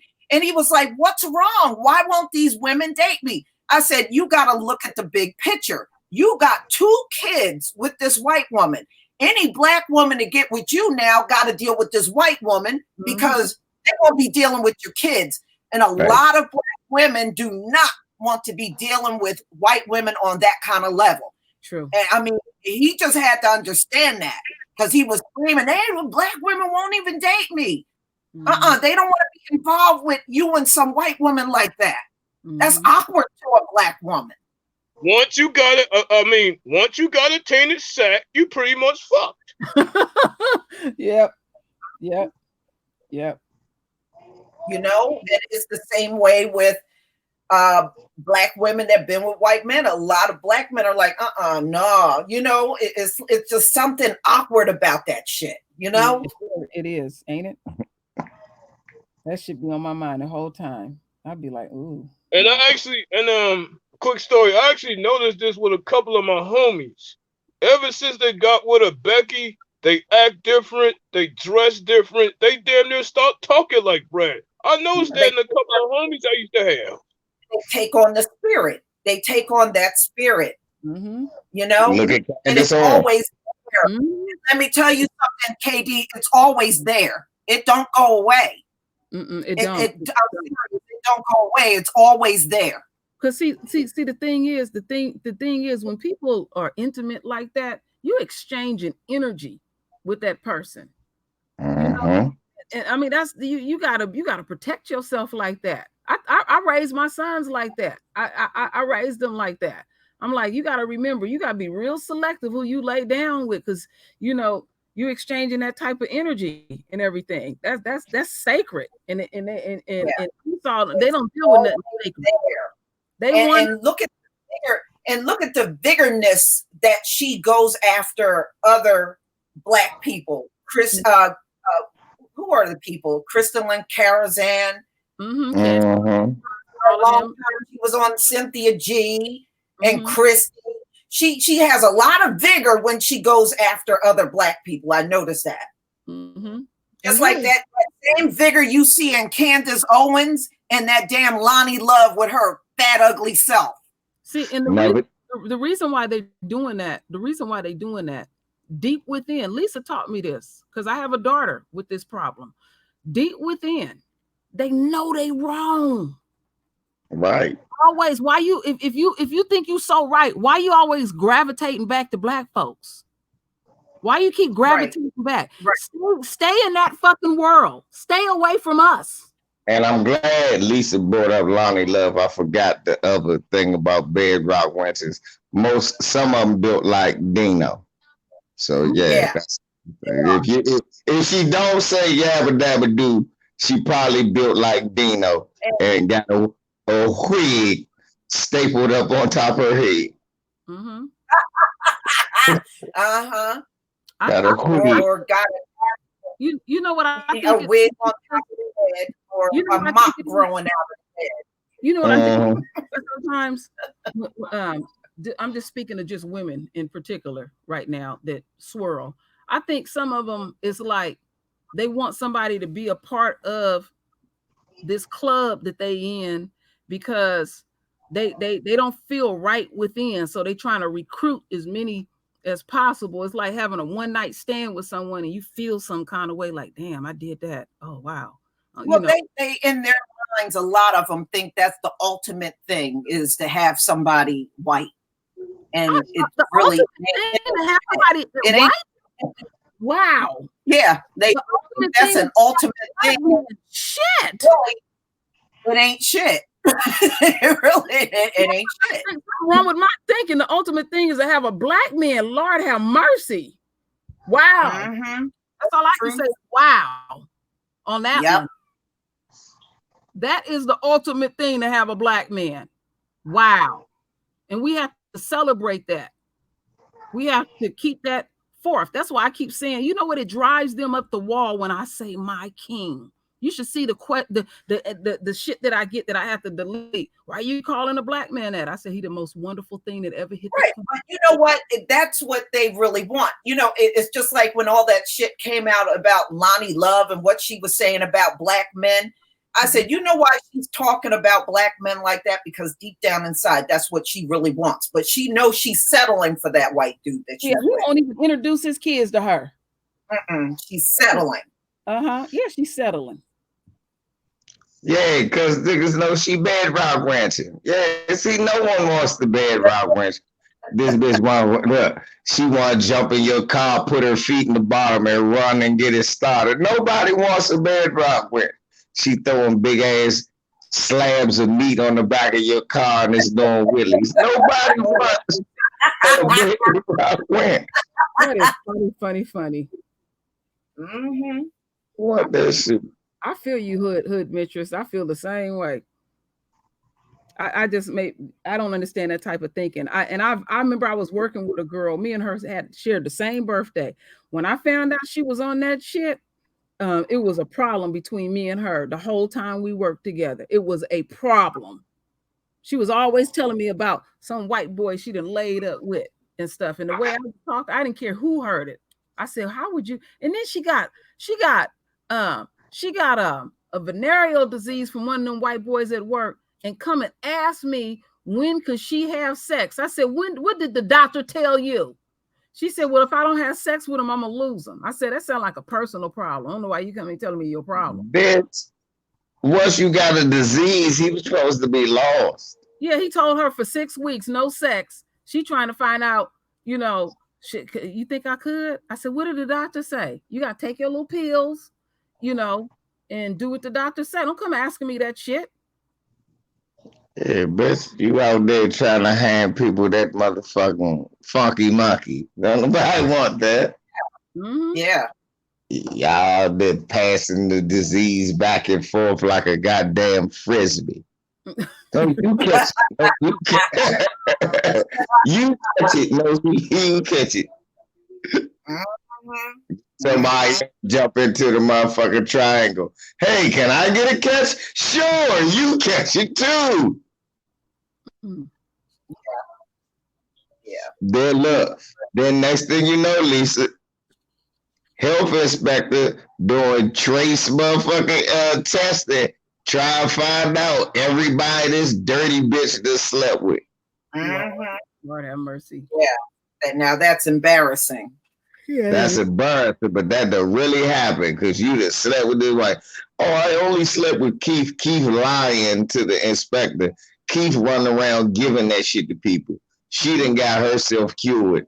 He run around giving it to the next unsuspecting black girl. Mm-hmm. Real talk. Mm-hmm. We look, y'all did the story about it. You and Lisa, Jerome, both of y'all did the story about the white dude was running around getting black girls on purpose, giving them HIV.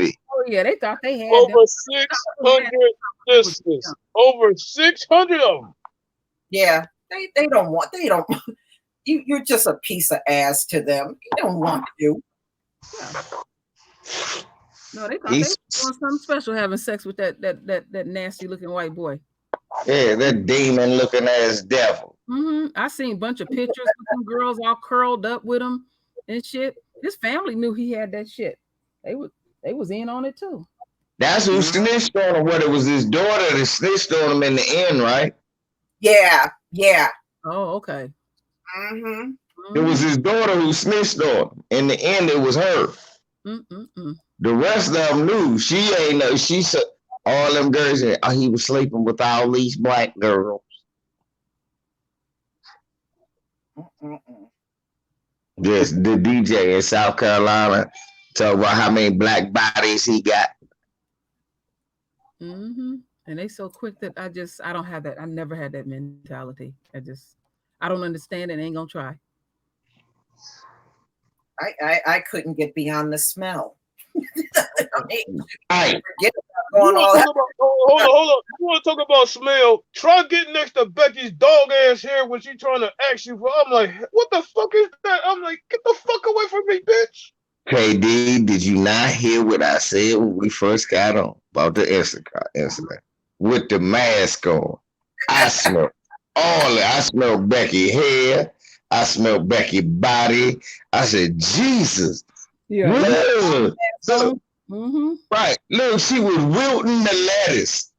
The lettuce was fresh in the motherfucker until she got the wet leather. Oh, shit. Yeah. Oh, no. Oh. What a damn shame. She rotten bananas, Lisa. Brown stains on green bananas. Lord. Mm-hmm. How you do that? If the banana ain't even ready, how is it brown? She walked by. Shoot, it went through everything. It didn't even get right. It didn't even get right, Elvis. It just went dead. The whole produce section might be dead. Right, this bitch done fucked up all the produce. I said, I mean, it went from fresh fruit to fucking steak ass bologna. I'm like, what the fuck? Like, niggas thought it'd be better. LBC, you know what that made me think of? You remember that cartoon character Pepe Le Pew? Pepe Le Pew, she had that. I'm talking about that. I said, damn, I had a mask on. I said, God damn. How the fuck did you trait this? He's so romantic. He would be talking all that shit, you know, trying and then stanking on top of all that. Oh, Lord, Pepe Le Pew. But he thought he was a catch too, didn't he? Yeah. That's no bullshit. Look. Some cartoons, Pepe Le Pew, when he realized he was stinking, he went to a fact, he went somewhere to get his get that sack cut out of him, right? And then he was smelling better. So then he went back to the women, and then he realized, damn, they stink. And then he was just talking about how horrible they smell. That was yeah. Hey, look, but let me tell you something. Do you know I used to work with a woman on my job, and we used to call her that. She used to have a strip of gray hair right in the middle of her head. We used to call her Pepper you. All that pepper. Yeah. Hey, look, Lisa, my head, look, August said it though. This I'm gonna tell y'all, it's funny. I'm walking through the store, right? I'm gonna tell you how my brain was working because I wasn't saying nothing. I got a mask on, so my brain is do do do do do do do do do do do do do. Oh shit! What the? Yes, Lavon. The smell. This is the smell of Heaven's Gates. Oh, White Heaven's Gates. I was like, oh no. I hope it's a segregated heaven, please. The part that be getting me when you find people funky like that, 9 times out of 10, they in a relationship, and I'm wondering how they adjusting themselves. It's like, yeah, she had a kid. She had a kid with her. I was like, God, damn. So it's a coming.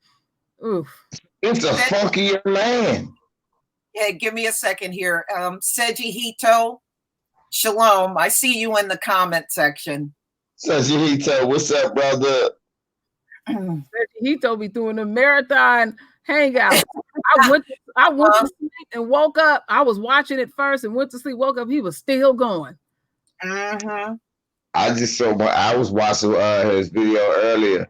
The girl in New York who had on the mask and dude just standing there recording it with his moist ass.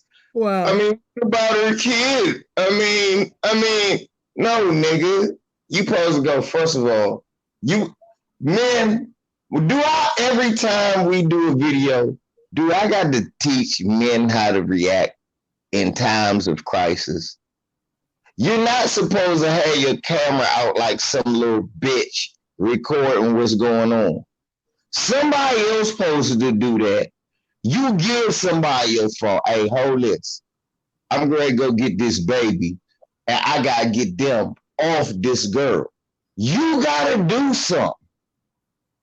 Even if it means you go down with her. That's just what happened. Y'all, guess what? Me and baby girl be sitting in the car like, Shawty, I just couldn't see no shit like that. I'm sorry. I'm like, man, I don't know what I'm going to tell my folks, but what I'm going to tell them is if some shit like that happened to you, I would hope it was a me around. That's just what I'm going to tell them. Because at the end of the day, that girl police ain't supposed to walk away with the kid and you just, what about the kid? No, you supposed to get involved. You supposed to get it with when you as a male get involved. All 5 of them police on that girl, 4 of them gonna get on you. Even if it ain't to throw you down, it's to push you back. Then it's gonna be one wrestling her. Then you tell her, baby girl, calm down. Calm down, son. Calm down. I'm gonna get your daughter. Hey, look, y'all need to go ahead with all that. For real, you gotta take control of the situation. Black men, if you are ever near a situation like that, anybody in this chat room, you shouldn't be recording like some bitch. That's true. That make me think about, remember that video a few years ago, VZ, that dude was at the pizza parlor and the owner is beating the shit out of a black woman and he's sitting there, I want my pizza. That dude beat the hell out of that sister. and he just Right. and hollering for his pizza. You know, that's like that white boy beating that sister down there in Texas, and them brothers out there filming it, and then it wouldn't even help the chick. But I'm glad there was some brothers them brothers was looking for that white boy. They wasn't playing. They was looking. He moved up out of his house quick. Them brothers was hot. And then what got me was the chief of police. She stood there with a bald-faced lie. She ready to charge the sister, throw the book at her because she broke out his windows in his car. She was like, "Oh, I didn't see that." I said, "Oh, this woman no good. She ain't no damn good." Oh, that Renee Hall. Yeah, that bitch ain't no good. Yeah. Thank you, Mark Stewart, for this super chat. Thank you. Yeah, I remember when she did that. Yeah, I said she was tried to claim she didn't see the video, and I was like, "You're such a liar, bitch! Charge somebody and you didn't watch the video. Come on." Yeah. All the evidence you charging the motherfucker, you ain't see it. Yeah. Okay, you ain't see it. Anybody in your office see it, bitch? Yeah, ain't nobody see it, bitch. She the chief of police, and she don't know what's going on. Really? Mm-hmm. Then why the fuck are you chief of police then? Did they pay you to act You know what? When shit like when we see all the corruption and stuff in this system that we done grew up seeing and stuff, I would be lying to y'all that I'm glad coronavirus done showed up. I mean, you talking about coming in a thief in the night for real. I mean, on a global scale, it ain't nothing I can even compare to this. I mean, everything has totally changed. And I don't feel within myself at all like, oh, I got to adjust to this and all of that. I'm loving every minute of it. That keeps them off of us. Right. And Black Americans, what I want you to understand is this. Random crime in the neighborhoods and police and white people violence, shit, those murders still outkill us more than the COVID virus is in our neighborhoods. So we ain't losing more people. We not losing more people. They are. So just keep that in mind. You know what it made me think of, LVZ, what you saying? When Lisa, that was the most profound video I've ever seen too. When she showed that video of them, that obituary, I think it was 15 pages. I seen it. And I was looking at that close and I was thinking, what did they do? What did they do? Was there some of them pictures that we seen when they was little kids and seeing black men getting hung and burnt up and stuff? What did they do? Come on now. I was thinking that. I was like, and so what I did was I went to the Oakland Tribune and looked in their paper and seen the same thing. I was like, damn, they can't hide this. You will see a few of us sprinkled in, and I see in the Oakland Tribune, Oakland, full of black folks. It was a bunch of them in there and stuff. And then we all, connected to the hood. We got family in the hood. I ain't heard nobody in the hood talking about, oh, so-and-so came up with coronavirus. Have you heard of any black people? I mean, we got a few people that we didn't heard online, but I'm talking about people in personal life. You didn't heard of a family member or something. I ain't heard a black person in my family yet, or a friend of a friend of a friend, or somebody I went to high school with, or nothing. So, you have to really assess these things. You can't go, I ain't heard more than 10 people. I heard about 6. I ain't heard more than 10. And that's the truth. I done heard people personally that's close. So I'm like, all right, okay. Yeah, I mean, I always thought it was real anyway. I don't play with diseases. On the scale that they trying to make it like we dropping like flies. Yeah, and that's why I said, when I think about it, I haven't heard about one murder anywhere because there's nobody out on the streets. Well, that's dropping, and that's happening every day. Well, they said people dying every day, black people dying every day. I said, but we was doing that anyway. So now you just telling us we doing it another way. And what And what we're looking at is white people breaking the law. And even these coons like Candace Owens, fake ass ex-sheriff David Clark, now they encouraging us to break the law. Mm-hmm. They encourage it. Oh yeah, they want us to come out there and march with them, and this. Look at what the government's doing and all of that and stuff. No, you fucking on. But this is the same shit they've always done to us. Hold The on. same motherfuckers that advocate not to break the law, that actually see, I hate that flip flopping shit they be doing. Hold up. So they want us to march. I mean, they want us to come with them with guns to the Capitol over them supposed to give us unemployment because it's a disease. But they want us to shut up and watch football and be okay with Kaepernick never playing because he thought it was fucked up. The police was killing us like the COVID virus. Our father got tired of that. Think about that. In New York, we watch a black man get choked out. They had that shit on rotation, kept showing that I can't breathe. Now y'all asses get coronavirus and they put a respirator in your face. It's gonna kill your ass. I'm telling you, our father got tired of this shit. He got real tired of it. He said, I'm gonna bring the gauntlet down in such a way that it's going to affect everything in your life. How they like to get down. And that's why the smackdown has been laid, and they have not been able to figure it out. No, and they're not getting this economy back. They're not going to have the money that they were once had flowing into this place. It's gone. Here. That dumbass could say reopen the damn country a million times and it will never go back to the way it was. Never. One thing I said, KD, and I've been saying this for weeks now. The separation is permanent. There is no going back. Nope, listen, I'm about to prove what y'all said on a micro, macro level. Watch this. Small level. They talking about opening the NBA up. And Major League Baseball said they're going to play. And football. But with no fans. Right, no fans. Artificial noise. They're pumping up with artificial noise. Hold on. Fuck all that, KD. We talking about the economy right now. Fuck that. Watch this. Yeah, you playing the football game, but how you making money? Nobody going to the games. No tickets are sold. No hot dogs. Right. No memorabilia.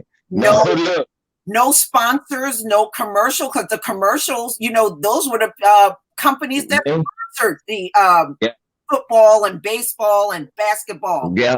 Don't have that. And I never heard of a thing called a cheap commercial. Ain't no cheap commercial going on. Exactly. Think about this, KD. No high price ass parking. Right. Price they can't sell the food in those concession stands. All of that's gone. Get them, Lisa. That's what I'm telling y'all. When you saying that they ain't never coming back, they not. Look, this shit is on a whole nother level. It ain't enough TV revenue money to make by just eyeballs. They gonna have to, if they bring basketball back, you know what they gonna do? They gonna have to pay-per-view it. Ain't nobody paying for that shit. People ain't going to for it. Exactly. Nobody's gonna pay for the same shit. Think about this, y'all. I was talking about this. I was talking to myself, and I said I was gonna say this to y'all. Think about this. Before the pandemic hit, LeBron James was supposed to come to DC and play the Wizards, I think, March 23rd, but everything shut down. Do you know tickets in the middle row was $330? The closest you could get that was reasonable was $560. The front was $1,500 and $1,800 and $2,700 to see LeBron. I said, damn, the tickets up front don't even be that much when it ain't LeBron. So yeah, that's how much money LeBron James drove. and people pay to see it. I said, damn. I knew 5 motherfuckers at the job that had bought tickets, $500 tickets to see LeBron. I said, God damn, the NBA lost at least $2,000. That game never happened. That's money they gotta give back. How you gonna give it back? Oh, LBZ, did Mike Tyson ever pay somebody to take his daughter? Shit, look.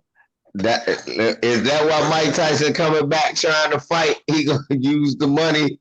I didn't hear about that story. What happened with that? That's news to me. They said that was a hoax, though. They said Mike ain't really say that. Mike said he's gonna get he gonna beat Michael Blackson up for that, for talking. Did y'all see that footage of him training? Yeah, I said Mike. He come back. I did too. Mike was looking real good. Yeah, he did. Mike looked like he can whoop some ass still. I ain't think he couldn't. Well, you know he didn't went all the way vegan. Go ahead, Mike. He's Mike been smoking more weed than me. Yeah, I'll be wanting to go on Mike's show just to smoke with Mike. Just me and Mike cheap. LBZ, did you get to see on Hot Box when Evander was over there? Mm-hmm. Something wrong with Evander. He kept saying, Mama said, Mama said, Mama said, Mama said. I was like, what's wrong with this dude? He been hitting the head too much. I was like, what the hell you mean was something wrong with Evander? 1,000 right hooks. That's what's wrong. You know what? I seen Evander. I seen him in person years ago. Yeah. His lower body is skinny. And they, you know, pumped up. He's not a natural heavyweight. No, he's not. He was a cruiserweight. He was a middleweight boxer, and he was a middleweight gold medalist in the Olympics. And in the pros, he became a cruiserweight, and then he bulked up. Like you said, he got skinny ass legs and a big upper body. And like you said, like I would say, he got the strongest neck in the world. Mm-hmm. Mm-hmm. That's why that Bama is stuck to his head, because he done took so many punches with his ears then permanently glued to his head. When I seen him over there on Hot Box, I said, wow, I didn't realize he was that damaged, because everything was Mama said this and Mama said that and Mama this and Mama that and Mama, Mama, Mama, Mama, Mama. He said Mama all the way through. That nigga went back to an infantile. I said, Mama. Oh, man. I said, this nice looking man. I said, to me, he's a nice looking brother. You go on a date with him. Mama said, nah, we can't go eat that. Mama said, don't touch that. Mama said, you can't go here. LVZ will tell you. Every story was Mama said, Mama said. I said, wow. He always been like that. He always been a mama's boy like that. He's a huge mama's boy. I'm not knocking his mama at all. I was just more concerned about what was going on with his psyche, you know? Oh, he gone. 1,000 punches. All he can remember is what Mama said. That nigga know what he said. He can't remember. Ask him what he bound to say. He go, Vanda, chicken, donut. Yeah, and one of my cousins used to live in the same neighborhood that he lived in down there in Georgia. Wow. For real? For real. Big, that man had, hey, Vander was the man. I ain't never mad at none of the brothers who put it down. My worst thing about boxing is that they ended up messed up, and the crackers who threw them in the ring still rich off of what they did. Mm-hmm. You know, and they ended up bankrupt, selling their house and owing the IRS and all that dumb shit, you know? Not Muhammad Ali. He was loaded.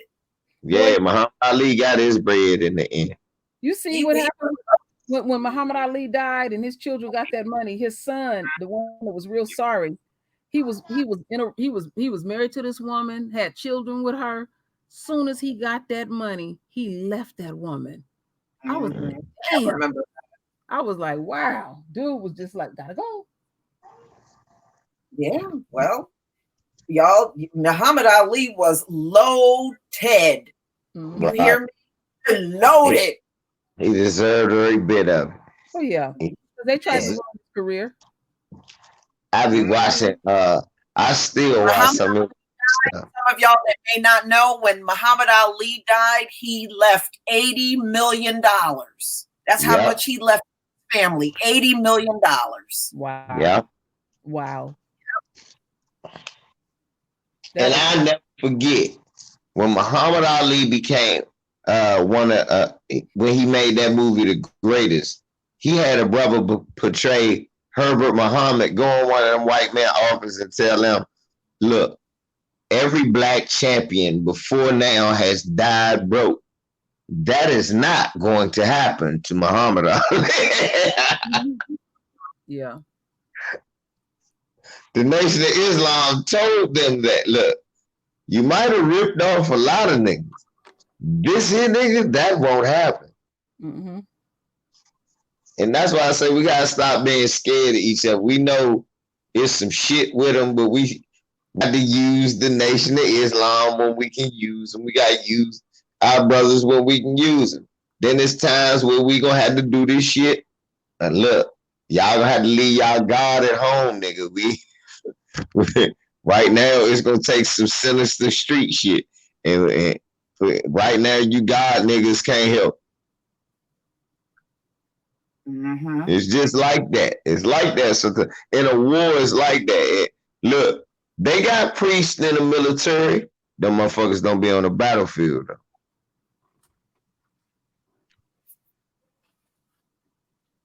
Right? I never seen one on a battlefield. Exactly. The motherfuckers don't be on the battlefield, but they got priests. They got all of that good shit for you in the military. They got, look, Lisa, they got imams. They got the little yarmulke dude. They got everybody. They got a Buddhist dude.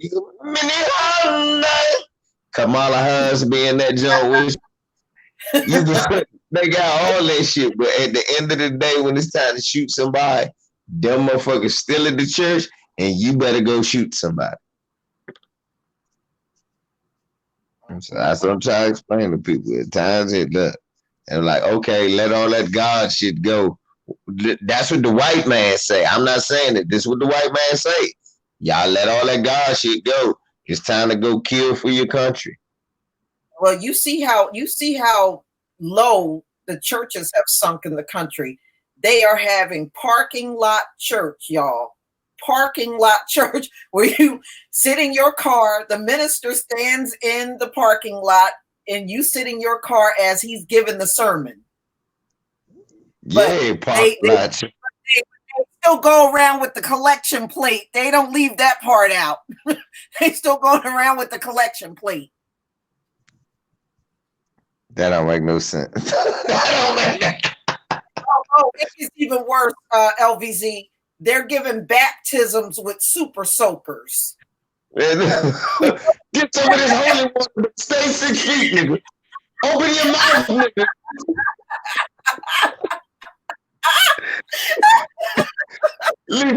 Open your mouth, nigga. It's like the carnival, nigga. Yes, they're having baptisms, y'all, with super soakers. Firecrackers come out with super soakers. Yes, Jesus wanted you to have this. It looked like you backing off on them. No. What type of shit, listen? He's gonna come outside baptized with super soakers and shit.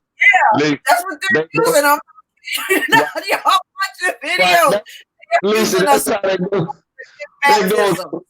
They doing communion like that too, Lisa, and then they slingshotting the cracker to you. Look, here you go, young. Open your mouth. Here go your wine. They super soak the wine and shit. They doing communion and shit and baptisms with super soakers. Yeah. True Royal, did you ever tell LVZ about Tony Spell? Yeah, I remember Tony. He knows who I am too. What did you say, Lisa? When y'all was getting on Tony. You ever tell LVZ about Tony Spell? Oh, that motherfucker. You know what? You know what, Lisa? Remember I sent you that video where he was giving away that money? Yeah. He giving away money, but he only giving white people money in the church. He's only giving it away to white members in the church. He didn't give white people nothing. In a damn circle. I said I gotta send this shit to Lisa. But what got me, Lisa, did you see all them thumbs down on his video? Yeah. One of them videos, I think he had like 600 thumbs down plus. And stuff, and whoever gave a thumbs up was them crazy black folks in there. But he was trying to say he was very upset with me because I was getting money, you know. And then he told me he you know, like, you getting some money, like I dare you get any money. You ain't helping your people. You ain't helping your people at all. And then he talking about I feed them. You don't feed the people. Them grocery stores drop that surplus food off at these different churches. Who the hell you think you fooling? You ain't fooling me. And then he go, hey, look now, and that's no bull. Or if you really about your business, you would take all that surplus money from that tax-free building and just start Instacarting food to people, because that's what people was doing here. Mm-hmm. And I met one of the people doing it out of Virginia. It was two of them. It was a black lady, one lady. She was out Bowie, Maryland, and it was a white lady out Northern Virginia.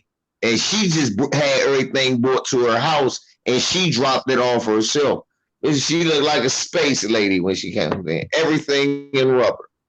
And that's how they was doing it. But I was like, y'all ain't asking no money. She said, no, heavens no. It's the church. I was like, whoa, that's how y'all do it, huh? Because I asked where they got the money from. Because I wanted to know. I said, so you're not asking for nobody motherfucking stimulus. They said, no, well, nobody does anything like that. We have money in our stockpile. People hurt. We the church. We supposed to do stuff. I said, well, all right, that's good for y'all. And I left it at that. That dude LBZ was talking about me, my wife, and son. We gave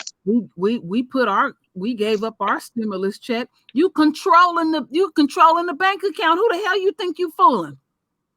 Well, shit, they should give up this stimulus check. They weren't supposed to get one. Right. You know what? Carrie Clay, Jehovah Witnesses have so many deaths from COVID-19. I haven't seen a Jehovah Witness. I think the last time I seen them on my street was December. Damn, I haven't seen them at all. I haven't seen not one this year. Not one. You would have to be a fool to go door to door out here.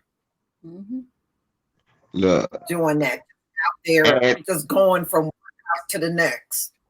Lisa, Auntie said her mom church was gonna have it in the parking lot too. She said, but Massa ordered them to stay their ass home and Zoom it on the internet. Look, it's the first time not only I agree with Massa, but still, that didn't stop them motherfuckers from collecting money. They were saying, send it to our cash app at $, we love the Lord. Ridiculous. They gonna get their time. Look, if they doing a motherfucking church anywhere, they gonna get their time. Did y'all see the white man that said he blew the COVID virus away? Lord. Y'all ain't see that. But easy. I blow you away, COVID virus. Oh my God, I'm gonna wet myself. He said he blew it. Oh, listen, I'm surprised. That white man said he blows. Look, Town Business sent it to me. He said, and he sent the little joke where he said, I guess we're all cured. And I clicked the link.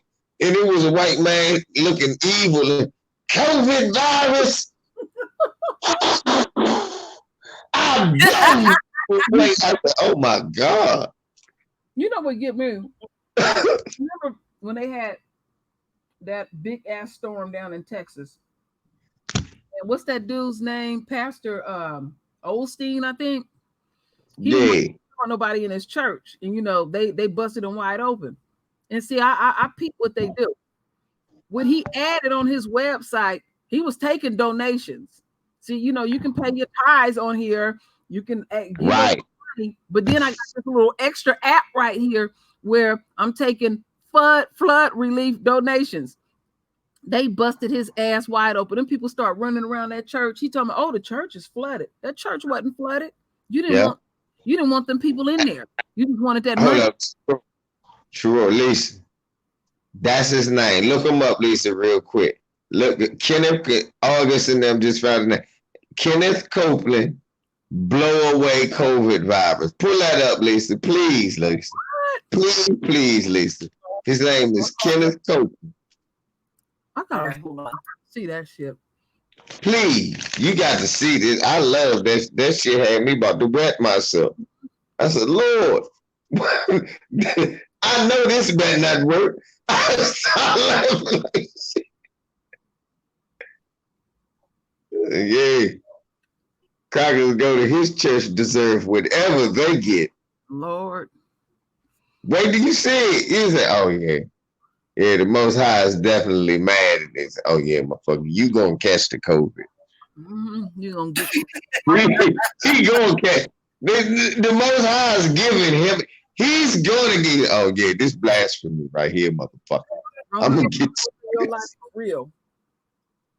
She gonna show. All right, hold on. Standing in the office of the prophet of God. Ooh.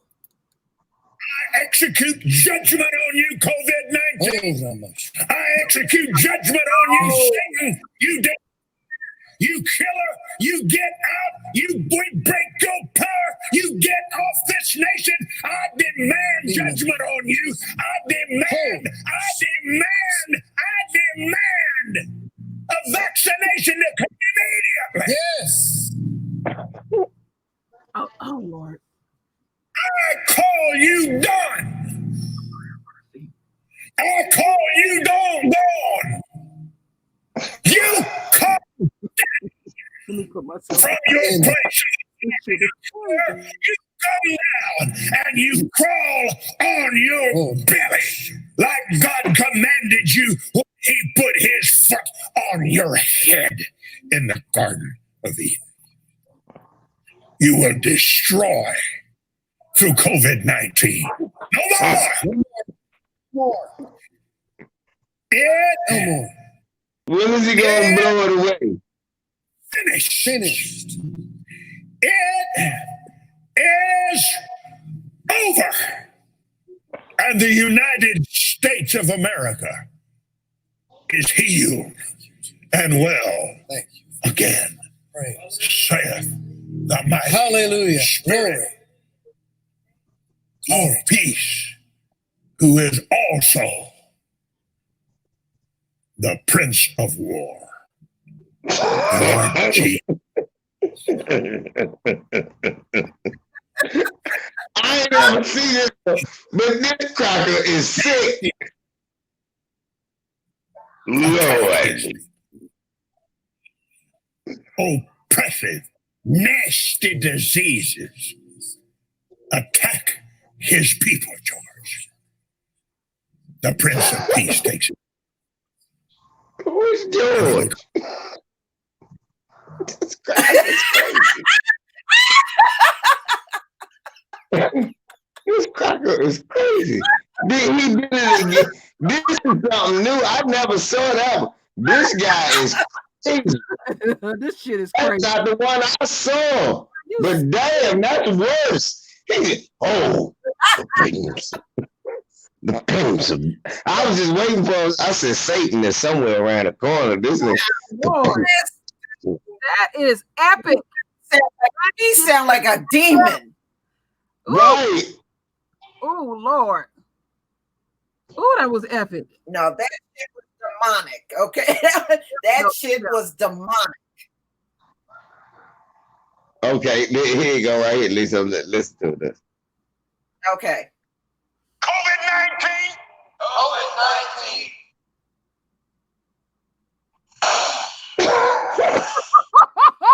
Did he blow? Oh, I'm telling you, it gets hot down there. I mean, like Jesse says, it's Africa hot down there, man. What? And it just Africa hot. Hey, listen to me. Because it's right there on the coast, it gets muggy, and that's what it takes to kill this thing. It hates heat, it hates humidity, it hates water. It just dies. I hollered at the top of my voice, in the name of Jesus, you get back up there where you belong.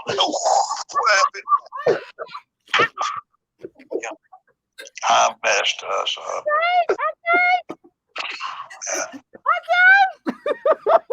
This guy. Oh yeah. Hey, look. The first comment says he looks demonic. Oh, He Lord. does. This man sick. This man, but you know what? His ass is a multi-millionaire. He's a multi-millionaire. He's been around for a minute. And then he got mad at the lady for saying, you jumping in your beds in your jet. Awesome. Is he? You bow your knee. You fall on your face. Like that.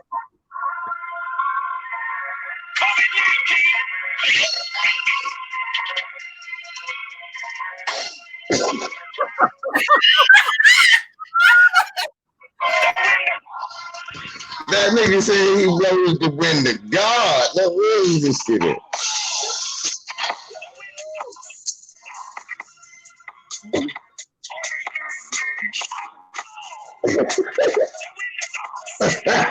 They made a song. Stop playing. They made a coronavirus song?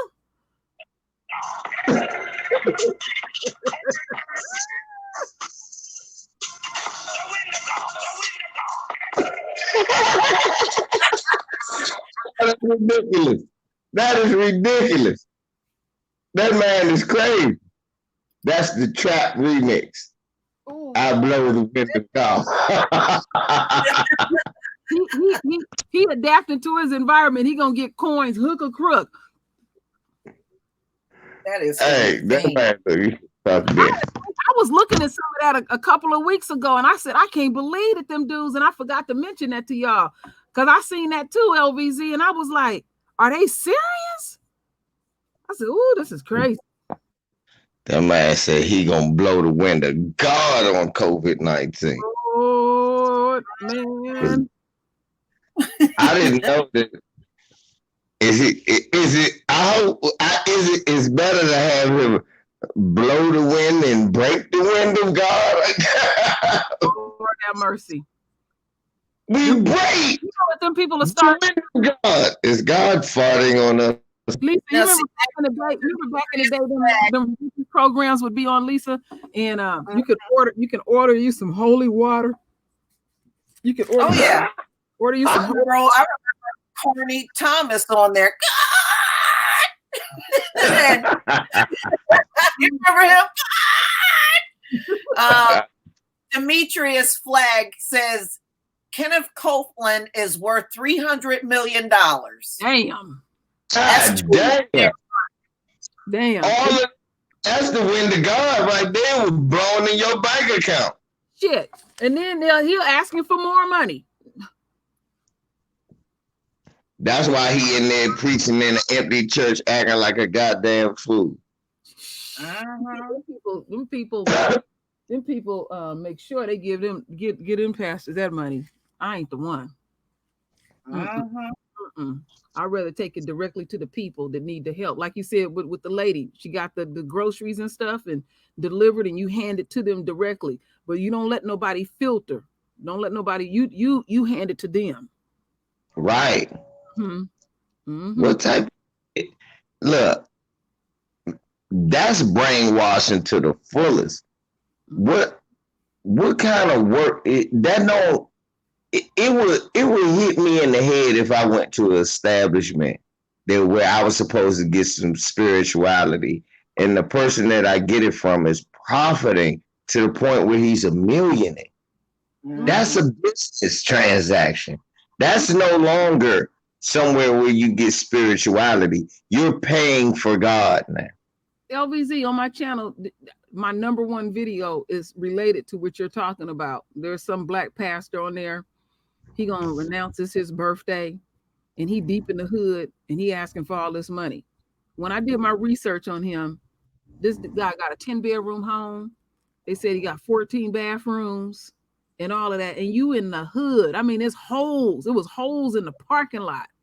And the attitude that he had was like, fuck them. If they got that attitude, drag them up out of the church. Them black folks was getting up in there going off, going off, because ultimately, then I've been saying this for the longest, they into these mega churches and all of that. It doesn't matter if it's a small church or a mega church. What the money that is contribute to the black churches is upheld mostly by single parent black women and stuff. And I remember years ago, I had went to church with a friend back in the 80s, and the pastor, send the plate around. And then he said, oh, I forgot, which was straight up lie. Sister so-and-so house burnt down. Let's send the plate around again to get a collection from her. You just got the money. Shit. And now you want people digging their ass for some more money. See, there was a space and time that some, I ain't gonna say all, if somebody, husband, wife died, house burnt down, the church would really, really help you. Now you get some prayer and that's it. And now they done got so anal, and we done heard this quite a bit. They really keeping tabs on who pay tithes. And then Sister so-and-so been in the church 18 years and she didn't pay her tithes according to what they like, and now she didn't die. We're not doing no funeral for you in this church. That's how they getting down in there. They getting down real funky. And again, Corona then showed up and showed out and keeping people up out of these damn churches and stuff. Because you got some people are very bullheaded. My daughter is my youngest daughter is a part of a cult church, and she was paying tithes to the point where I'm like, you gonna be broke. I said, you don't got no food in your refrigerator. You gotta feed your babies, but you're gonna give up your last $20. I said, you ain't gonna be blessed. You think magically you're gonna go after you done gave the church your money, you gonna come home, it's gonna be a bunch of food in the refrigerator and shit. That's why I always say you take care of your immediate situation first and foremost. Somebody is gonna be blessed. The motherfucker you just gave all your money to. There you go. And I'm happy that Corona then got our folks up out of them churches, because you see what Lisa showed on her channel. They were very defiant, because Easter is big for black churches, and a lot of them black churches went ahead and did it, and them people literally died. Some of them died like the next day. I'm trying to tell you, I ain't never seen nothing like that in my life. When Lisa showed that, I was like, and she said I could show more. I'm like, damn. And mainstream media low key exposing the churches that in their own way though, True Royal. Because I've been watching them and look how they've been. I'm gonna show you how they exposed. They telling the motherfuckers, well, Reverend, they can still cash app, and the reverends always laugh and go, ha ha ha, that's right. I go, hold up. So y'all still accepting donations right now? Well, we got to pay for the church, but you're not at the church. You at home. And we'll get out of here. Church, and if you remember that first stimulus that came out, they included salaries for all of these pastors and paid the utility bill at the church. did. They sure did. They sure did. Took care of them first. Took care of them first. You know what? Me and my husband a few years ago, we used to volunteer at the Salvation Army. They have this one Salvation Army in Oakland that's an actual place it's a homeless shelter for full families. And so each room, you got a room with your own toilet and all of that. This shelter was quite different. And I didn't really know the ins and out of how the Salvation Army worked. And so when I went down into the basement, I had never seen so much donations in my life. I mean, I seen stacks of leather coats, toys, clothes. I mean, all kind of stuff. And they was hoarding it. And the people that they was doing a kind of a blend thing with the city of Oakland. So it was a homeless shelter plus Salvation Army. And the people that was a part of the Salvation Army, I would watch them every day walk out with a big black plastic bag, and they watching everybody else. And do you know, a lot of times they would throw that shit away, or like somebody donated a lot of bikes for kids, brand new bikes. The bikes is sitting on the side of the building, rusting and shit. But they work for somebody stealing, and they stealing the whole damn time. The whole damn time. That's like, well, you know, that's the thing with Salvation Army. You know that about the people there, right? The best shit they get. Yeah. They get the best shit.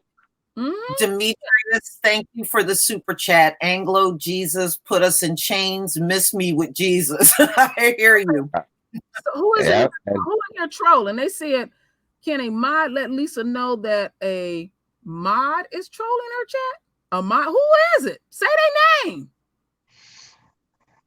I'll take a mod on my channel. I'll take your ass down too. I don't give a damn. You get to talking greasy and treating folks bad up in here. You gotta say who it is. I mean, yeah, right. Somebody nice enough to mod you up, and then you abuse that situation. But are they saying something that you just don't agree with, and you think they trolling, and you just DJ Love? Let me look up here. I'm looking. I don't see anything. I've had that to happen to me. I don't see it. Yeah, don't feel shy about mentioning no names. Like I said. Okay. Message deleted by DJ Love. Well, let's see what's going on. Can we renew that? I think only Lisa had the power to do that. I gotta figure out what. Come on, T-Hood Mistress on my channel. The timestamp is at 10:17. Denise message was taken down. Let me see. Rosalind's message was taken down. McKnight was taken down. There's some shit going on. That's abusive. Whatever you're doing, yeah, you don't like somebody saying what they saying to you. You take me down. I'll challenge your ass. Just on my channel. Who is DJ Love? I don't see him. I don't say Lord Mod. He's seen it. So okay. Somebody said a fucker is still lurking. we calling you out. I know your ass gonna run. Can DJ Love be a YouTube bot mob? Yeah, that's a possibility. Yeah, I can't even fucking see him. But they have the ability to take these people's comments down because they don't like how they responding. When I go back up here, because let me see what timestamp it started at. When did they start doing it? Oh, they've been doing it for a hot second here. Damn. They in the trunk, baby. In the middle of the console. No, that's where you had them at, in the truck. No. They in the truck. Is that still the Peckerwood? The Peckerwood still watching us. I left them in there deliberately. I'll go get them for you. This shit is crazy. Give me the I keys ain't back. know that shit could happen. This person been taking people's comments down at 10, 11. Let me go all the way up here. Damn. You start scrolling up. They started because it's 10:30 p.m. my time. They started at 10. No, even further up than that. Ooh, you took down a lot of people's comments. That's some low down shit. Let me go as far as I can go. This person took down comments an hour ago. People's comments. Okay. The first one I see that was taken down was at 9:28 p.m. DJ Love. You see that, Lisa? I'm on your main channel, Lisa. Well, I'm trying to find him.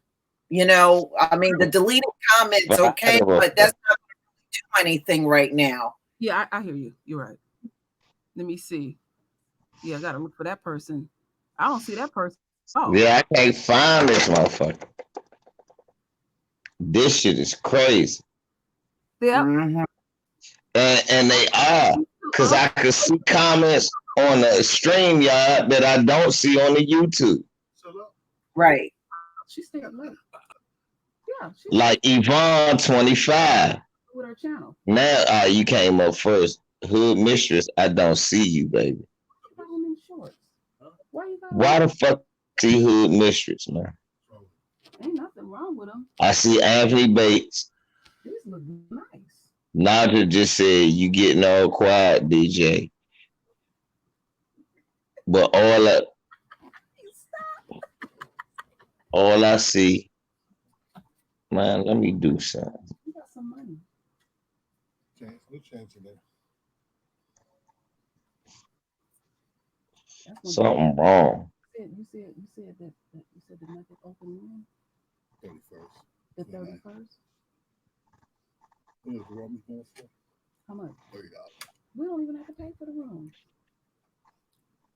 Someone within YouTube, Christopher Clipper said, then Demetrius Flag said something and I can't see it. Then Levant, if you're not a moderator, I can't see your comments on YouTube. Ain't this some shit? What type of shit is this? Yeah, I don't know. I don't know where it went, eh? I'm on Lisa Main channel. Easy. That's why you don't see me. Oh, okay. Oh, that's all right. It's just some butt sore troll.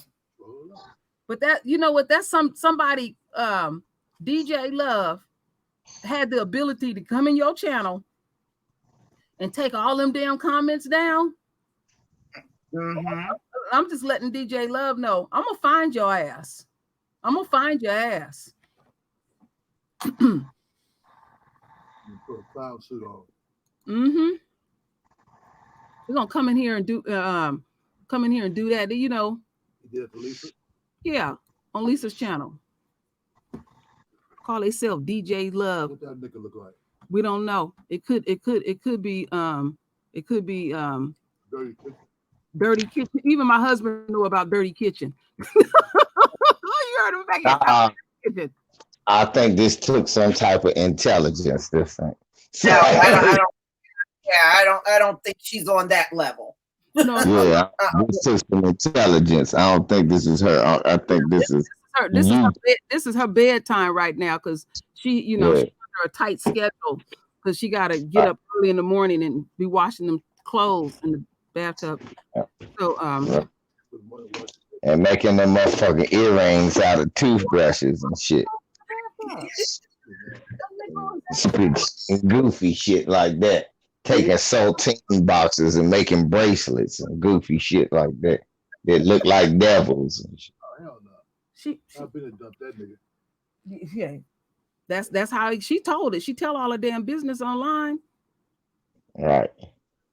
She out here talk about, you don't need Dr. Dre's Beats headphones. All you need is 2 tin cans. And yeah, what the fuck is wrong with this woman? My husband in there fussing. I was talking about them clothes she be washing in the bathtub. He said, no woman should ever. Now this is coming out of a man's mouth. A woman should ever be washing her man's clothes in the bathtub. You know how some people there's people still to this day wash their clothes with a rock, and they be I'm about to say. I mean, it was a time where that was cool, but that was 200-300 years ago. We got wash machines and shit. She couldn't leave me with washboard. I wish some man would tell me to go wash some clothes in the tub. You wouldn't be around me for long. No, I got a washer and a dryer. Yep. You can best believe I do. My husband ain't washing. My husband old school. In his mind, the man is supposed to buy all the appliances in the house. You know. Well, that's in my mind too. Okay, right. That shit's in my mind too. He keeps up with that. When something break down, either he have it fixed or he replace it. You know, you can get extended warranties. They got a great extended warranty plan under Sears. But you know what? You know what? Washing machines don't break down like that. No, they don't. Really hold. No, we had a fathead wash machine. That motherfucker lasted forever. Yeah. and that was a crackhead brother. I replaced my dryer about 2 years ago, and that thing sat in here for 40 years before it broke down. Yeah, it grew 40 years. It grew up with you. You know?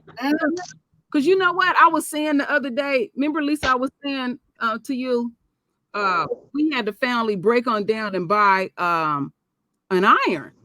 And I said, I was saying to my husband, I said, when I grew up, I never remember my mother ever buying an iron or an iron board. It's like that iron was always around. Now they make shit to break down. And then another thing they do, appliances, they make the cords shorter, all this type of shit are some things that you buy, they want you to pay $1 for it, and then you got to put it together.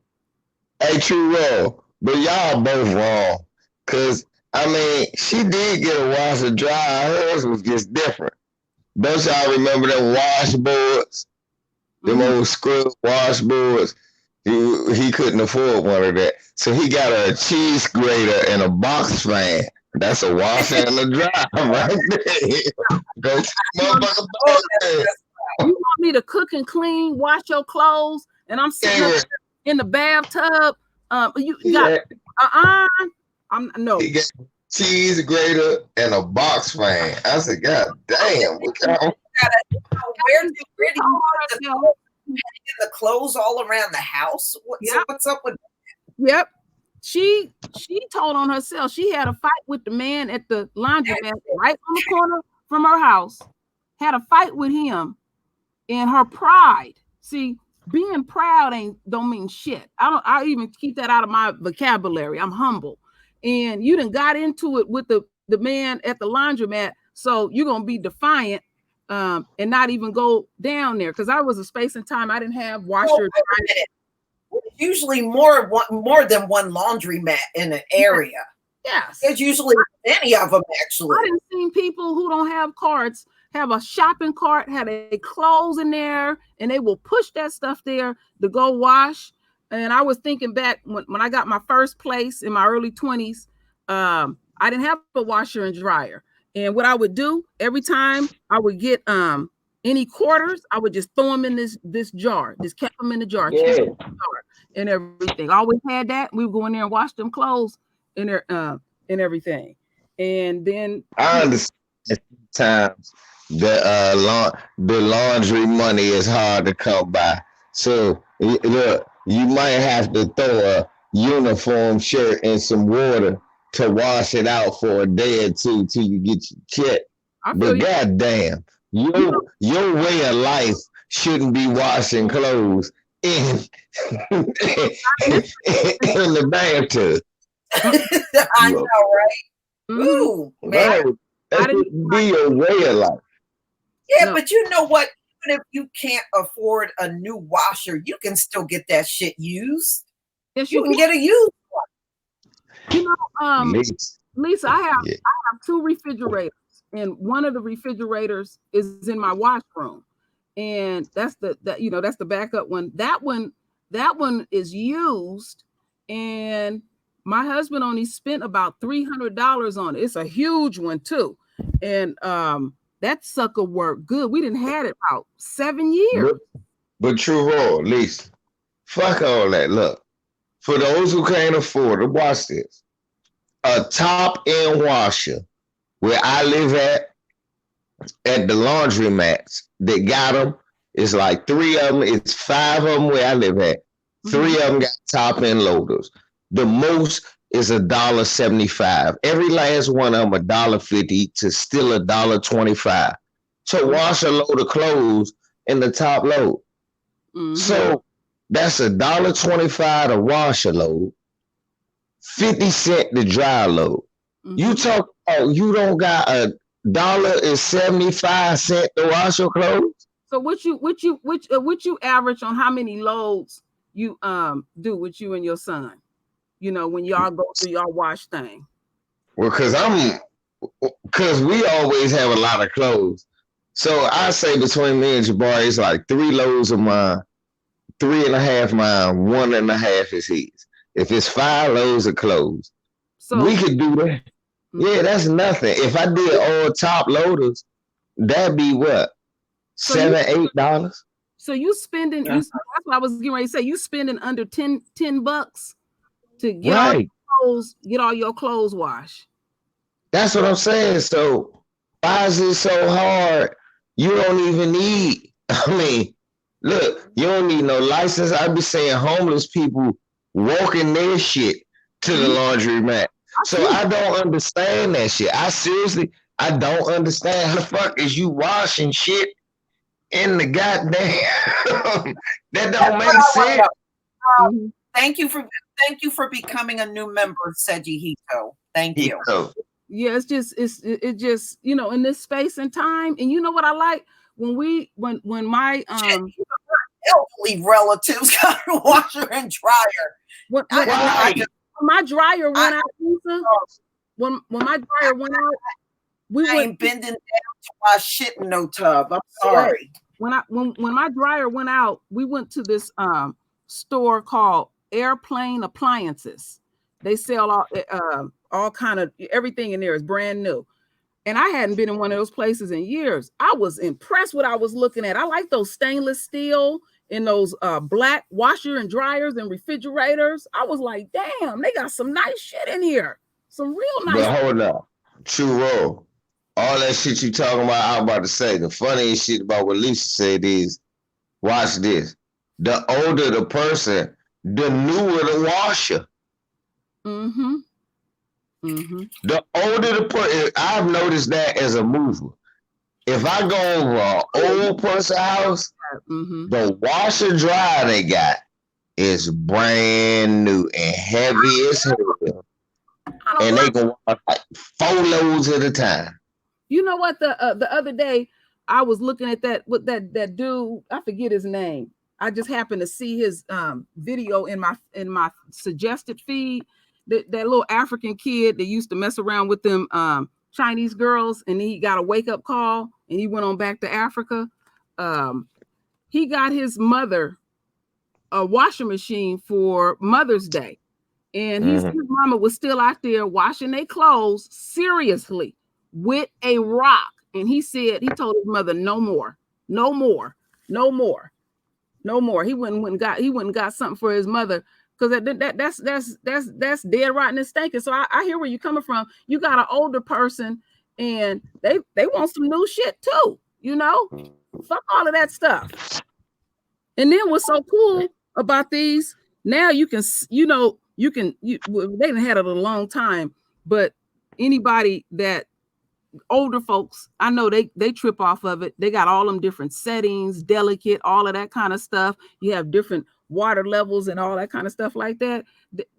Washing some clothes by your hands, even your delicates, you can wash your delicates and then lay those out to dry and all of that. But what I was tripping off of, you don't just get a big old white looking washer or dryer or refrigerator. They got some style to it now and stuff. Or you can still get those, and they're not terribly expensive, because the store that we went to get the used refrigerator, some of them used ones were damn near the same price. Look, True Roll, why is you good? First of all, look, we still trying to help, even though we be clowning. And at the same time, True Roll, why is you going through all that? Motherfucker, everybody know. Motherfuckers know. All you gotta do, y'all live in a military town. All you gotta do is look up. It's a motherfucker moving every day trying to give it away on Craigslist, military addicts, anything like that. They trying to get that shit away. You know what, LVZ, I'm glad you said that. You know what, here in New Jersey, let me just tell you something. Here in New Jersey, you can apply for assistance. Like if you have a hard time paying for your heat, they also have a program. If your refrigerator goes, they'll replace your refrigerator. Or if you have even your washer and dryer, if that goes, they'll replace that for you. You don't have to pay for shit. Lisa, I got one in the 90s when I was still living in San Francisco through our energy program. It's called PG&E. And I signed up for a program called CARE. And what CARE does, when you sign up for it, they'll come to your place and they'll weatherize it. They'll put new windows in. New AC, new heating, they did that to my great grandmother here. And that's a stove that goes out. Like, let's say you have a gas stove, they'll replace that. Look, not even if it go out, Lisa, if it get obsolete. Because if it's obsolete, they'll bring you up to what you're saying, because it'll use more energy than it's supposed to use. So when it was in 91, that's when I only had 3 children. I was hitting it hard back then too. I could barely even get any work, and my refrigerator was acting funny. And I let the CARE program know what was going on, because I didn't believe it when I kept reading. They said they would replace it, and they said, yeah, we'll replace it. So according to my family size, they gave me a brand new double door refrigerator where you got the one side damn near like a deep freezer and stuff. And to this day, my mother-in-law, my ex-mother-in-law, but she's still my mother-in-law, I don't even want to say ex, they still using that refrigerator since the 90s. She said it's in a little basket on the bottom where you could put all your meat and heavy stuff and all of that. And I was looking at my PG&E bill the other day, because they were saying they was extending, since coronavirus, helping people. They not only got the CARE program, they got some other program, I think they call it FAIR or something like that, where you can get an additional 18% reduced just on your electrical only. People qualified for those type of programs. If you got any, it ain't even about just low income. If you have health issues, there are some people that gotta have heat all the time. There are some people that gotta have cold all the time, and the CARE program will take care of that for you. No questions. But it ain't no reason motherfucker don't need to have no wash machine. He washing all your clothes in the tub unless y'all struggling like a mother. And what the fuck is your husband doing if y'all struggling that bad? Yeah. What is this nigga doing? If he's selling bad bean pies, what is he doing? Well, hey, LVZ, I picked up on that quick when I was seeing them outfits she was rotating in and out. And I was like, oh, Lord. You ever seen somebody, they'll wear the same thing so long, it seemed like it's a part of them. The clothes are just, the fabric is compromised because you done wore it so much. She wash her clothes. What does she wash? No, what I'm saying is she don't got that many clothes. And what is the husband doing though? What is he doing? What is he selling? Newspapers? Well, when you allow yourself to be sloppy thirds, fourths, and fifths, that's what happens. You know what I'm saying? Whoever fall for the okie doke. That's all. It just depends. If some women ain't gonna fall for that shit. You Come know? on. I gotta help this old. She's an older gentleman. She said, let me tell you what she said, LVP. Settle for being 15s. He will not buy a new car. He will only buy used cars from Black people only. Oh, well, I'll buy a new car. Okay. I want to put my stake in it. I'm not knocking no used car. I had used cars, but I have had new cars. I want to put my stank in it. Shit. What Black person is he buying it from? How logically that makes sense, because that Black person bought that car brand new from a white person. So what's the fucking difference? Yeah, man. And look, maybe he just say, I don't like to pay car notes. Maybe he just say, I don't like paying for anything. Exactly. He say, fuck that. I ain't look. But you can't get no woman out there. I don't want to pay for anything. Catching the bus to go get your groceries, all that. Oh, see, hell no. Right, they making candles and burning they living like the Amish in that motherfucker. Right. It's on this level, LVZ. It's like you done met this woman and she's never been to your house, and y'all just, y'all dating, and then eventually you get married, and this gonna be the first day she show up at your house. It would be the equivalent of showing up at Fred Sanford's house. He picked up everything on the street and drag it in the house. Hell no, this bitch out here making furniture. Do something with this, baby. I can see you put that shit in the garage, but in the house? They out there making furniture. True Royal, there may not be a garage. Right.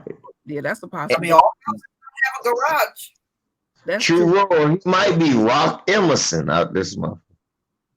He just riding. That's what he doing. He riding around the dumpster, picking up shit and dumping it at the scrapyard at the end of the day. And what he think is savable, he probably bringing it home. Well, I know a lot of old heads that do that. You check some archives. She did a whole tour of the house, and I seen all that shit piled up in there. I was like, damn. No bullshit. No bullshit. I know dudes that do that. Old heads that do that now. They travel around. They drive around to the complex. You'll see them in an old ass U-Haul that they bought. And what they do, they pick up all types of scrap, metal, all that shit. Take it to the scrap yard, dump it, and make money. The hood mistress laughing at me because I called him Rock Emerson. I used to do that when I wasn't in between, when I would get laid off and stuff. I would get my welding equipment and stuff, and me and maybe some other brothers would go together and we would scrap all day, and I would just cut it down, or like sometimes we would find some copper cable, but it would have that. Yeah, I'm about to say, but see what you was doing, you was scrapping copper. They not doing that. What you talking about is money in it. It's more lucrative. If they could do that, they would. You got access to sites. They not doing that. What they doing, they going to fucking dumpsters, auntie. It's different. It's like they dumpster diving almost. Like hood mistress, and they picking up perks for real. Because they picking up, like what you talk about, I know what you talking about. That's why I stopped. You talking about cutting down like pipe, copper piping, electrician wiring.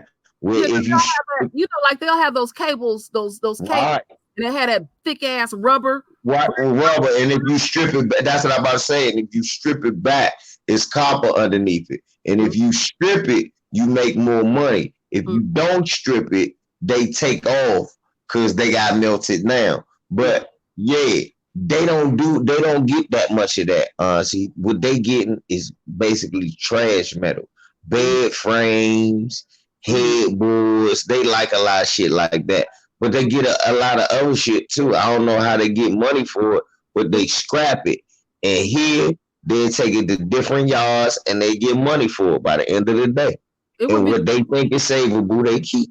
It was me and two other brothers that I used to work with. That's what we would do. And we would, because we would always end up on the same job, get laid off. And on a good day, if you get your butt up early on a good day, we would start like around about 5 a.m. and we would go to the scrap yard at noon and stuff.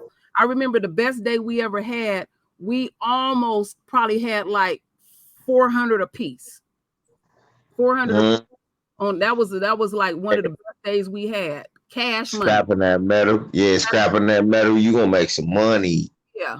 And on a bad day, we would have like 200 a piece. It just depends on hustle and what you would find. And my job was I know how not to fuck up metal. Because some people get the cutting on that stuff and burn up your metal. Right.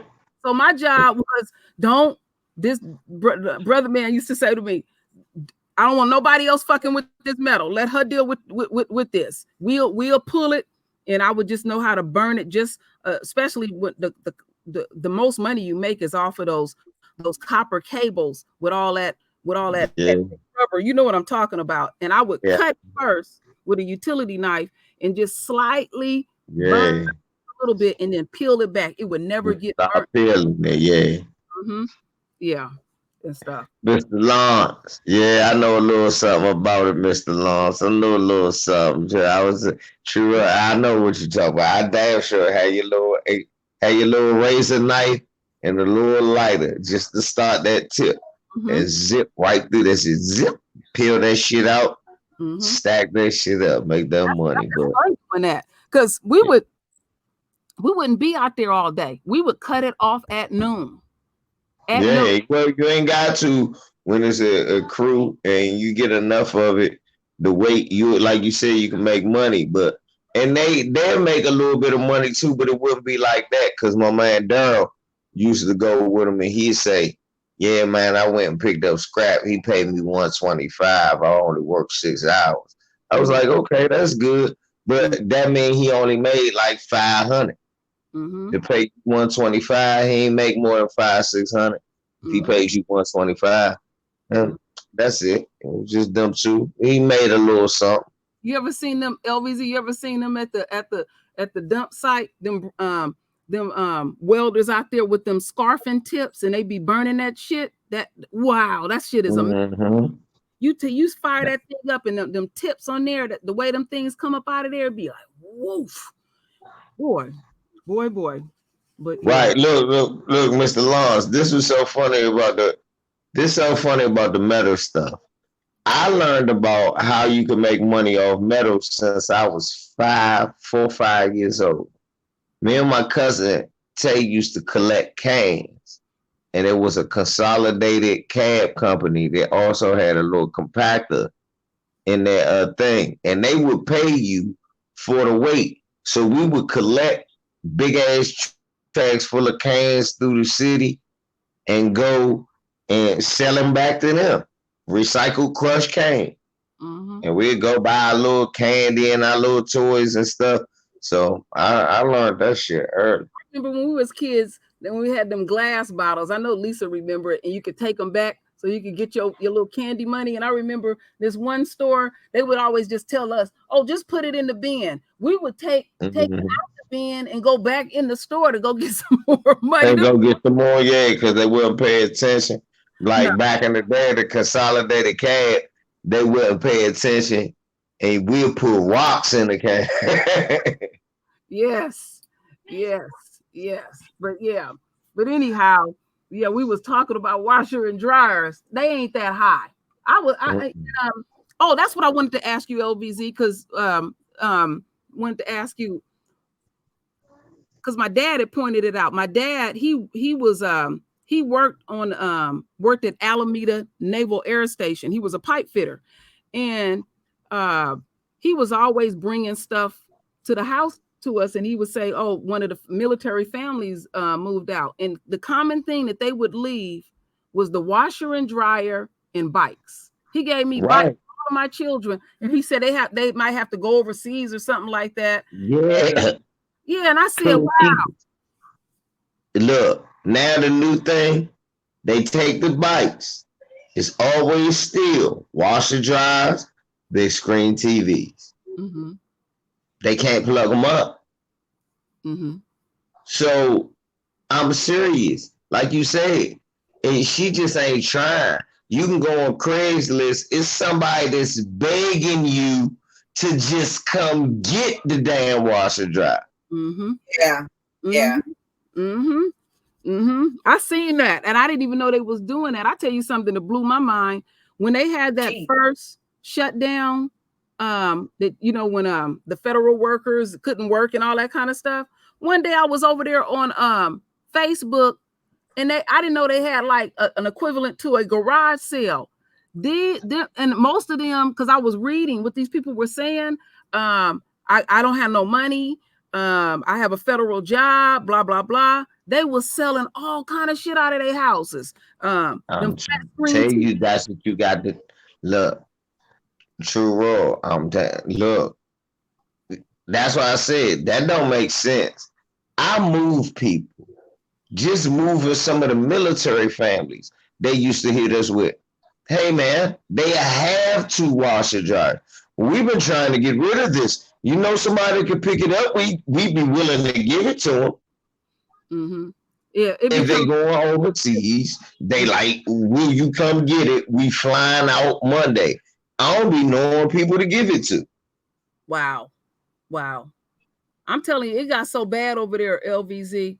Them folks was selling cleaning agents, they food when they got shut down. You know, a lot of those people, they didn't get that money back. They didn't get paid back. They went on back to work and they just had to rough it. You remember what Trump was saying? People couldn't pay their rent, and he was he was shut down. He was saying to write something to the landlord or something, like it was some crazy shit he had said. And I said, wow. And he was lying to them, promising them that they was gonna get they was gonna pay them back for all the time they was off. A lot of those people didn't get paid. Yeah, and you know what? You know what else happened? The contractors actually worked during the shutdown. The ones that had contracts, Trump refused to pay them. He refused to pay them. Did not pay nothing. I'm about to say the people who work for the government, they had to get their money because the government owes them. But he stiffed the contractors. Yeah, he dicked the contractors. He didn't give them nothing. I remember there was this black woman. I was shamed when I seen this woman do it. You could tell she was up in age. She went to whoever represent her district with her bills, with tears in her eyes, thinking that he was gonna pay her bills. And it was a bunch of people up there doing that. Wow. Like white folks, they true believers in nepotism, right? They had some families, damn near the whole family worked for the federal government, with no checks coming in at a crib. Nope. And some of them people literally thought that them politicians was gonna pay their bills, because I remember one politician, he hid from them, and they found his ass. They found him, and them white folks jammed him up and stuff. And I said, wow, look at the way the world is going. You know, when you backtrack and look at all this stuff, I said, look at the way the world is going. It's them that's marching up there. That's why I keep saying, long ago, they lost this war. They fattened themselves up for the kill long ago, because we know how to survive in this. It's like we was hours ago, we were talking about how folks are dealing with this pandemic over in Africa. They didn't went over there and poisoned folks so many times. They don't get all panicky and scared. It's like, okay, let's pull up our sleeves and do what we got to do. They know how to deal with this. They don't know how to, they was never prepared. See, they put shit on paper. They'll talk about this, what they going to do if this happened and that happened. But when real time kick in and you got to really deal with this, they bumbling around. This country ain't prepared for no pandemic. They I'm laughing when they're talking about a second wave. You done fucked up the first wave. What are you talking about? I say, well, we did so great the first wave. Are they sure we need a round two? Yeah. And then fucked up the whole thing in the first wave. And then when Trump get up there and speak, He's sitting up here talking about, well, Obama this and Obama that. And then white people's like, Obama ain't been in office. I need my shit taken care of now. What are you talking about? See, his own is going off on them. Think about them ones in them trailer parks that voted for him, that they had never been a part of the political process. Because remember when he was running for office, I would call them KKK Trump rallies, where they would tear up shit. You know how they get down. Like Lisa showed that video. They went to that beach and left all that trash. All that trash. Them people grimy. Now they looking to Trump. He gonna help. Because, you know, people are dying and they like, damn, this dude would play with our health. He don't give a damn about you. He don't care about his own. You better know how to take care of your damn self. This country got caught with their panties around their ankle. They had all that shit on paper, but they don't know how to execute it. And then his ass, anything with Obama's name on it, I'm gonna tear it down. And then he'll sit there and look at you and say, oh no, I didn't do that. You know, like the bleach story. I didn't say that. Trump, your folks is real tired with you, because it's a different thing. See, it was cute and funny. I remember this white boy said, it's about time. And really what he was saying was that they want to freely be able to say nigga, right? And the only thing this country bunking got off on was Trump just trashing folks and saying whatever he want to say. You don't care about paved roads, your leaky roof, you know, all this kind of stuff. Your medical, you just getting off on the fact that he can say nigga. Okay, now people are dying every millisecond behind this shit. How is it? It ain't cute no more. See, the energy shift when people are dying, and that's how messed up they is in their head. I'm telling you, Trump need to be back in office to singe this shit. Because his own, he gonna be shunned. That whole family gonna be shunned anywhere they go. They gonna blame them for everything. No, they're not. And they're gonna blame them. I'm telling you. They're not. Because look, I beg to differ. Look, they too arrogant. They're not gonna blame them for everything, because to blame them would be to blame themselves, right? They got to blame themselves, because look, ain't nobody else elect them. Mm-hmm. So you can't. They're gonna do, just keep bringing up Obama. That ain't gonna change the situation. Yes, they are. They're gonna live in that. Look, you talking about the same people who will talk about slavery and deny reparations. Mm-hmm. They can live in that separate denial, no problem. Mm-hmm. Problem is, the whole world gonna see it now, and the rest of the world ain't living with them blinders. They go along with the nigga shit, but this other shit, okay, motherfucker, we gonna let you eat yourself, and then we gonna take over after that. This the falling that everybody was telling me about in the Bible. This the falling, the way that it happens in real life. Mm-hmm. Their arrogance eats their self. And yeah, this is what they meant when they said the Asian was the next to take over after the white man. This is what they meant.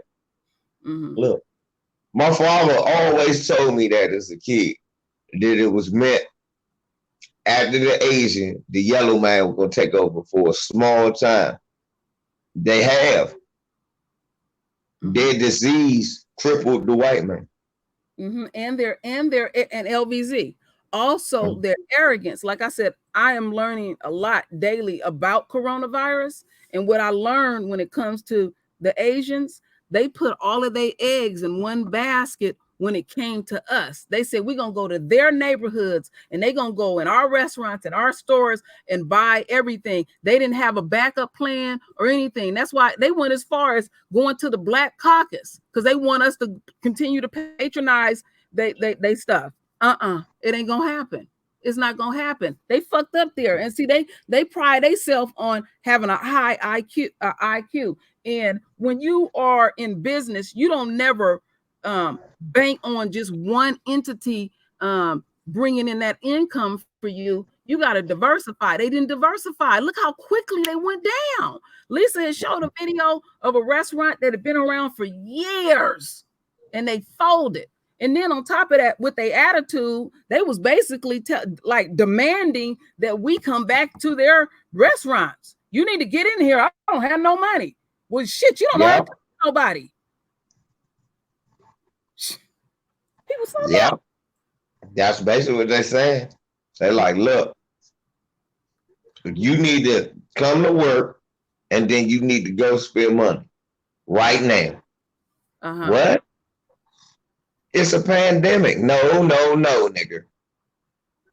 What's more important is that you go to work and spend your money. I'm telling you, that's what they tell me. You learning through this virus. Well,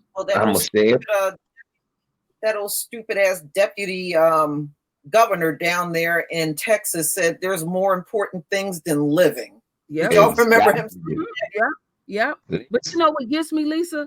How Esau and Moab is the first to cry racism. I think you ain't even begin to feel. They couldn't make it a day in a black man's shoes or a black woman's shoes, and you hollering that? That's why they hollering in that, because they can't make it a day. Shit. You know what I heard years ago, LVZ? A Mexican dude told me, he said black people bitch and complain and cry too much, and always the victim. Well, really, I saw bitching and complaining and crying when they got caught up in those detention centers. That's what I'm about put their asses Lisa. in there. Hey, Lisa, I was about to say, you go find that nigga in that detention center now and ask him who bitching. They not being treated right, and they getting nigga moment after nigga moment and stuff, and then they on this, because some of them came to my channel. Oh, we need to do that. No, we my ass. True Lord, nah, you shouldn't even hit her with that. This what you hit with Auntie after what you told me. You know what? This what you should tell him. When he say we need to do this, you should say, you know what? Now I would say something, but 20 years ago, a Spanish man told me all black people do is bitch and complain. Now I would say something, but I don't want to bitch and complain. There you go. Yeah, keep my mouth shut. I ain't gonna bitch and complain. I would say something. Look, normally I see them motherfuckers do an injustice, and I will say something. But seeing as how one of your people say all I do is bitch and complain, I figure it's only right that I just don't say that. You know what I heard? A Mexican dude, they had interviewed this Mexican dude when all this shit first hit the fan, and he was down somewhere in New York, and the word that came out of his mouth was diaspora. Now think about that. How many Mexicans gonna run around saying diaspora? No, that's when they want us to be a part. And I seen even a banner, Black Lives Matter. We white people care. No, we not on no we thing. No. Like I said, let's separate 100%. They wasn't including us. They saying we white, meaning them. No. In fact, they went talking about them. Yeah. They were talking about them. They weren't talking about us, Auntie. When they said that sign, that was cool. That was what they was talking about them. They want us to they weren't talking about us. They always want us to get on the front line of the battlefield and carry the for them and all that shit. Them days didn't play the fuck out. That's why I went off earlier when I found out about, when I put it on my channel too, when they give this family a piece, like one brother said, you're gonna give me some piece of wood and some paper, and my family member is dead, and this gonna commemorate him, and this gonna be his special day, and all of this. You didn't have nothing to do with the family for 74 days. Oh, they were crying and they were ecstatic and they were just riding high and everything. It was like, wait a minute, slow down. What y'all on? No.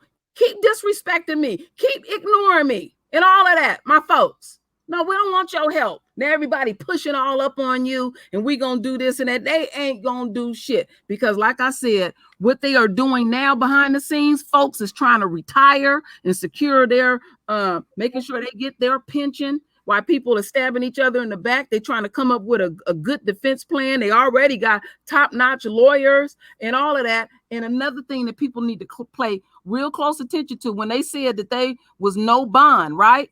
That ain't etched in stone. They got to find the right judge that they can put before the folks. The judge, he gonna get paid behind the scenes, and they gonna put up he gonna say a certain amount for them to get out. They gonna let them motherfuckers out.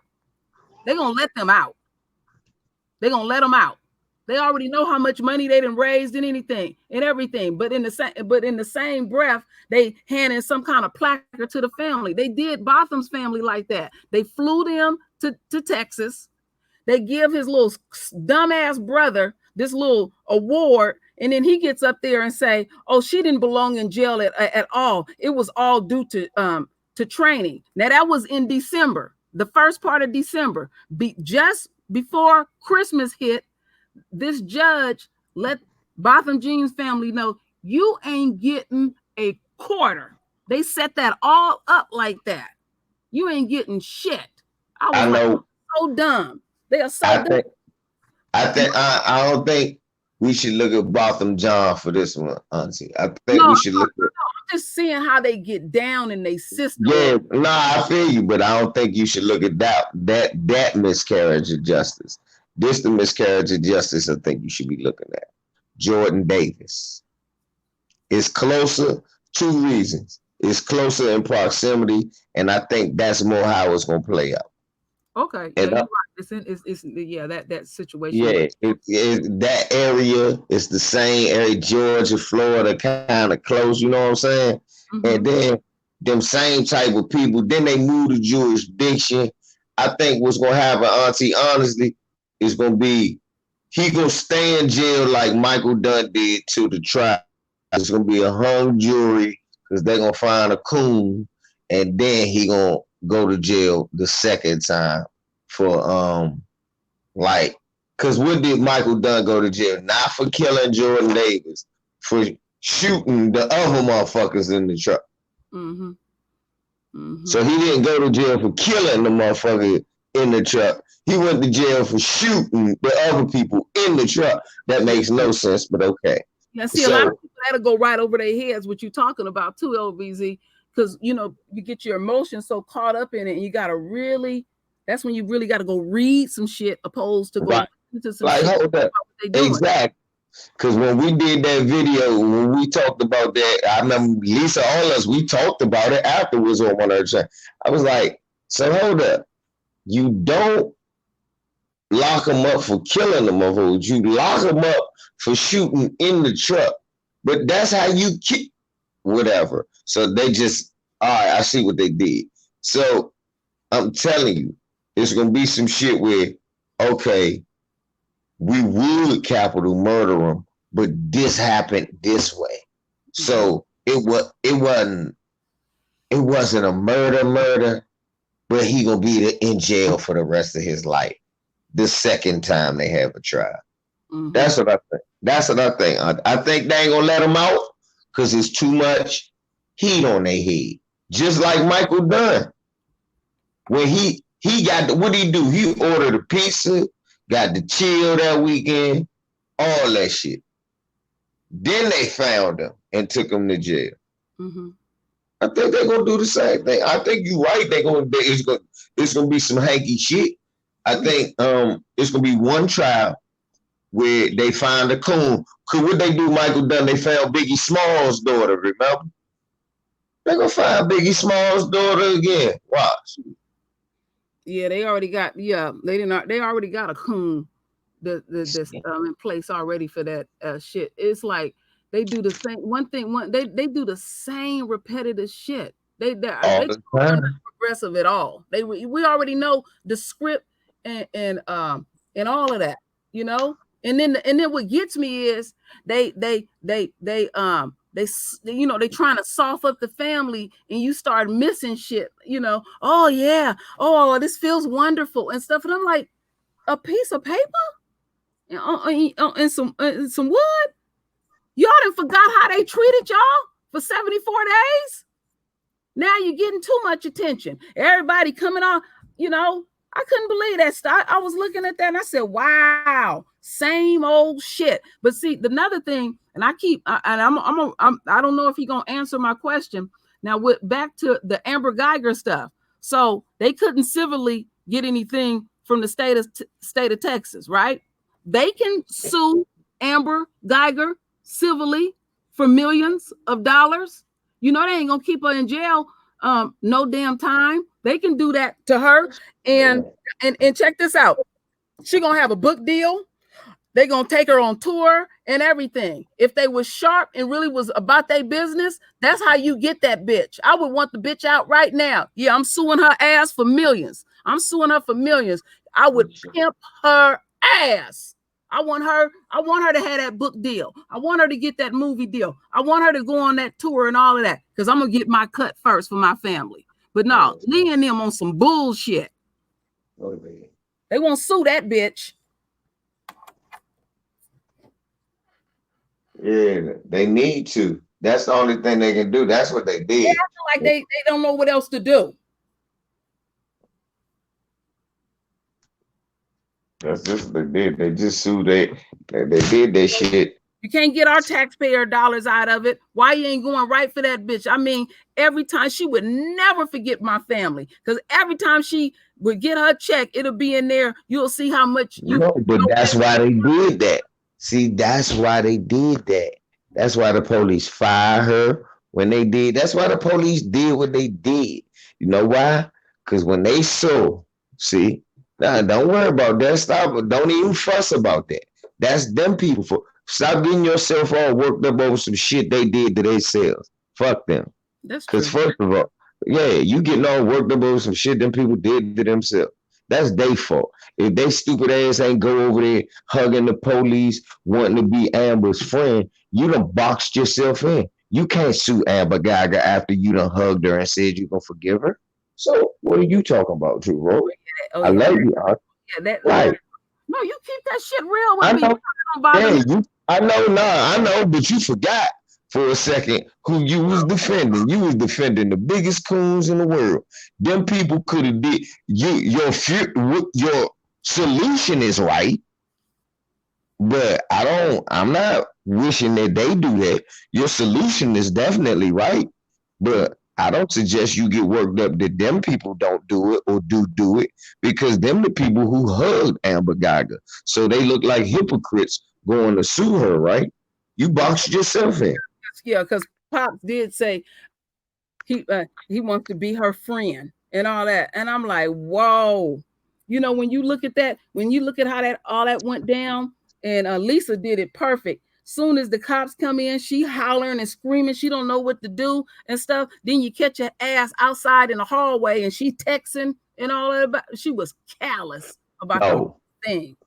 No, forget that. Think about from the police union side. Fuck all that. We all know what happened. We know what happened. Ain't no getting worked up about that no more. Let's get to what you was talking about. Why they can't sue Amber Geiger? Because the police union was sitting in court, and the minute that brother got up and hugged him, he went, bravo. Mm-hmm. Now, that's why that bitch went and stroked her head. She went, now we can fire you. And we can say, oh, she wasn't one of us when she did that shit. True. She was on her own. Yeah. So we can wash our hands of it. That's between you and Amber. And we know how you feel about Amber. Mm-hmm. Mm-hmm. That look, they took all the pressure off the whole police department. Yeah, that it shifted all the energy and everything. But to show you the play, another part, now with the family showing forgiveness and all that kind of stuff, it didn't stop. It didn't stop on her side proceeding on legally all the other things they didn't in place and stop them at all. they gonna get down the way they gonna get down. They sitting there shaking their head like, damn, these are some dumb niggas. Look at what they doing. And it didn't stop them from saying, y'all ain't gonna get paid. We're gonna do everything we can to try to get her out and all of that. It didn't stop them from proceeding on at all. Because it made it easier. No, it did with it. That's why you was mad. Lisa was mad. KD was, the whole world was mad. It made, look, like August said, I'm over these motherfuckers. They made it easy. Once you hug that girl, you don't get no money. You, in the name of Jesus, this was just an accident. You did it. See, in the name of Skynet. But what he did just sealed the whole thing. When he got up on the stand and said he didn't believe she should go to jail, that's when they blew the case. He actually blew that case before the hug. He did, just in his statement on the stand. I don't think she should go to jail. And begging, I love you, and all that mess. He actually blew it. He opened his mouth. True Roy, let's play court. All right, look. I'm gonna be the cop. I'm gonna be the lawyer for the cops. Mr. John, you didn't really think that Amber should go to jail for what she did you? You didn't think she was really responsible, did you? So you don't think the police force is responsible, did you? I rest my. But LVZ, let me ask you a question, because I know you pay close attention to a lot of things. Did you see how the family, especially the mother and the sister, reacted when his little snot-nosed ass got up there and said that?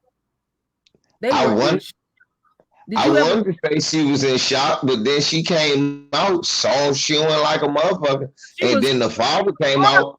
She was hardcore all the way up, but the energy shifted. It shifted in that courtroom. Then the judge running around doing her shit, running to get Bibles and all this hugging and all this kind of stuff like that. And the way she spoke about her when she went on her little mammy tour, Miss Geiger. It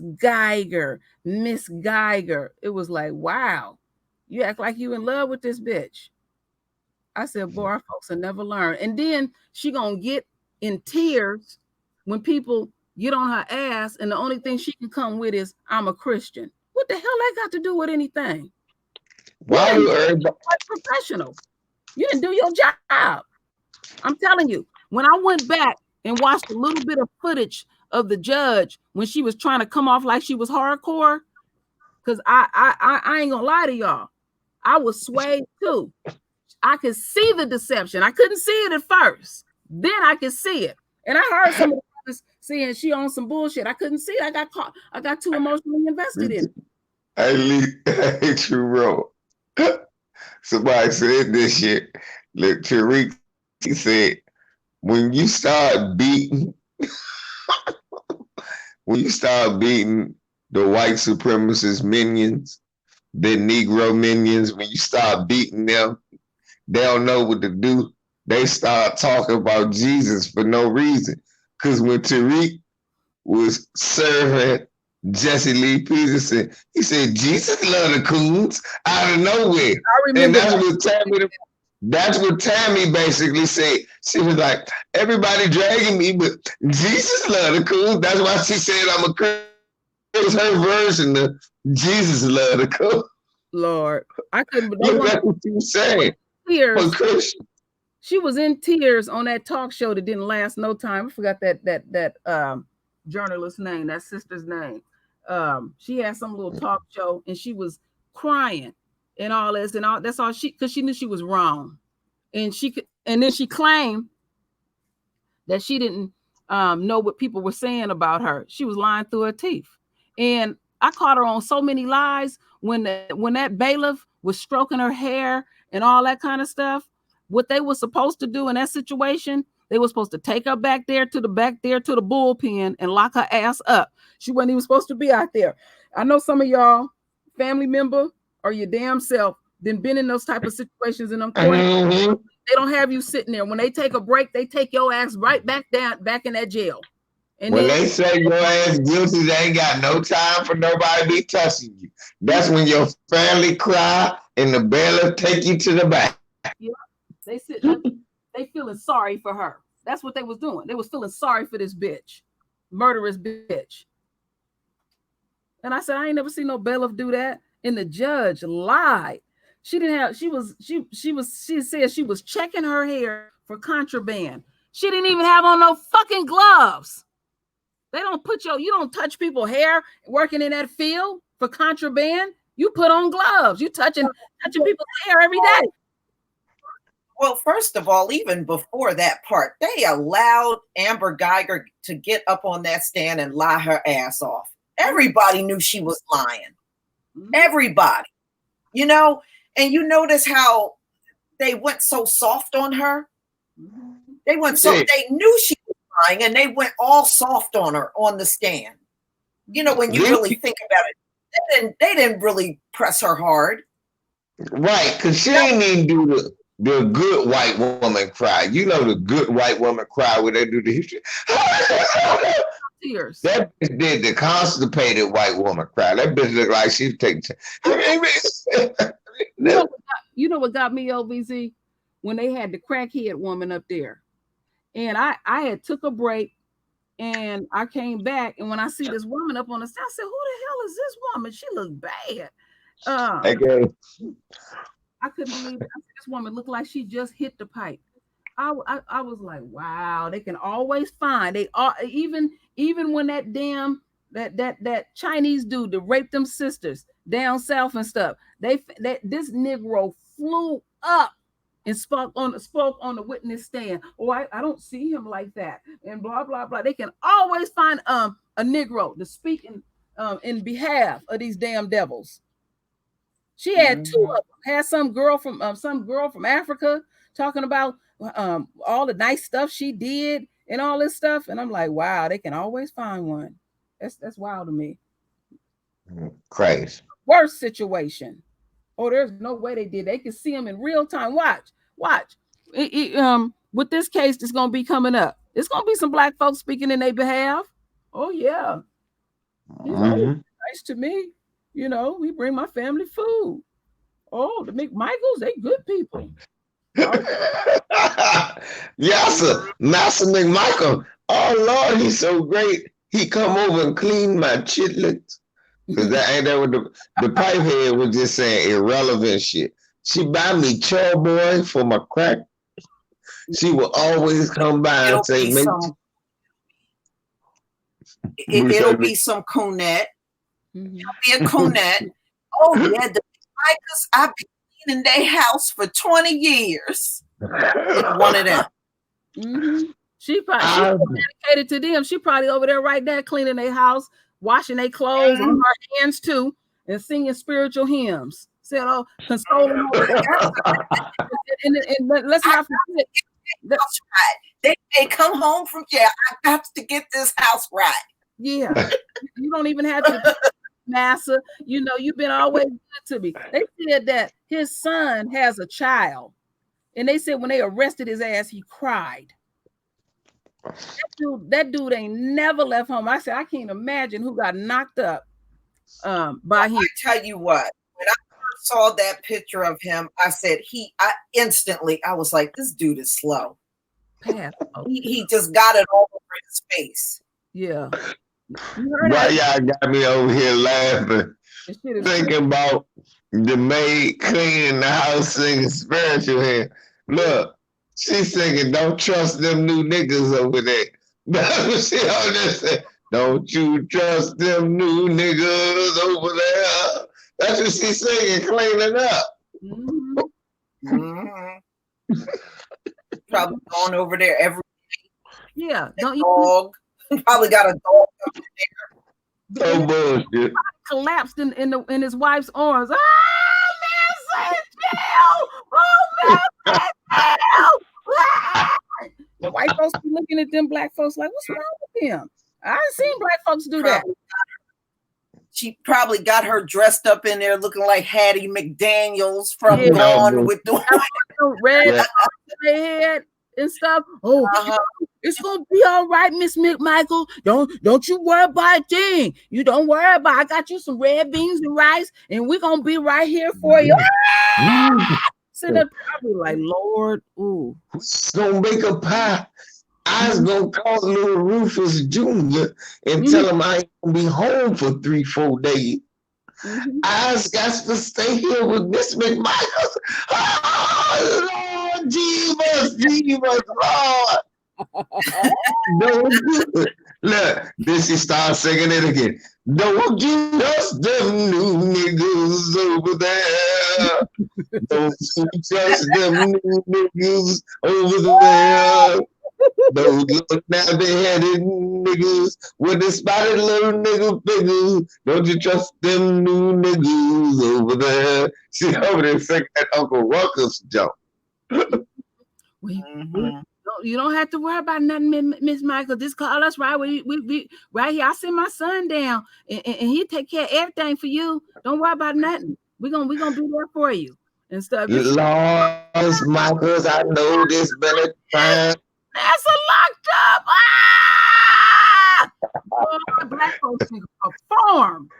Look, this is she gonna do. She said, Lord, Miss McMichaels, I know this been trying times for you, and I've been here extra. But you can keep my pay until Massa come home. I don't feel right taking your money. Bitch, you about to get evicted. You better charge over the Massa. My time calls. What the fuck you mean? Boy, you see that on the witness stand? Right. I'm gonna crawl up and remember like after OJ trial, Darden sitting up here, he the only one at the podium crying. Negro, he the only one crying. I said, is it serious? But Lisa, you talking about some cool net. Then they gonna find some cool ass nigga that swear this is my best friend in the whole world. How long have you known him? 8 months. 8 months. What, you lived in the neighborhood? No, we used to work at the CVS. You used to work at the like George Zimmerman. Remember that cool ass nigga? Oh yeah. That had to find out really they really didn't know each other that well. He act like he wanted to kill folks. He would be over there on CNN and they would be having debates back and forth. And I said, who is this dude? You don't know him. You can't speak about George that way. Yeah, I remember he was a trip. He loved dogs and puppies and mint julep smoothies. Don't you remember that coon that showed up for Daniel Hawthclaw? Do you remember that black cop that came? Exactly. This fresh-faced coon. Yes, I remember him. That big teeth nigga. That's not the claw I know. I was like, oh no. You know that the claw. Get your dick handed ass. Watch out for claw. His girlfriend. Listen, y'all, give me one chance here. Please find it. Didn't Dylan Roof even pull up a coon? Oh my God, that was the worst. Let me show you the deal in life. People want to talk about his races. He wasn't racist. I'll show you. He used to have a way he used to lay. Let me show you the deal in life. I said, if you don't go get your coon ass out of here. I'm telling you. They had one. They always got one around. I mean, he looked like an alien to me when I seen that. I said, "Are they serious? Where did they get this from?" Meanwhile, Dylan Roof talking about you taking all our women. His dumb ass up there laid up with a white girl next to Dylan Roof. He could have been next. Stupid motherfucker talk about Dylan wasn't racist. But wasn't Dylan Roof butt sore because I think wasn't it some girl he liked and black guy got his woman? Yeah, I think it was something like that. He liked some girl, but the girl was into black guys. Exactly, and then remember he was screaming that as he killed some of the old ladies in church. Y'all are taking our women, killing. Remember he was saying that. Mm-hmm. He did. Meanwhile, he was laying with. Meanwhile, this coon sitting up here talking about the Dylan Lake. He was thinking about your stupid ass as he was blasting away at them old people. Because he was thinking about going to some neighborhood. He said, "Nah." He knew his Right. No, he was going to go in the hood, but he knew he would not have made it out there. They would have saw that scrawny ass little white boy and beat his ass and killed him up in there. Right. So yeah. No, and plus he wasn't brave enough to go to the hood. You know what? It's brave enough. We just saying, Lisa. We just wrote the whole damn script. All three of us. We know how it's gonna go. They digging up a coon and what they gonna do. It's like we already know what you're gonna do. We already know what you own. Yeah, you're gonna get a coon, a coonette. You can get a bunch of motherfucker white supremacists around talking about how he used to bake oatmeal cookies and how you went, he used to take Travis retarded ass to the Special Olympics and all of that. How, he gonna talk about all of that. You say the Special Olympics? Damn. And yeah, right. And then Travis' second grade teacher gonna come and say he was the nicest 14-year-old boy she ever taught. Lisa,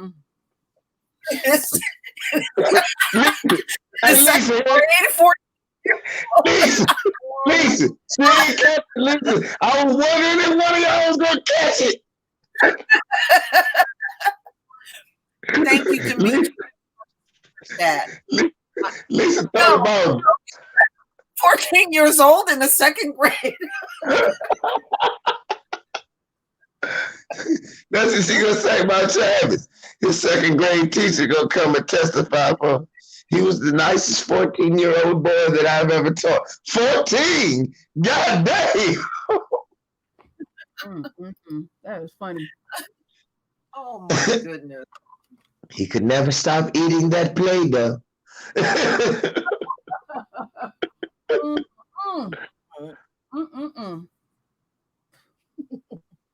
Like my mother used to say, so over. Ain't nothing new with these people. You know, they be hiring consultants for different shit. They need to give us that money. We already gonna tell you how it's gonna go down. Yeah. I'm eating them right now, King Wage. I'm eating the cherries right now.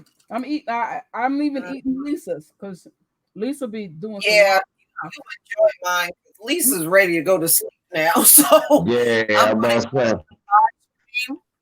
and I'm gonna go hit the hay, and True Royal will sit up and eat my portions of the cherries. I'm going to sleep. Yeah, I'm gonna do that too. I eat my portion tomorrow. Lisa ain't right. She'll call and let you know. Oh, I got a pound of this, a couple of pounds of this and that. I got some nectarines. I got this. Oh, I'm cutting them up right now and all that. And I'm like, damn, she didn't leave me any. So soon as my husband bought these cherries, I made a point of calling her. I said, you done bought 3 pounds of cherries. Half of them are yours. So I'm helping you out, Lisa. I'm just being a good friend. That's right. Hurt my feelings last cherry season. Had no for sure. Was my uncle sent me peaches back in February because he's down in Florida and they get those peaches that early. And I told her I had a bunch of peaches. And that's how it all started. And I said, I was just hurt. Yeah. All right, y'all. Thank you for coming. Y'all drug me out of the bed. We'll definitely do this again. Y'all help me. Thank y'all. Because I was feeling horrible. Y'all got me off of. All right. Good night. All right. Good night, everybody.